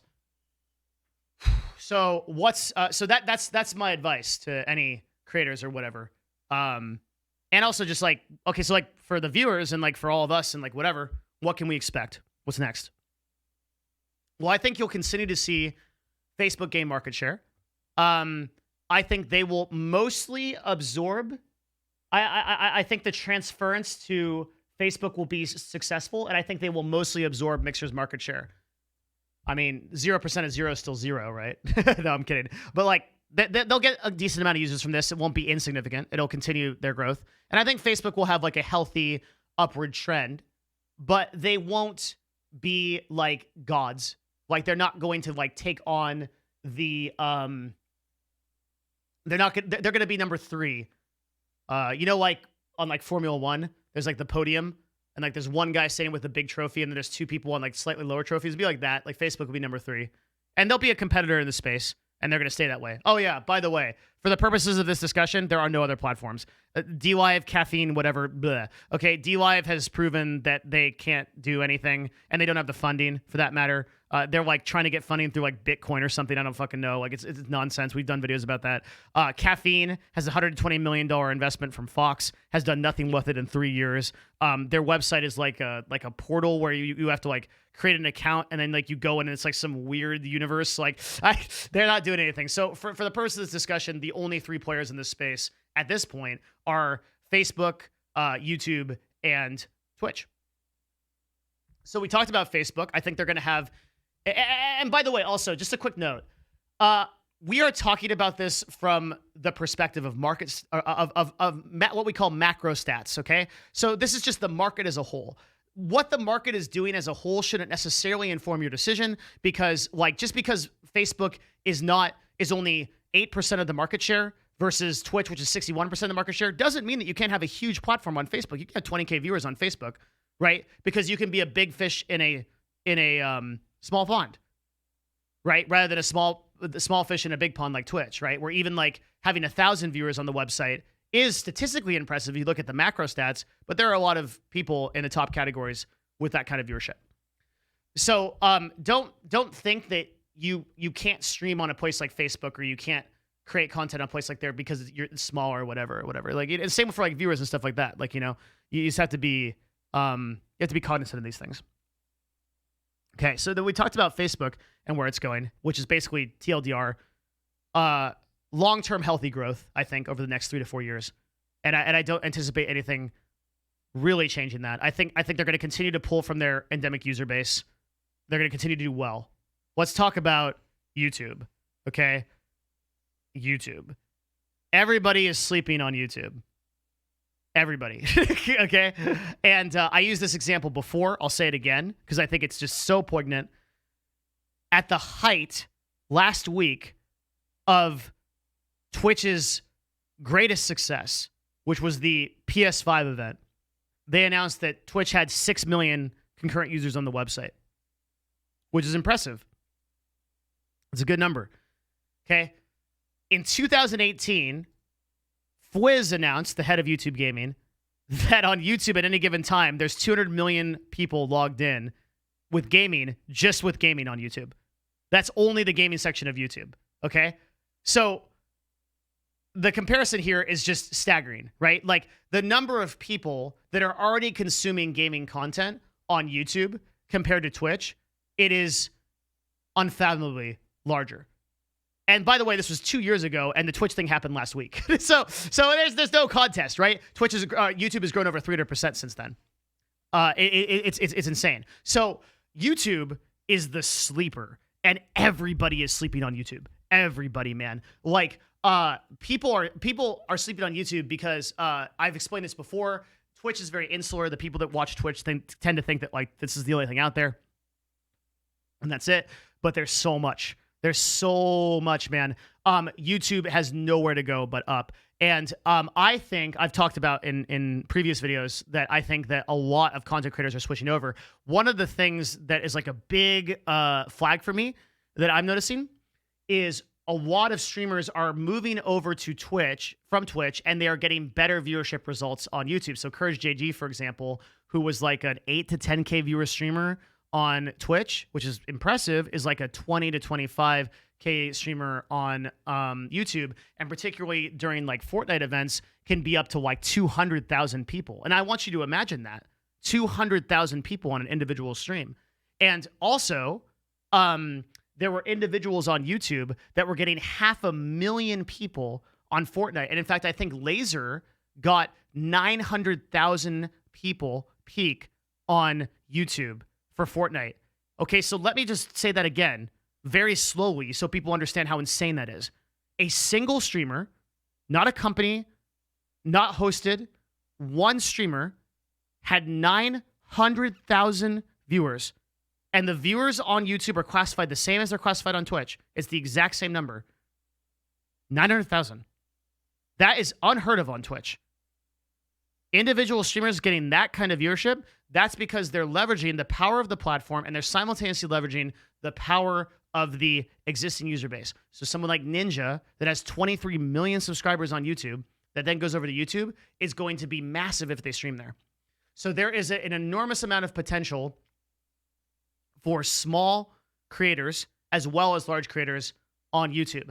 And if you have listened to me over a period of time, a pretty big reason for this is because of algorithmic learning. So Twitch still to this day, we have a video we're going to release at some point soon called the Twitch New User Experience, which kind of goes over how the discovery algorithm works for YouTube, for Twitch. Spoiler alert, it's really rudimentary, right? It's really basic. YouTube has the most advanced, I think, non-military AI as far as, or ML you could call it, as far as like guessing what kind of content people want to watch. They're it, right? They've got the best system. It's built on Google. YouTube tells me to watch videos that I didn't even know I was interested in. Okay, they're like, hey, you want to learn why like Anakin actually fell to the dark side? And like, I'm like, yeah. They're like, and what he really thought of Darth Sidious? I'm like, yeah, I do want to know that. And they're like, well, I got you, bro. Here's your video, right? Like YouTube recommends videos that very frequently I can go to my, so a lot of the way that I consume YouTube is I go to my YouTube tab and I just look at the videos that I'm recommended, which is insane. Like it sends me videos and I'm like, I want to watch these. That's crazy that it can do that. It's for a lot of people consume YouTube that way. You can't consume Twitch that way. The way that you consume Twitch is you consume Twitch by going to your following page of people you've already discovered and then going and checking who's on, right? Like Twitch does not do a very good job of recommending you other streamers. Usually you find that out through collaborations. So it's like if you're watching one streamer and then that other streamer comes on with that streamer and you go, oh, I like this streamer, you might go check out their channel. But it's a very different way of consuming things.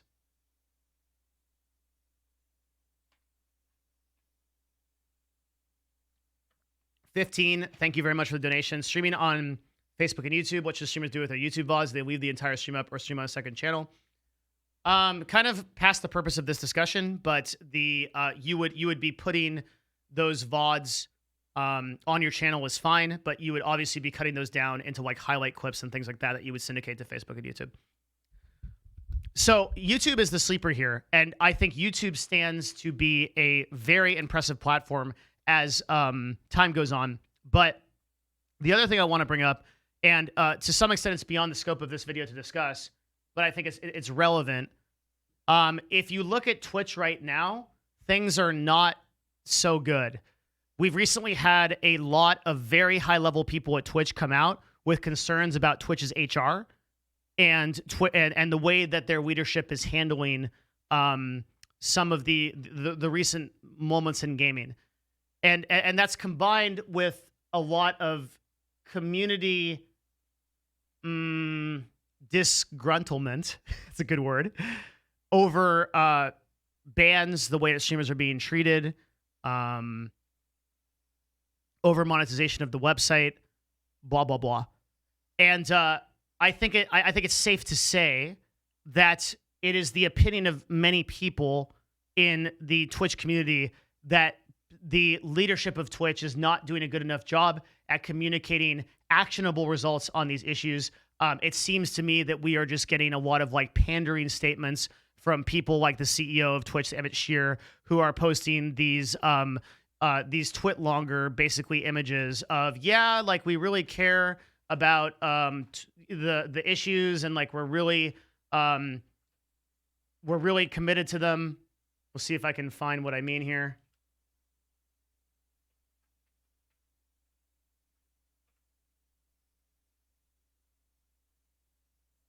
Just posting these kind of platitudes, these PR platitudes, like it's very important to us that we address these issues, but not really providing any path of accountability for these issues, and not really providing any kind of like objective. I don't think that I had said before that I don't think that anybody actually reads this stuff and thinks that we are moving in a direction where Twitch is like going more positive. Nobody takes any of the initiatives they've done seriously. Things that they have done in the past, recent memory, like the Twitch Council and things like that, are literally giant memes. The company at a top level is not running well, but it's important to note that it is owned by a great company, which is Amazon, and I suspect that changes are coming. But again, that's not in the scope of this discussion. We're talking about Facebook, Mixer, and YouTube, and like kind of the future of streaming, as it were. But the reason I bring this up is because there is the CEO of YouTube, Susan, is very active within the YouTube community, communicating with creators, doing fireside chats, going on to other people's channels and talking about things that YouTube is doing. And the community is very dedicated. Sorry, the company is very dedicated to creating results in the live streaming space and in the gaming space. And I think that bodes well for YouTube. I also think as people get more disgruntled with Twitch, that they move in these directions. So YouTube, I think, is primed to take the majority of the market share, and we very well could reach a point where we see something like a 40-30-30 split, right? Where like Twitch owns like 40% and YouTube is comparable, and then Facebook is like coming behind. And that to me would be the most realistic ecosystem in the next like 3 to 4 years. I think that changes if Twitch gets their act together, though they have, as of this moment, they have no indication of doing so. But that could change hour by hour at this point, because there's just so much going on. But I'm looking in terms of trajectories. And it looks to me that like YouTube and like Twitch, having first mover advantage is so powerful. And it's just like, just by virtue of the fact that Twitch was first, they'll just have a lot of market share. It's going to be extremely hard to chisel away at. But YouTube is looking good, and they're looking that way. By every conceivable metric that we can follow. Looking pretty positive.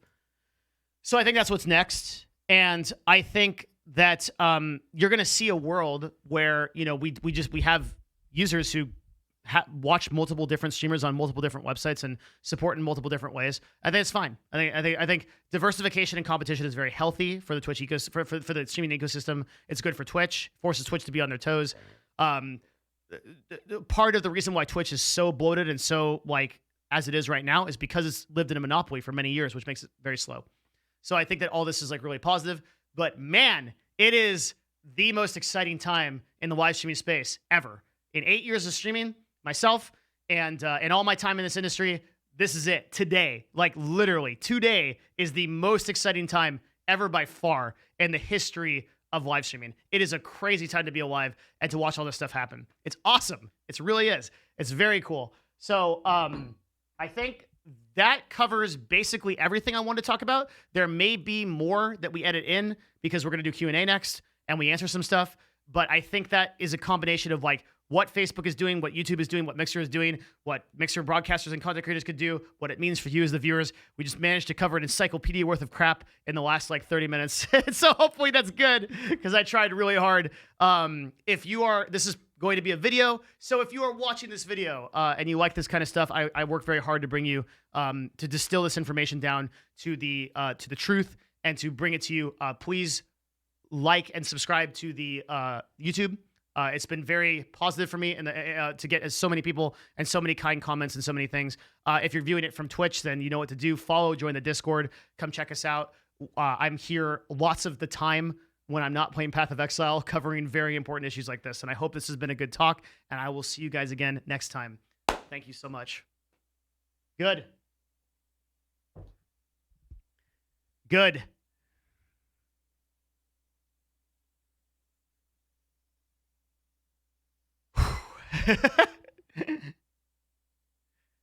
Whew. Okay. Was that good, guys? We'll do Q&A next.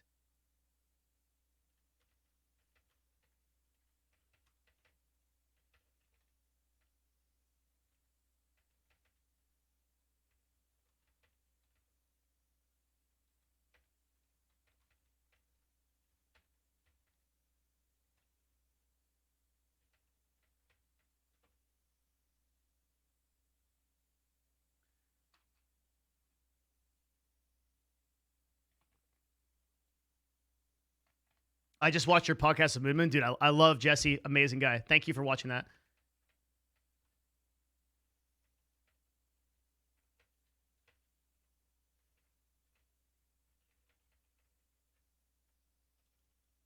Great. God damn, dude. I am so grateful for the lab. If you guys are listening from the lab right now, thank you so much for working on this shit. Raxif, Hephaestus, Livestream Sniper, Eczema, like you guys are killing it. Zajima, thank you guys. Persian, thank you guys so much for guys. What is making all these videos will be out tomorrow. They'll all be resources. What's making that possible is our elite crack team of people that help the community out. That's the lab. They are amazing. Thank you. How do you plan to capitalize on this opportunity? I don't care. I'm just here streaming because I just want to help out. This is not my main deal. As for the agency world, that shit's on fucking fire, bro. My agency the agency's on fire. Holy shit, dude. Don't even get me started on that shit. Oh my God. I don't know what the fuck I'm doing about that. That's fucking chaos. Like on stream, I'm just like here to help out. I'm just talking about shit. Like right outside this door in the office, it's just like, yeah! It's 24/7 all in, man, because all that shit's going down. In a good way or bad way? Well, I don't tend to think of things in good or bad. I think that everything is an opportunity. What's that classic story? One of my favorite stories. Another Zen story. That's why you come here, is for the Zen stories, right? You guys have probably heard this one though, because it's been translated a lot. Started in China, the story, right? I wonder if I'll get it right. Hopefully I don't butcher it. Let me think what it was.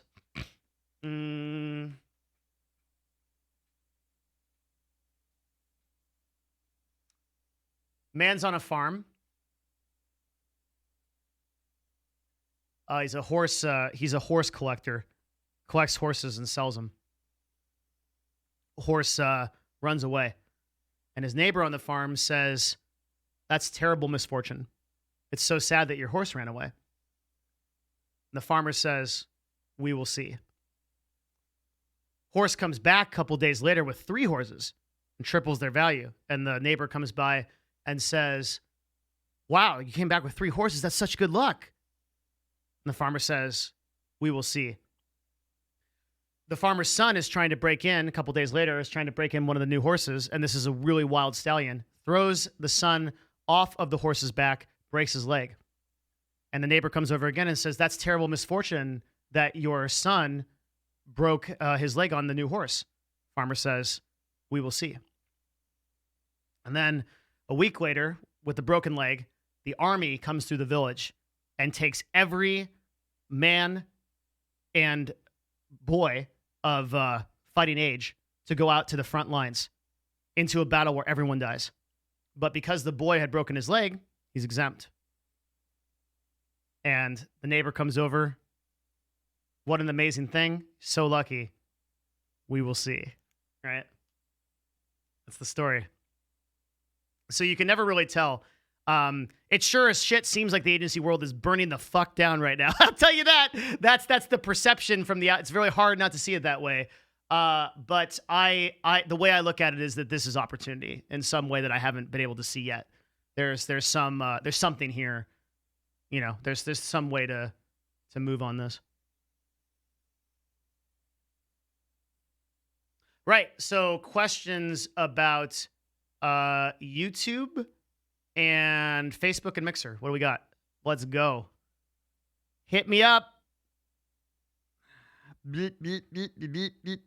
Would you recommend giving up Twitch partnership to diversify and stream on YouTube? It is a difficult decision that is independent to every content creator. Why did you close down Mixer? I didn't like it anymore, smile. My Mixer jokes weren't landing with my chat, so I called up the CEO and I said, shut this shit down. It's not funny anymore. I don't want it. And they said, right away, Mr. Nash. And then the partners and the creators were like, what the fuck just happened? You're going to shut down our website? And the CEO responds, you just got nashed. That's why. Thank you for asking. So switching from Twitch partnership to diversify is a very personal decision, depending completely on your level of concurrent viewership, your income, your brand, how established you are. And it is not a decision that I am not confident telling you what to do because I don't know you. Respectfully, I don't want to know you because I want to play PoE more than I want to look at your channel. But I do want you to win, right? Just without my personal involvement any more than I'm doing now. So you have to make that decision for yourself, and I don't feel comfortable giving you that advice because I don't have that insight into you. What I can tell you is I want you to consider the variables and the facts that I'm presenting, and then make your own informed decision. And hopefully I do a good enough job of presenting those facts so you can make that decision. But ultimately, it comes down to that with everything in business, you know? Is this comparable to other platforms that have shut down? Not really, because this is like the first time that like we're seeing like Mixer, like which is a Microsoft owned thing, shut down is like a pretty big deal.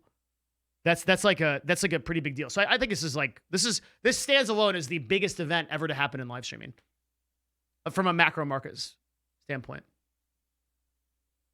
The 90-day exclusivity thing isn't right. Partners are being told there is no exclusivity. So that may be the case. If that is the case, then it is even more true. And that needs to be edited for the video. So we don't know if the 90-day exclusivity thing is true. If it is true, or if it is not, then it's just, it doesn't change what I said. Because if it's 90 days, you stream on Facebook for 90 days, and then you move on to restreaming. If you don't have that exclusivity at all, then you start immediately. And that's even better, right? But everything I said stays true. Let me tell my YouTubers that.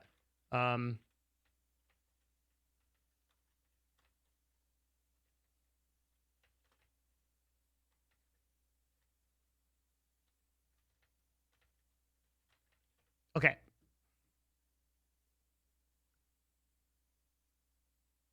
Okay, good. All right, we're good. That we're gonna edit that into the video. Thank you. I'm not sure exclusivity exists, but if it does, it's even better. For broadcasters if it doesn't exist. That's good. TLDR on what's happening in the agency world. Shit's on fire, yo. Do you have the numbers, hard numbers on creator income differences between platform? I do not have those numbers. No, I don't know. Do you think that YouTube will eventually start copyrighting Twitch and Facebook streamers who watch YouTube videos? No, I think that'll never happen. YouTube has every reason to upload. Dude, YouTube gets so much ad revenue off of Twitch. People literally one-to-one uploading fucking clips from Asmongold stream, from Mizkif or whatever. Holy shit, like what's that Japanese channel that uploads Mizkif clips and gets like 800,000 views per video? And Mizkif was like, what the fuck? What are all these people doing there? Like, dude, like that's the kind of example, right? Like YouTube's getting fucking like ad revenue off of a fucking million views per video right there, right? And like they're just getting it for free. So there's no way that there's no way that shakes out. To be completely honest, they're like YouTube has no reason to DMCA those, and also it's a shit show in general. I don't even think there's a legal precedent for that for a lot of reasons that I just am too lazy to explain. Any advice for Mixer streamers on long-term content strategies? I gave it in my talk just now, and when the video goes up, I encourage you to watch it. I think I gave literally the best advice that I can for Mixer broadcasters. Do you think it's fucked up that none of the Mixer streamers knew about it, or about the change, or it's just business? Actually, yeah, I do. I don't know. I kind of have to think about this position, but that, and actually edit this into the video as well. I'll timestamp it. That is one. So just does timestamp asking this question. Do you think it's fucked up that none of the Mixer streamers knew about the change, or it's just business? I do. Yeah. For the life of me, out of all the other stuff I understand about this change, I understand why Microsoft made this decision. What I don't get is why did they not tell anybody? Because not even the employees knew. We didn't know this was coming. We found out right before you. Like, like not even the employees knew.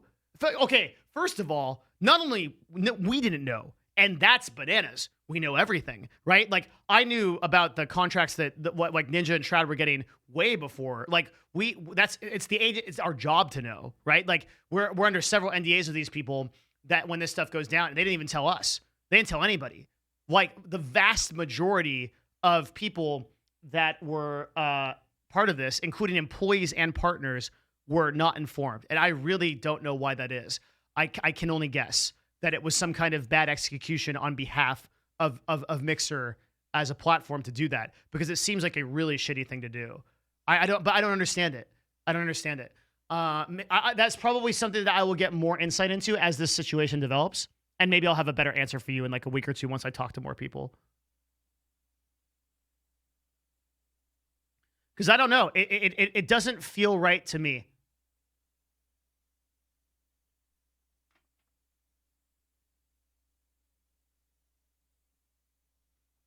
But if Mixer streamers act now to transfer their audiences, they can minimize the impact. It'll still be significant.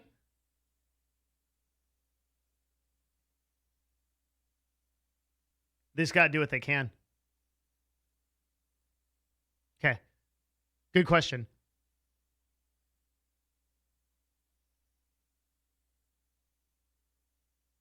Holy moly. YouTube is so far ahead in so many ways, especially their search discoverability. Yeah, people don't see that because people tunnel on very stupid things. They tunnel on things like the UI, like the current system for finding live streamers on YouTube isn't good. But that's something I can give a team of interns to fix in a month. But the fundamental problems, like acquiring users and getting people on platform, are like such bigger issues. And like YouTube already has the hardest problem solved. For now on, it's the simple problems of like making a user interface and things like that. But people just don't see, they judge the book by its cover, quite literally, right? Because I agree with you. I think that YouTube is primed for this.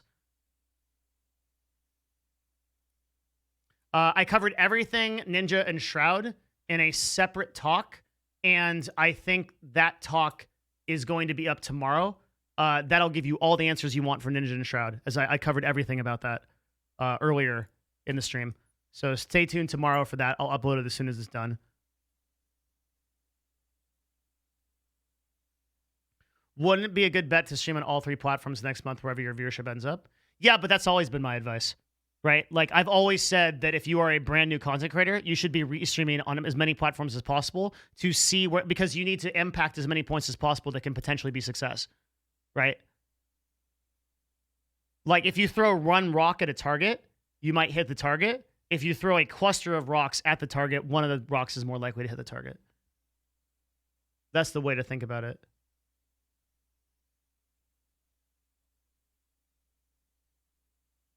What is your job? I am the CMO of a company called Nerd Fusion. We are a talent agency that runs prominent Twitch and YouTube influencers. We are also a creative solutions agency, meaning that if you're a brand and you want to do cool shit in the space, we work with you to figure out how to do that, make videos, make content. We have a studio, 2,400 square feet, that was run by a full-time studio manager that can make cool shit happen. So we do promotions and products and advertisement stuff for all kinds of companies. And yeah, that's what I do mainly. My Twitch stream is just kind of a thing I do because I really like you guys, the hearts and everything.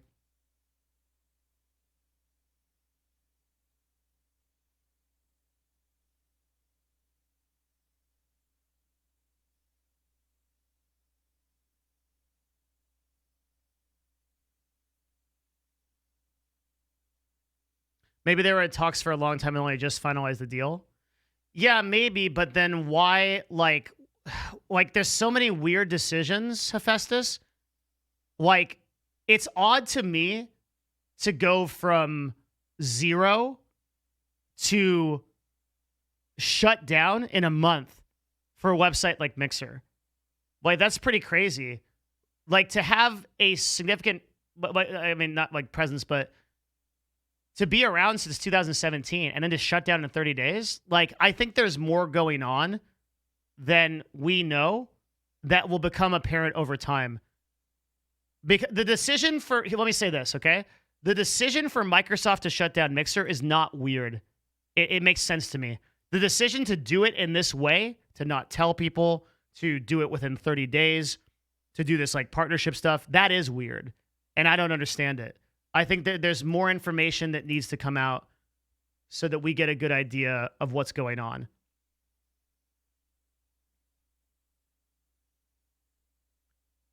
Is there any way that current broadcasters on Facebook can benefit from this? Good question.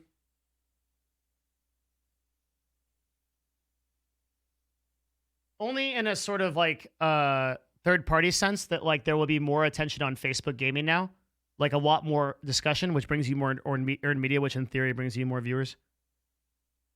Thank you very much. You're amazing and I appreciate you. Oh, dude. Thanks, dude. Appreciate that.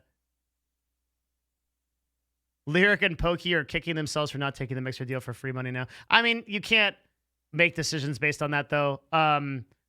You can't make decisions based on like what could be because you can't know what can be. It's a very shit way to explain it, but it's like if all of us had a newspaper from tomorrow, I'd be invested in Amazon or whatever. But you can't know that. So you just have to make decisions based on the best information you have at the time. If you start to think in that way, it'll fuck with you real bad. Is Nerd Fusion hiring? Yes, we are. If you go to N3T fucking website, n3f.tv, and you go to /jobs, we are currently hiring 2 positions, an outbound sales associate that will report directly to me, and a influencer campaign manager that will report directly to Matt, my business partner. Although you'll have there will be cross-sectional with both of us. There'll just DRs are set up that way. So you can go to this website and you can apply directly, and we will evaluate that application. Please keep in mind that we are probably going to get hundreds and hundreds of applications. And also, being that Mixer just shut down in Seattle, 15 minutes that way, I've got a new pool of people I can bring in from. Just so happens that sounds like there's going to be some people looking for jobs. And hey, so keep that in mind. The competition will be fierce. In both cases, but we're doing the best we can. The fucking economy is crazy. We are trying as hard as we can to hire people, to bring in people, and I am prioritizing bringing in people that are out of jobs as a result of the fucked up situations. But of course, it's a meritocracy. We will hire the best candidate. So, yeah, apply if you want. Please read the requirements. Don't waste my time. If you don't have experience, can't consider you. Do you think Xbox had a part in this decision? I'm surprised they didn't hold off for the launch to encourage console streaming.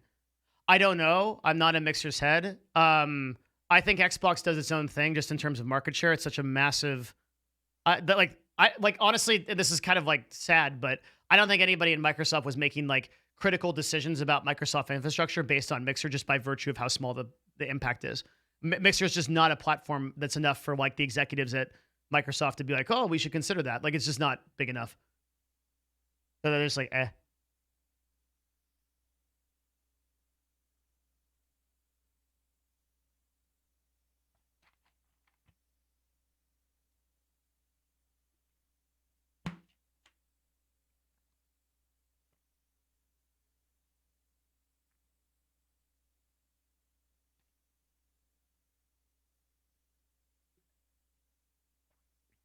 Is streaming and posting your videos on YouTube any riskier because of how the bans will happen? No, you're just thinking through shit too much. Just do your shit. Stop thinking about like bans and like what could happen to you and stuff like that. Just fucking do your shit. Create your content. You're thinking too much. Hey, Devin, great content. Shout out to an email. Appreciate a moment of your time. I need help with a problem I have. Respectfully, I can't do that. Bro, I am immensely busy. I have 2 full-time jobs. I have, and especially during this time. By the way, I have gotten no less today alone, over 100 DMs from creators. And I haven't even checked my email yet. I don't want to. This is Mr. Popo's fucking tier list, okay? Up here, Path of Exile, streaming to help people out. Sorry, Path of Exile, Nerd Fusion, streaming to help people out, okay? Path of Exile. it's on there twice. And then somewhere like down here is like personalized help, okay? I can't even take on consulting clients now. I have too much shit to do. I can only hope that I can provide you the best information I can. All my content is free. I'm not selling anything. I'm putting it up. I'm doing the best I can. I can't do individual meetings, okay? Please stop DMing me for it. Please. I wish I could help everybody. I really do, but I can't help you in your individual situation. I have way too much to do. I mean that sincerely.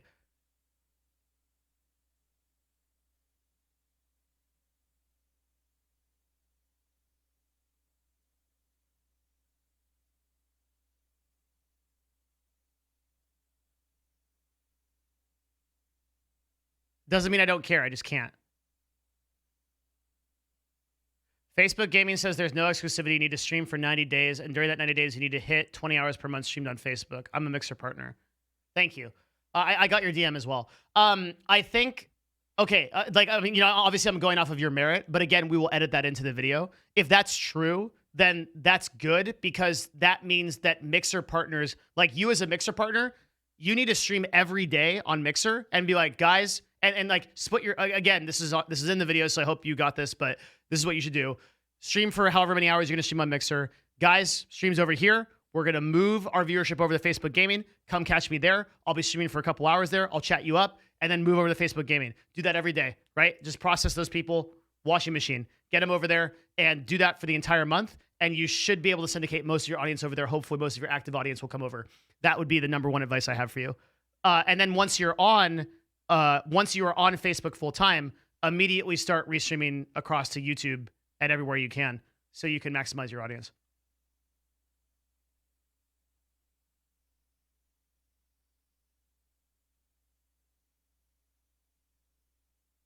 Girlfriend? Oh yeah, I forgot. I meant in terms of work. She's on there. Yeah, don't worry about that. Okay, shut up. It's fine. Okay.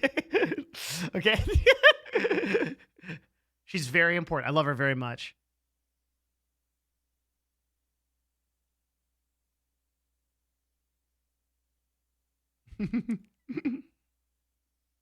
But in case it's 10 o'clock and I'm here, right? Like, I really so like real talk, like fucking all bullshit aside, all the memes aside, like we have a lot of fun here. But I came today because I feel like there's a lot of very scared Mixer streamers that are like, holy shit, what the fuck do I do? Because if I was a Mixer streamer, and I've been there, right? I was a streamer that was, my only income was from Twitch.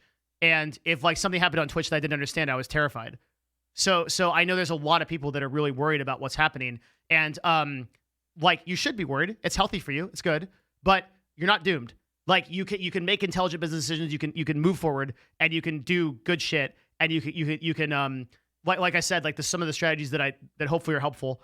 You can use these and you can maximize your chances of being successful if you just think through it. A lot of time, like you don't want to panic. You just want to like sit down and be like, okay, like what? All right, what are the most logical steps that we can do to solve this problem? Like you got to be solutions oriented, outcome oriented, and you'll get through it, man.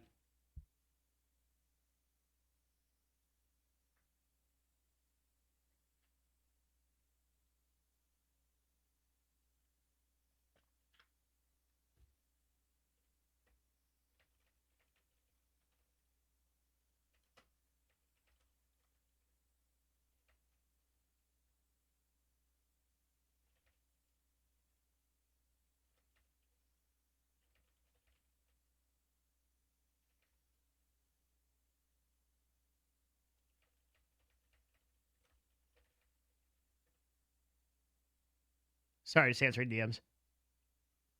Do you think platform loyalty is stupid? Yes. Platforms aren't loyal to you. You should not be loyal to platforms. Good question. Yeah. They don't give a fuck about you.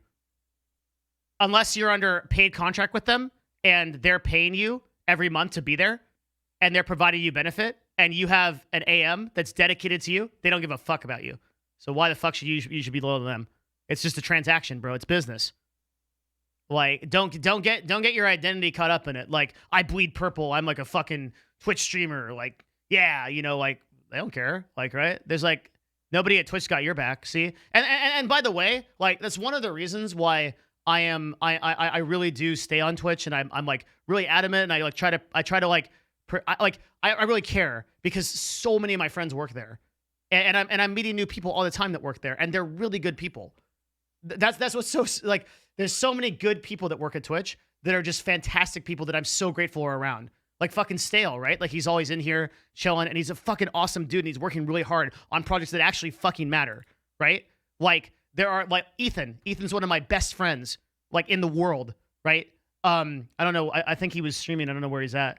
But like Ethan's literally one of my best friends in the world and I fucking love that guy, right? And I want him to win. I literally like love those people, so I care about the platform a lot. That's why I'm so harsh on it because I hope that they I hope that they can take, you know, not that they specifically, but I hope that the people that do make these decisions at Twitch can, you know, make those decisions and be better. Hi, I'm donating to stay anonymous. $25. Holy shit, and not be a douche. I went from nothing to a Twitch partner in about 7 months, and I owe a lot of a recent success to you and Harris. Fuck yeah, dude. Clap it up, man. Thank you very much. First of all, that 25 is really generous. And second of all, I'm so grateful that I can provide you some value. Fucking enormous, awesome, dude. Thank you for your dono. I appreciate it a lot.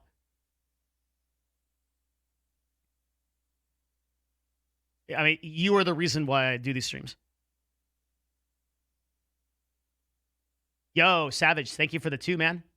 And a tier 1. Questions still? You mentioned follower counts. How can Pokey get 15K average with 5 million followers? Lyric 25K with 2.6 million.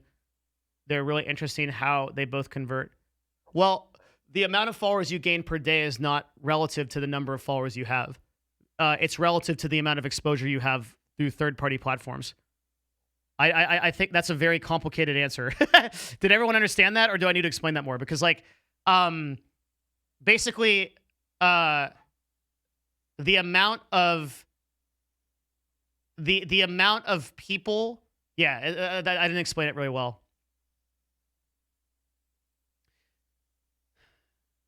If I go to the supermarket and I tell 5 people about my job, right, then the number of followers I have in theory is +5. That's people that have made, or like in theory, like I asked them for their phone number, they gave it to me, right? That's like 5 new followers. They subscribe in some way to like what I'm doing. It doesn't matter if I have 1 million people that I already have phone numbers of, or if I have 10,000, right? What is only relevant is those 5 new people. So you're going to see a lot of divergence in the number of total people that come and discover a broadcast by virtue of the way that their streams are exposed. Pokey, for example, gets a lot of followers from TikTok, gets a lot of followers from Instagram, gets a lot of followers from YouTube. Whereas Lyric pretty much only gets followers exclusively from Twitch and from kind of like Reddit and like media that discusses him. This is a problem with Lyric's brand, by the way. It's something that he's vulnerable on. Because Lyric is one of those OG streamers who doesn't really spend a lot of time diversifying on other platforms. And that's out of choice. And that's because, you know, he also doesn't have a lot of ego about it. He's good, but it's something to think about. Best channel on Twitch. Thank you for your sub, man. Appreciate you. When you say restream, what is the technical definition? The technical definition of restreaming is to go to a website like restream.io and simultaneously cast your viewership to Facebook and YouTube at the same time. You run a simultaneous stream with simultaneous chats. That's what you do. That's the technical answer.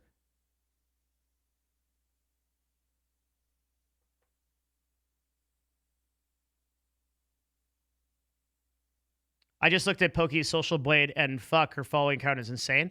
Is it though? Consider all of the places where Poke is getting followers from. And this is an example of why diversification is so important. Not a day goes by where I don't talk about Poke's success on this platform and how well she's doing at it, but it should give you some indication, right? The ability to diversify is very powerful. So it's no, I mean, this is an insane amount of followers.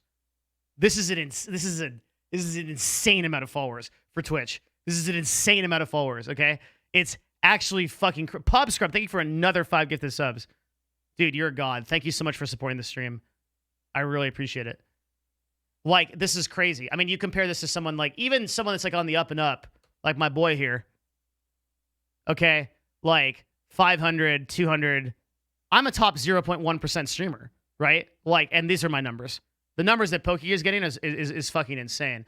You take like somebody that's like an A++ streamer, like S tier, right? And like, I don't know, this looks like a follower bot. This is probably not real. But the number of followers concurrently, right? Hassan Abi, who is a competitive streamer and streams 15 to 16 or 11 hours on average. Sorry, I know the exact stat. What am I making shit up? He streams 11 hours on average per day, 10.9 hours per day. Gains about 1,000 followers a day. And a lot of times less than that. Okay? Pokey, in less time, okay, gains 3 times that. And on some days, gains 7 times that. That's the power of diversification.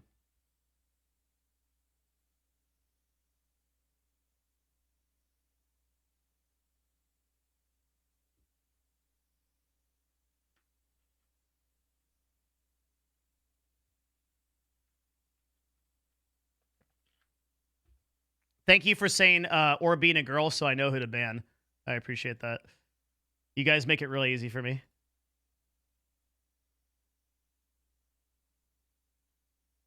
I mean, if I didn't know, otherwise it'd be really hard for me to know. But you guys just make it so easy. I appreciate it. Yep, PPL dumb, dude. That's the new theme of this fucking place. Is PPL dumb. Holy shit. PPL dumb, dude. Isn't Pokey pretty much the face of Twitch in terms of female streamers? Yes, I think so.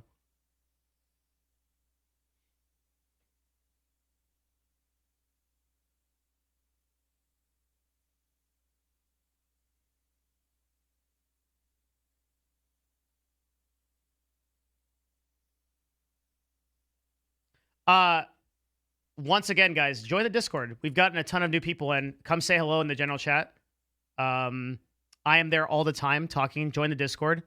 A lot of our best memes come from the memes Discord, as well as a lot of, if you like discussions like this, they're literally going 24/7 by category in our Discord. Very, very good shit. It's always hopping. We have a very active Path of Exile community there that plays games all the time, that hangs out. Big stuff. Come say hello. Join the Discord. Thank you for your stream. I learned so much here. Yeah, of course. Thank you.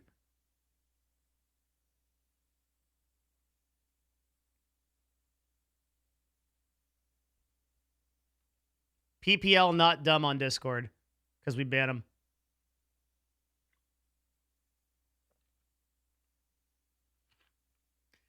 Jesus, man. All right. We covered, good God. We covered Ninja and Shroud, Facebook Gaming Mixer, Implications of gaming. There's still a ton of stuff to do. It is 10 o'clock.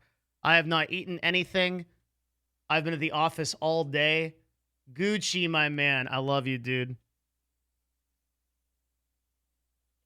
And thank you very much for the 10. Can I go eat now? Are we good? Holy shit. Do you know of any other educational streams like your channel? Some do it, but I'd like to think that we're one of the best. No. No, smile. Be here forever. 11 hours a day. Is there a chance you could check my last message? Like, just repost it. Yo, Franklin, thank you for the tier 1. I can try, but there's fucking crazy shit going on. Oh, I see it. Okay, yeah. Hi, small streamer just checking in and ask myself what I could be doing to help myself mentally as I try to push a tiny YouTube channel Twitch stream to something not remotely as small. It's very hard, especially since I switched my past success for my mental health and it's taking a toll. I think you're just too tunneled in to your success being attached. I mean, you kind of answered your question within your donation, right?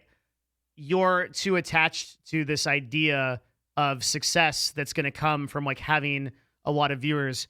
And I can tell you that there is probably no number that's like really going to satisfy that demon. And you need to detach yourself from that idea that viewers are like the thing that's going to free you. That like the clout is the thing that's going to make you happy. And you need to get into the mindset of trying to create something beautiful. And you need to find your enjoyment in that. And I promise you that that is possible. You will find infinitely more enjoyment in attaching to the process, to creating something that matters, whether it be content creation or your job or anything. That will matter way more than like any results you get from it. And it's not that I will you're not going to be grateful for the stuff that comes from that and like the people that recognize you, and you know, you might get some donations and subs. That'll be really cool and like that'll make you feel good. But the process of creating valuable stuff that helps people, keeping in mind there's a lot of ways to provide value, right? It's not just information. That happens to be the my medium, but there are like, you can entertain people, you can make people that are sad happy. There are a lot of ways to do it. That is a way bigger thing. And I think when you detach from the mindset of like, I need viewers, this is how I get success, and you reattach to the idea of creating beautiful things and putting things into the world because you want them to be there, that's the right place to go.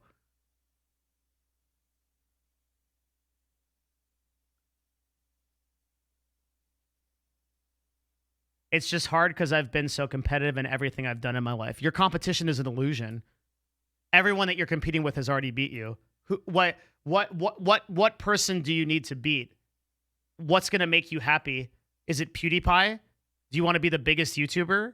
Do you want to do the fresh pot of coffee? Thank you for the 5. Hell yeah. Thanks for the hype train, guys. Like, think very carefully through that thought process. Where's that going to get you? Like, I need to be competitive. I need to be better than other YouTubers. I need to have more viewers. Why? Like, who's to say that one person's content is better than another person's content? It's subjective, my friend. There's like, whether you have more viewers or whatever, right? The market's going to decide that no matter what. Yo, Sequisha, thanks for the 3 months, man. Good to see you. Your perception of this competition is an illusion. You're not competing. You're only competing against yourself. And the pros, like the people on the court that are playing the real game, they understand that. You should be competing every day against your previous self. And your only objective should be to be 1% better than you were yesterday. And that's the real competition. That's the actual game. You're playing the game that society's telling you to play. You're playing the game that everyone's telling you to play. Make sure you have more Instagram followers than this guy. Make sure that you're more popular than this guy. Make sure you're verified on Twitter. Make sure that you have more clout than this guy. That's illusory, dude. When the chips are down, that shit doesn't matter at all. That's not going to get you anywhere. It's going to be family. It's going to be your personal meaning in your life. It's going to be what you're contributing, what you're adding, and the value you've done. And people are going to remember the services you've provided and the value that you've created. And like, no matter how much you think it's about the clout, that shit's all temporal, bro. All those people are on their way out. It's a flash in the pan, man. All those people are literally just there until somebody else knocks them over and takes their place because they're bigger.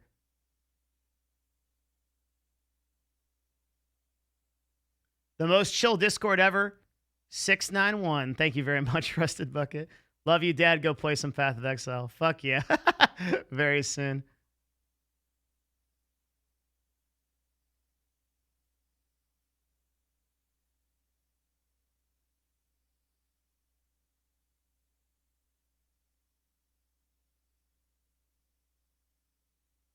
Why is market share not correlating more to the size of the user base? Because of first mover advantage. Twitch has many years of first mover advantage over YouTube live streaming. But that depends on how you define market share. When we're discussing the market share of the live streaming space, then it doesn't reflect for that reason. But if you're discussing market share of something like the gaming market, then like YouTube is way higher, right? It's just relative to what you can see. I think that's the way things should be, but that's not the mindset of the real world or pros from what I see. The best are highly competitive with their peers, but also in the winning one match doesn't know anything. So what you're saying sounds intelligent, but it's wrong. Coming from a guy who has, it has been one of my personal aspirations in life to interview as many people that are successful as possible. I have interviewed now dozens, if not over 100 people that are highly successful in many different categories of life. And many of those talks have been live streamed on this stream. It's from everything from VPs of major corporations to pro athletes to doctors. And that has not been my experience. And that is not the experience, by the way, of people that do this on a way higher scale. People like Lewis Howes from School of Greatness and people like Tim Ferriss, who wrote Tools of Titans. They are, when they talk to people at the highest levels, they are highly competitive with themselves, and they are highly introspective, judging constantly if what they're putting into the world matches with the vision of what they want into the world. And you don't hear anybody at those top levels like being like, oh, like this other CEO did this, that makes me so mad, I got to step it up. Like, that's not happening. Those guys that are there are not there for long. The people that are truly successful are the ones that are moving to the beat of their own drum. DMP3, thank you very much for the 6 months, dude. Congrats on the badge. Hell yeah, you got the full yin yang. Do you ever struggle with mental health? Because I struggle with depression, mental health. No, I can't give you advice on this. I'm not the guy. I'm not the guy, dude. I'm not Dr. K. I'm not trained in that shit. Like, I can't do it. Like, I don't have a lot of mental health problems because I just don't have time, and because I'm very lucky in my life, and I'm in an amazing position, and I gotta focus on the way I get around mental health problems is I like try to add value as much as possible. But I'm not the guy to give you that kind of advice. I'm just not. Like, I'm not qualified. There are other way better people to give you that advice. DMP3, 10 gifted subs. Yo, man. Thank you, dude. That's really generous of you.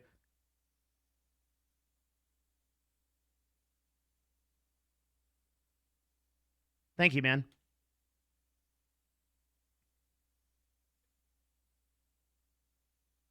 There's way better people to do that. Yeah, I don't have a good understanding of mental health issues, particularly yours individually, right? Like, one thing I can tell you, as like a bystander, don't be afraid of therapy. Therapy is great. I spent years in therapy. It was amazing. I'd love to go back. I don't have fucking time, but that's a bad excuse. Like, don't be afraid to reach out to qualified people who can talk to you about those problems, and they can help you.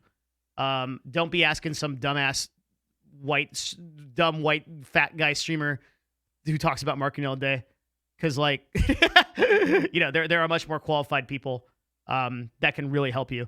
And don't underestimate clinical depression, and don't be ashamed of it, but be aware of its power and that it's real, and that you can get help, and that you should get help. I feel that YouTube is insanely ahead of everyone in the space. I agree. Yeah. Do you agree that in the next few years they'll essentially be top dog unless Amazon actually takes over Twitch? I think what I said in my video was that they will share market share most likely over the course of the, like, I think a 40-40-20 scenario is realistic. Twitch, YouTube, maybe like, 40-30, 30, like 40-30-30, like something like that. But I think it'll be distributed between Twitch, YouTube, and Facebook. Well, you can't underestimate the first mover advantage. It's powerful. Are you planning on trying to interview any of the popular chess streamers? I mean, we had a talk with Hikaru last week, and that's going up on YouTube. And I believe Alexandra Botez and I are going to do something in the coming weeks, but I delayed it because of Path of Exile. So, yeah, definitely. I love talking to them because they're some of the most insightful people. They're highly intelligent, not just in chess, and they have a lot of value outside of it, and they can talk on a lot of different subjects. So I really like talking to all of them. So yes, that's in the cards.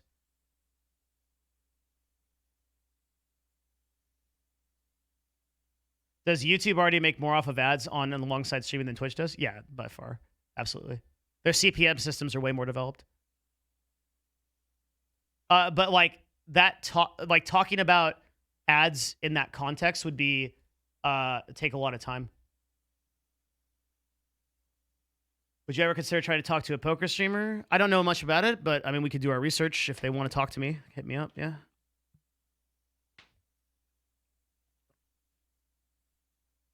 Why is a video game more important? Wait, what do you mean?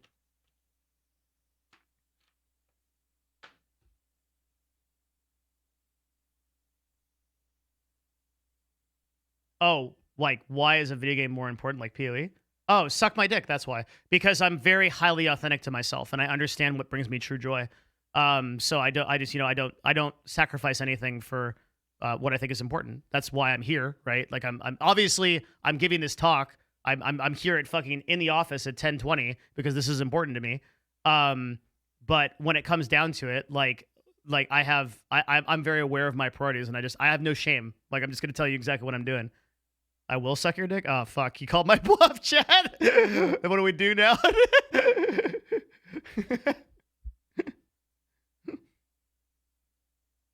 You might have already covered this. If Mixer is shut down, can Ninja come back to Twitch? Yeah. Ninja Shroud thing is a full talk that'll be up tomorrow. I literally covered everything. Can Amazon just kick Emmett out of his position? Or just give him a warning? I don't know the nature of the contract. I would suspect so, since they're the parent company, but there's probably a lot of fucking shit like stock options and stuff that needs to get sorted. Whenever you're ousting a CEO at that level, it's a shit show that anybody can guess. It's certainly possible for Amazon to do. It's within their wheelhouse. Have you ever felt that video games affected your life negatively? Yeah. I used to have a very unhealthy relationship with video games, and I don't know how many people care about this. Maybe just move fast through it. Like, when I played MUDs or when I played like Eve, like really religiously, and I was on like 20 hours a day, and I was just a fat sack of shit that was like doing absolutely nothing, and I wasn't contributing anything. What I did was I moved over to the other extreme, which is like, I'm never going to play video games. Like, that's it. I'm going to become a super productive person that gets everything done. And I'm going to wake up at 6 a.m. and I'm going to Jocko Willink this thing. Discipline equals freedom. Fucking get up before the enemy. Like, and I fucking went all the way down that route, right? And for 3 years, I got up at 6:30 every morning, went to yoga, fucking did jujitsu, fucking like ran a business, fucking sold a company, things like that. And you know what I found out after going all the way through that shit? That it didn't make me any happier. It didn't, right? Like, I found out that video games for me are something that I truly love. I love playing PoE. I love the risk. I love the reward. I love talking about gaming. I love fucking discussing gaming. I love playing with people in games. I love the gaming culture, the community, as fucked up as it is, especially right now, and everything. It's fucking awesome. And I love it. I love difficulty. I love permadeath. I love fucking EVE Online. It's stuff that I love. And all this time in this world is fucking temporal anyway. Like, I'm going to spend a portion of my time truly celebrating that portion of my life that I love. And I learned that, like, if you have something that you perceive as a demon, it becomes even worse if you try to take it over and control it. You have to be authentic to that relationship and have a healthy relationship with it. It's like, I think my current perception of what the highest good is. Like, you've got to have a healthy, you have to understand it. And so, like, I understand my gaming. There's certain games I can't play, right, that I have to stay away from because they're too powerful for me.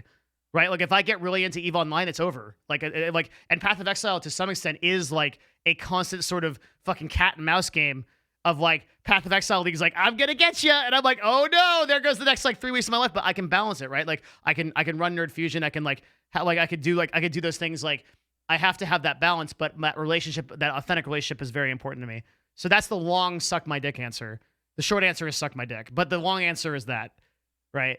I think it's very valuable to identify if you love gaming and it's like that's your fucking shit, then like who the fuck's gonna tell you that that's the wrong thing to do? Like you got to be productive, you got to good in the society, work your fucking ass off, chew glass every day. Like why?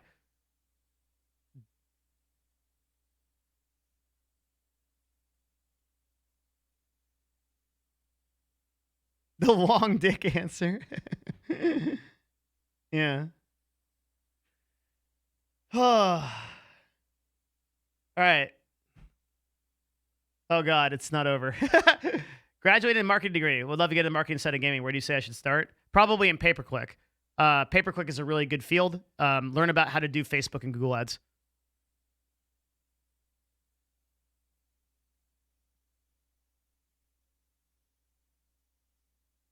Go eat. I want to.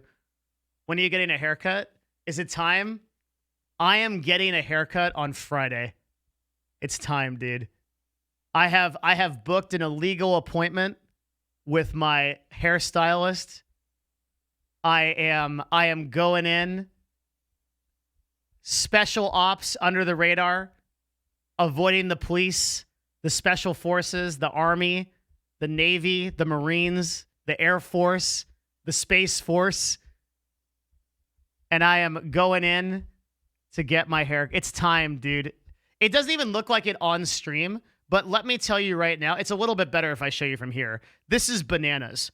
It's out of control. People see me and they think I am a crazy person. They think I have escaped from a mental asylum, which I have. I escape from the chat every day, but they think I'm crazy. And like, it's a wide berth. So I have to like I literally look like one of the homeless people in Seattle. And like I just say, like, look at my fucking look at what I'm wearing.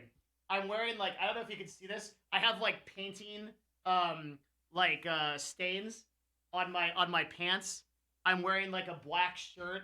Like I just look like I have like my fucking hair is like like that. Dude, I just look like a fucking crazy person. Like I'm walking at night and like someone looks at me and is like, oh, that's a person that I have a 50-50 chance I'm going to die. And I'm literally like, a good day to you, sir. And they're like, oh, thank God. Like, right. But like, I look like a crazy person. Like I have to bring it in a little bit.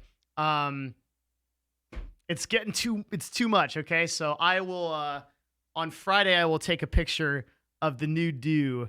Okay. And then for the next 2 months, we will endure lol, streamer balding, streamer malding, streamer everything for the next 2 months. As immediately when I get a haircut, everyone's gonna fucking full circle back to me being bald, because that's the amazing level of jokes that you can expect from Twitch chat. Okay, boomer, oh, you're old, you're bald, and you're a simp. You like women. That's the thing.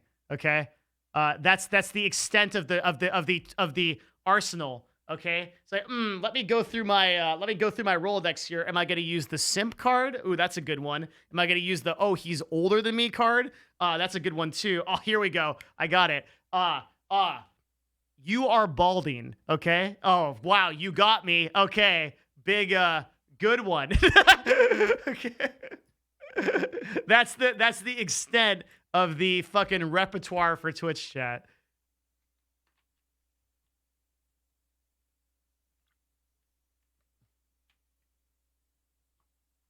Okay, but all you say is that you fucked our moms? Yeah, but I mean, there's so many moms of yours that I've fucked. It's just like, it just never ends.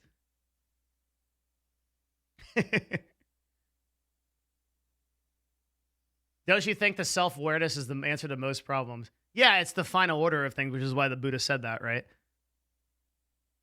I wouldn't have to talk about fucking your mom all day if she didn't make it so easy to do so. Your mom jokes never go out of style. I do believe that.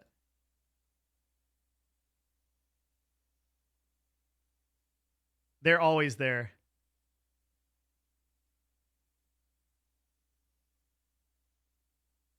How would you invest 9K? I'd invest it in a dating service for moms.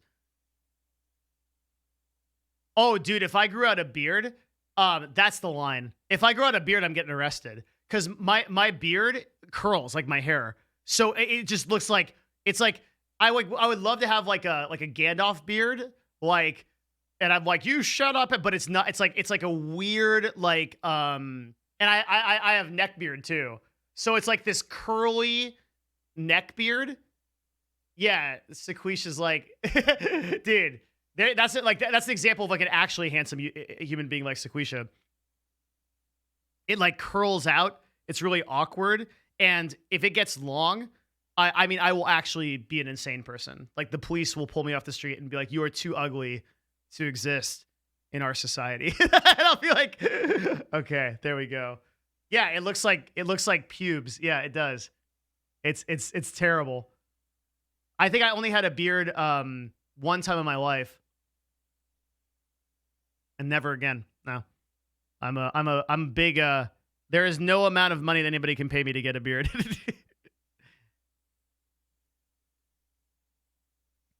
That's not in the cards, bros. Not in the cards. Also, it's a lot of maintenance, and I want to play video games. I don't have time for that. You know, like, oh, I gotta trim it and I gotta make it look nice and stuff like that. Like, it's too much. No, too much. Too much maintenance. I already have to take a shower every day. That's enough, all right? And brush my teeth. That's a lot too. Too much shit. And I have to eat. I have to feed my sack. Speaking of feeding my sack, I gotta go feed my sack. I gotta go do that. Then I gotta go play PoE. All right? Tomorrow we'll probably stream again. Okay. Listen up. I am currently on hiatus indefinitely, and I'm still on hiatus, okay? But I have to stream tomorrow because we have to build a list of resources for people that need agencies. That is something that I have to do. I am very concerned for all the broadcasters that got screwed because, yeah, they did get screwed. That's the proper thing to say, because of the dissolution of OPG. And also just because a lot of people have been asking for it. So this is a really awkward position for me to be in because I am an agent. So I am going to make a obviously biased list of agencies with a bunch of disclaimers in there of, hey, by the way, run Nerd Fusion. I am I'm an agent. So like, take my advice as for what it is. Do your own research. But here's a list of people that will hopefully help you out. So over the next course, over tomorrow, number 1, Nerd Fusion. Number 2, Nerd Fusion. No. I will be doing legitimate research to find the strengths of all of the agencies that people can go to contact. And for that matter, by the way, we are a boutique agency. I cannot absorb all the talent that just got lost, right? I can't do that anyway. So it is not. Well, I could do it, but like we could go to all those people and be like, "Yo, you should join up with us." But it would be a disservice to them because I could not sell them. Right? We don't have the resources, the employees, the staff. So we could bring them on, collect a shit ton of money, but we wouldn't be able to take care of them, and that would be a shit show. So we're not going to do that. I believe we are going to open up positions for 2 or 3 people, maybe. That's what Matt and I are discussing right now. And probably no more than that. But there's 77 influencers that dropped. So it's like we're nowhere close. So the fact of the matter is that other agencies need to pick up that. And we're gonna do so similar to the way that we did our DMCA list. We'll have a resource list that people can go to for agencies, and we'll have information about how they can get agencies and talk to people. And then I will have a big disclaimer at the bottom that's like, yo, the person that created this list is an agent, so keep that in mind because you could get fucked. And obviously, I think that Nerd Fusion is a great agency, and I do think that. But you need to make the decisions for yourself. I think there are better agencies than Nerd Fusion for some people, though, like that do different things, and we'll try to exemplify that. So that's tomorrow. So most likely there will be a stream tomorrow. And then after that, I don't know. Hopefully the shit stops. I think we still need to talk about the Twitch issues. We still need to talk about the agency world and the marketing world there. So I think I have at least like a few more days of broadcast, and then we start getting into stuff like the Scuff podcast and shit like that. So I think it's a really busy week. Hopefully, can we just chill? You know what we want? My business partner and I were talking about this today. Matt, can we just make a national holiday where we all agree to not do any kind of drama or anything? Like, the president goes to sleep. That's number one. Okay. Everybody stops tweeting. Everybody stops posting on wherever. And we all just sit quietly. Okay? Can we do that for one day? Can we do that for 24 fucking hours? Because 2020 is fucking too fast. What? Too many fasts. Like, stop. All right? Wildfires, aliens, pandemics, fucking riots, movement, Twitch, marketing, blow up every day. Chill out, okay? National Path of Exile Day. You heard it here. Vote for it. All right, I'm done. I'm going to go eat. I haven't eaten all day. I hope this was valuable to you guys. I really do hope that. I tried very hard, okay? Thank you. Sincerely, thank you for all of the gifted subs, for the donos. There is literally too many to name, so I will have to go through my Streamlabs and put you guys in the Hall of Fame tonight. I will also be working on those YouTube videos for you tonight, and we'll get 2 videos out first thing tomorrow. Those will be out 10 a.m.-ish. Both full expose, like all the information you need on Ninja and Shroud. And if you're a Mixer creator, that was the main thing I wanted to do today. Like if you're wondering about the Mixer stuff or like whatever, we have a whole thing on that too. We'll both be out tomorrow. Special thanks to the lab to do that. Special shout out to Pluvium for freaking $200 donation. It was actually insane today. Holy shit. Fucking crazy. And hopefully you guys know what to do. Post those hearts in chat. And come say hello on the Discord. You guys are fantastic. Thank you. I hope this was a good stream. Thank you so much. Have a wonderful rest of your evening. I will see you guys tomorrow to work on the agency stuff. That'll be a really great stream for everybody because I think there'll be a lot of context into sort of the world of streaming that we don't get to see. So I'll be working on that, and I want to be able to provide those resources to broadcasters as soon as possible. So we'll get on that. I'll see you tomorrow. And in the meantime, I'll see you on Discord. God, you guys were so nice to me today. I seriously, lots of love. Thank you guys. Goodbye.